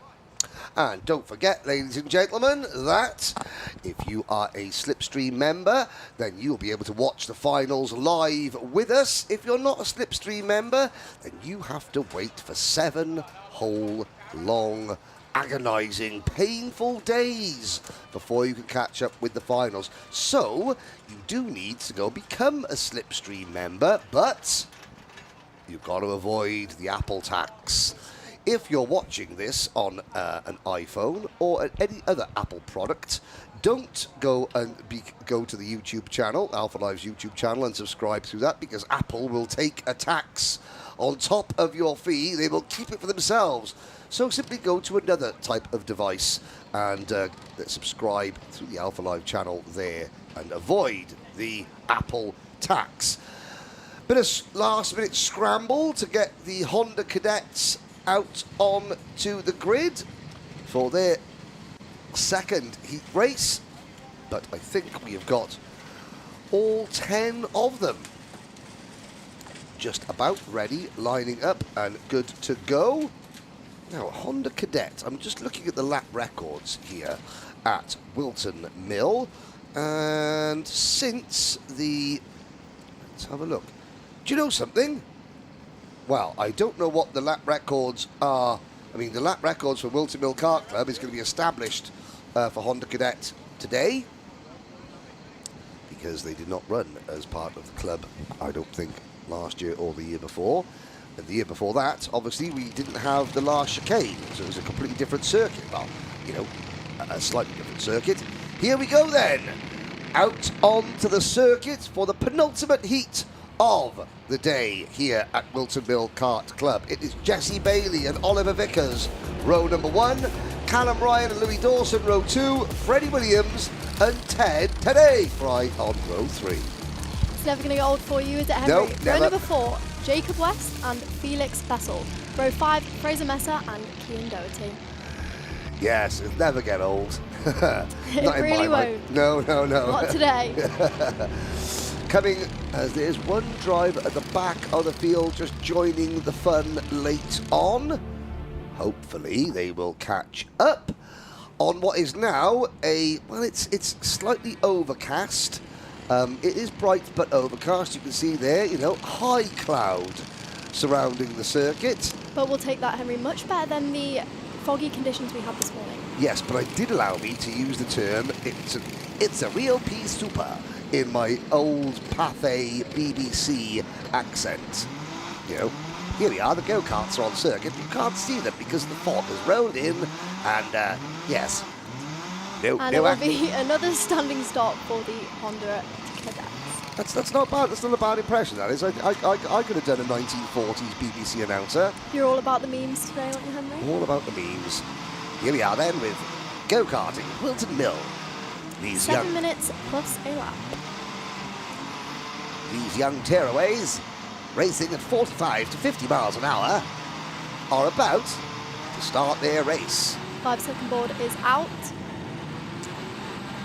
And we're off and racing, jumping up and down in the seat. Oliver Vickers gets alongside Jesse Bailey. Fair play to Jesse Bailey. That was a tough call. He gave Oliver Vickers just enough room so there wasn't a collision, and he's managed to just about, Vickers finally makes the move stick going into Christmas corner. Jesse Bailey slots back into that P2 as they approach the final few corners of this lap.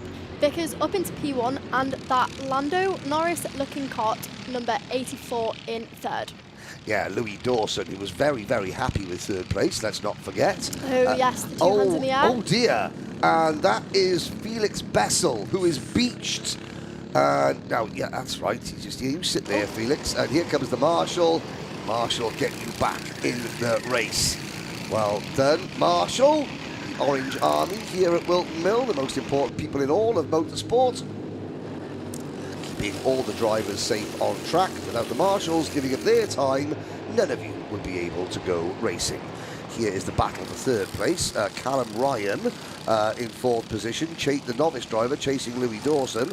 Behind those two, Freddie Williams and Cian Doherty swapping positions. Felix Bessel has made it back into the race. He just crossed the start-finish line now. So a long way back from everybody else, but still in the race. Unfortunately, it will be a long old recovery drive for him. He has 5 minutes plus a lap to go. Yes, but 22 seconds to catch the 9th place driver. It's unlikely to happen, as still he's got to keep plugging away as hard as he can. Cian Doherty is up into 5th position, the number 94 kart, ahead of Freddie Williams, Ted Fry, Jacob West, Fraser Messer, and Felix Bessel still at the back of the field. Callum Ryan, that kart number 33, really on the back of Louis Dawson. And now in front of Louis Dawson. And now in front. Fastest lap just set by car number 30, Jesse Bailey. Yeah, Jesse Bailey, fair play. Oh, and a little bit of elbowing there coming out of Ashby's as Cian Doherty trying to get past the novice Callum Ryan. Can't say how impressed I am. Can't say how enough how impressed I am with some of the novice performances here across all classes.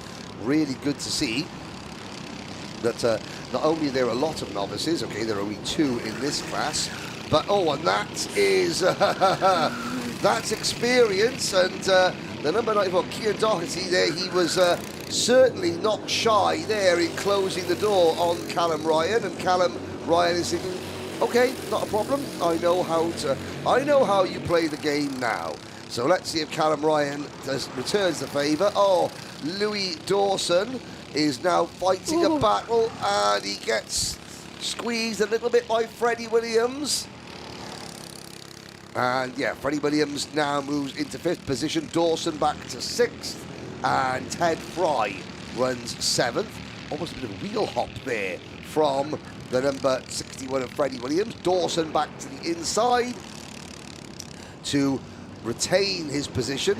This is 3rd, 4th, 5th and 6th you're watching. The 2 leaders, you just saw them flash across the bottom of your screens there. Vickers and Bailey are 3.5 seconds ahead of these karts you're looking at now. That is how easy it is to build that 3-second gap with those drivers behind you battling it out. Yeah, it's if the people behind you are squabbling and you working together, the gap can grow very, very quickly. Likewise, if the people behind you are working together and you're squabbling, the gap can close this very, is battle very quickly. For 5th position as they pass Christmas Corner. Car number 84 and 26, Ted Fry, hunting Louis Dawson down for 5th. Now, we saw Louis celebrating 3rd place wildly at the end of race number 1. Oh, he's losing ground a little bit here. He's down in 5th position. He's losing ground to these 2, Cian Doherty and Callum Ryan. And certainly Callum Ryan, after that move that Doherty pulled, which was very, very aggressive, Ryan hasn't, lost his cool, hasn't started to overdrive, has just maintained his composure. Oliver Vickers, your race leader, car number 31, who we saw off in the distance, has set the fastest lap of a 53.9 and pulled the gap to Jesse Bailey by that bit, now 7/10. Yes, the rest of the field threading their way through Inkermans across the top of the circuit down towards Ashby. Felix Bessel, well, he's still 26 seconds behind everybody else. Fraser Messer is 9th, Jacob West 8th. And then you're looking at the 7th and 6th place karts here on your screen, the 26 of Ted Fry in 6th, and Freddie Williams running in 7th. And trying to fight not only amongst themselves, but trying to then fight to get on terms with Louis Dawson in the number 84 kart. Cian Doherty has found himself in a bit of a gap there, trying to catch up to the leaders. He has got 1 minute and about 20 seconds to do it, plus a lap. Is he going to be able to latch onto those 2?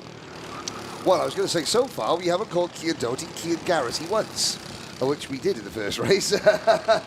we did. Did we? Oh, God. Well, that's okay. Cian Garrity now embarking in a career in Genettas, I believe. Is it single-seaters he's going into, Kian?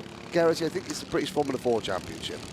Is it? I did not know that. Well, it's something with a roof or something with wings on it. It's not a go-kart. One or the other. One or the other. It's a car. A driver we saw a lot throughout last year in various different championships. Yes, indeed. And here we go. This is now horns locked once again between Fry and Williams.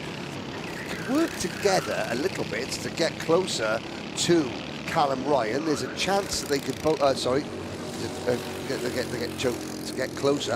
I'll put my voice. I'll put my voice back in. No, I'll put my tongue back in. Here we are. I'll now learn to speak properly again. Okay, there is your race leader, Oliver Vickers, driver number 31. Ahead of number 30, Jesse Bailey. The clock is about to strike 0, Keo, and Oliver Vickers finally has broken the challenge of Jesse Bailey. Now, out of Osiers comes this battle for 5th, 6th and 7th. Well, it's a battle for 6th and 7th, really. Oh, and that was... there's bump drafting, and then there's bump drafting, and then there's that. And that was Freddie Williams trying to give a bump draft to Ted Fry to get him to close in on You see your leader, car number 31, Oliver Vickers, already heading up towards Christmas Corner. It will be another steady race for him. The gap to P2 Jesse Bailey is currently 1.7 seconds, so he has extended that ever so slightly again. Yes, indeed he has. They come down towards Ashby's. This is the battle, 5th, 6th and 7th positions. Behind them, Jacob West is about 5 seconds back from Freddie Williams, with Fraser Messer another 7 seconds further back from that. But Oliver Vickers, all eyes on Vickers. He starts what will be his slow down lap. The checkered flag has come out. Vickers takes the win from Bailey, Doherty, Ryan and Lawson. Ted Fry passed Jacob West on the last lap, finished 6th. Freddie Williams down in 8th position, and then Fraser Messer and Felix Basel. So that concludes Honda Cadet heat racing. We've got one more heat race to go, and then we will switch the stream, put the SlipStream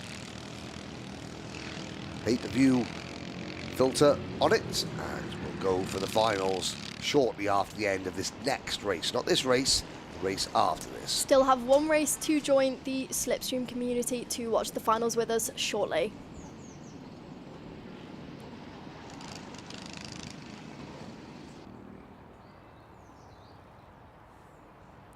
Here we go then, your race winner, Oliver Vickers, followed by Jesse Bailey, Cian Doherty, Callum Ryan, Louis Dawson, Ted Fry, Jacob West, Freddie Williams, Fraser Messer and Felix Bessel. Finishes your top 10 for that race. Yes, indeed. In fact, everyone who started finished that race. And now we move on to the last heat of the day.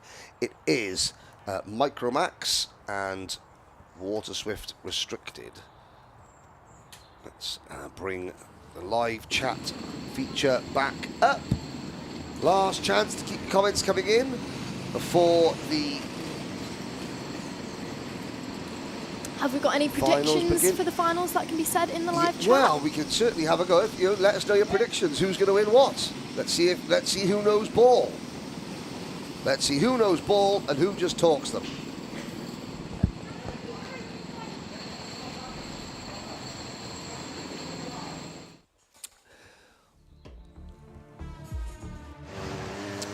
On track then, rolling lap for Micromax and Waterswift Restricted.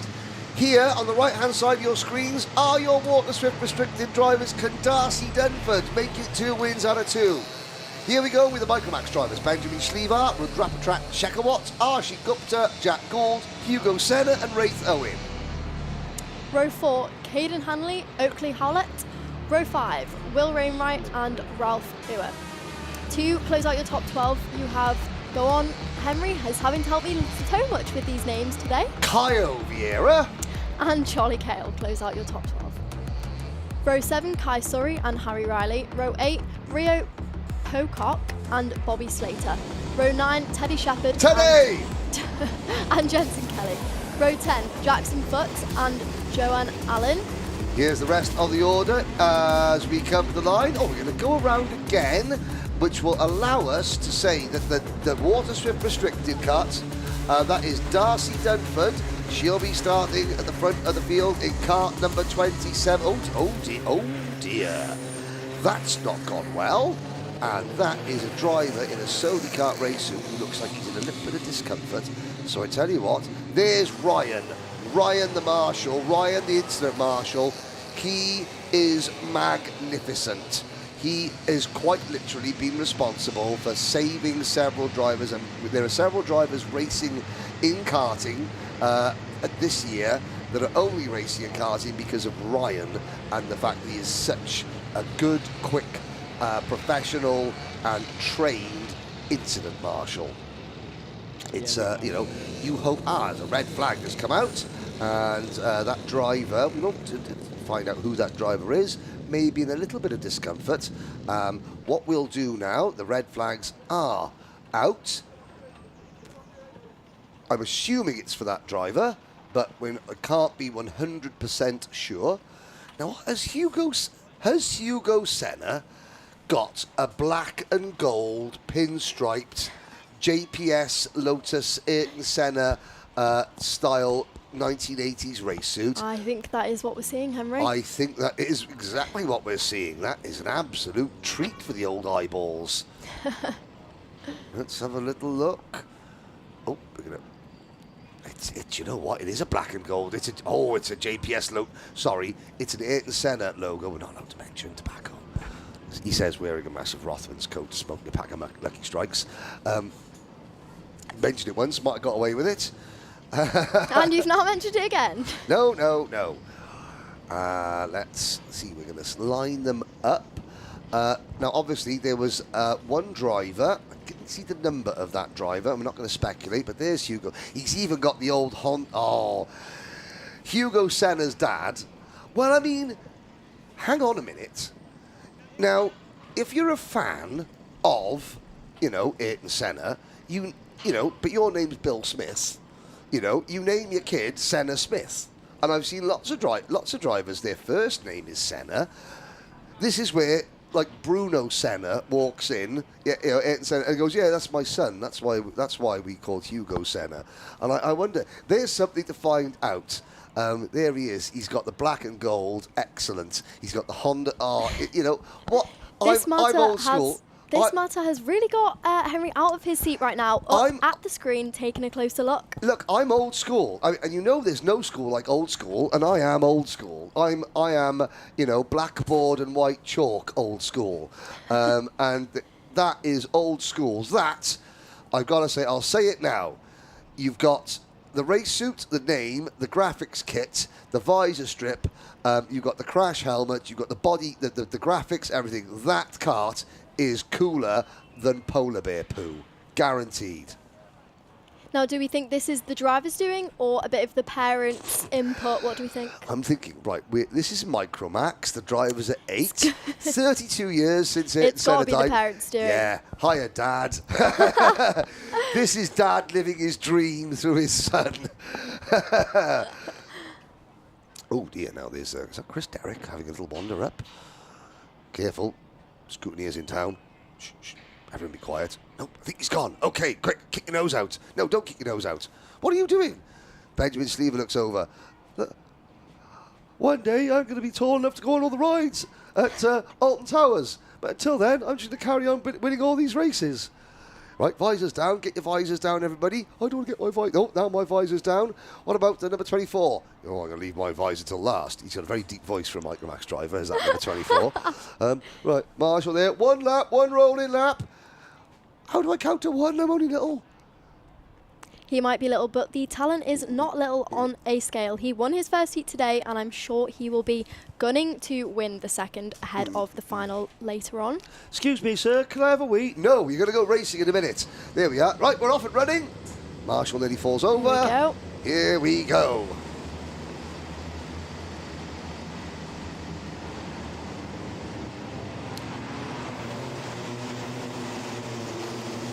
One rolling lap. Now that means that the driver in question, the reason for the race stoppage is, okay, I'm trying to see who is dropping down the order. Daniel DeBreo. Daniel DeBreo in kart number 78. That might have been the driver with the issue. Now, what have I done with the front page of my notes? That's a terrible travesty. Oh, there's... Here we are, got him. Yeah, Daniel DeBreo.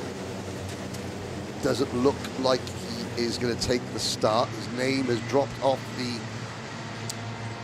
scoring monitor. Daniel DeBreo, one of the many novices out on this grid today. And I think it might have been a novice driver that we saw having a few difficulties earlier. Now, they're all into line. Oh dear, another novice. That's the Paralin kart of number 127. That's George Askew. One of the Miami one of the Waterswift restricted karts. Well, Darcy Dunford has got one less rival to worry about now as she tries to do the double in Waterswift restricted. Keep an eye, when possible, on young Darcy Dunford in kart number 27. And that's a false start. We will go around again, eventually, when the drivers get the memo.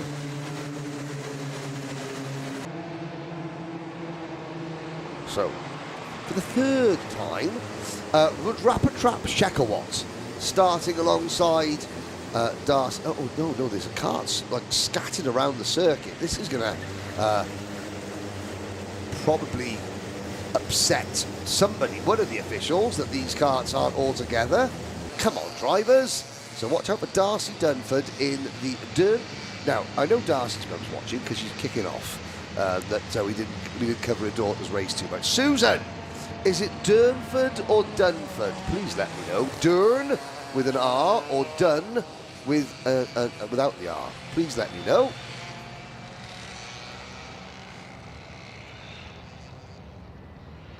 As we wait to the last couple of stragglers. Now there are the Waterswift restricted carts.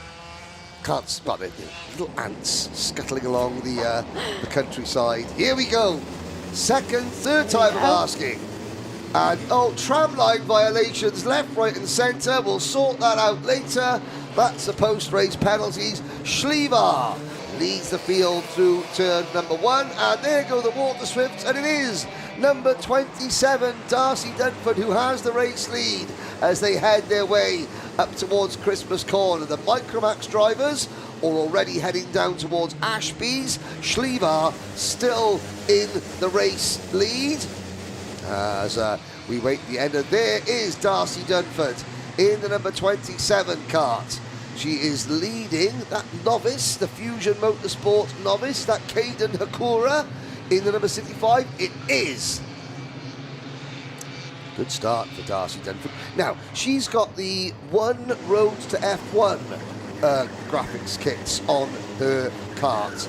That would be one of, oh my goodness, that was a leap of faith. Ooh, synchronized, spinning. Come on, Darcy, thread the needle. Well done, girl. And all the Waterswifts going through. Oh, it's an obstacle. Oh no. Two for the price of one. There, it was a bit of an obstacle course. Nearly everyone made. That is the number 12 kart. That's Charlie Cale spinning. I couldn't quite see the number of the other driver involved. Obviously, they might have. It looks like the kids had a few too many Smarties during the lunch break. Got a bit too excited after lunch, maybe. Yeah, they had a couple. yeah. And now we have a few recovery drives for this Rotax Micro and Miami Waterswift restricted grid. We'll have a few now trying to come back through the field as your leader comes through the final chicane for the first time and in towards turn 1. Ah, no, they're being told to slow down. Oh, no, the green flag waving. There was a yellow flag being waved at the final chicane, and more yellow flags waving up a Christmas corner. Now, let's go past. I can't. Oh, there's the incident marshal removing the cart of Ralph Uhr. Ralph Uhr, Teddy Hunter, amongst the drivers who have not come round. And oh, there's number 24, Jack Gould, on a second place, running wide. Gould hangs on. I have to say, Jack Gould, he does some pretty impressive artwork for his race previews. Quite impressed by that young man's social media presence, well, by those parents' social media presence, you know.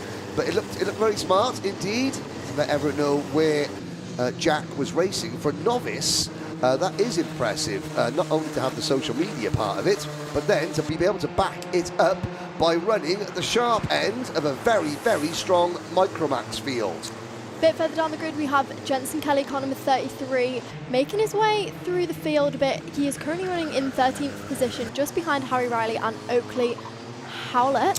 Yes, and there is behind Oakley Howlett is Harry Riley, Jensen Kelly, Rio Pocock, Bobby Slater, Cooper Galloway, and a quick Waterswift restricted update. Darcy Dunford continues to lead that class, and she leads it by 2.3 seconds over, no, 1.08 seconds over Caden Hakura. In fact, there is the number 27 of Darcy Dunford, and now she's got a couple of she's got the number 16, that's a Micromax kart. It's a novice driver. It is Alexander Swiatek, who doesn't have to get out of the way because he's not being lapped. Darcy has got to try and work her way past. There's Darcy's nearest rival going through, and one away. Some track limits.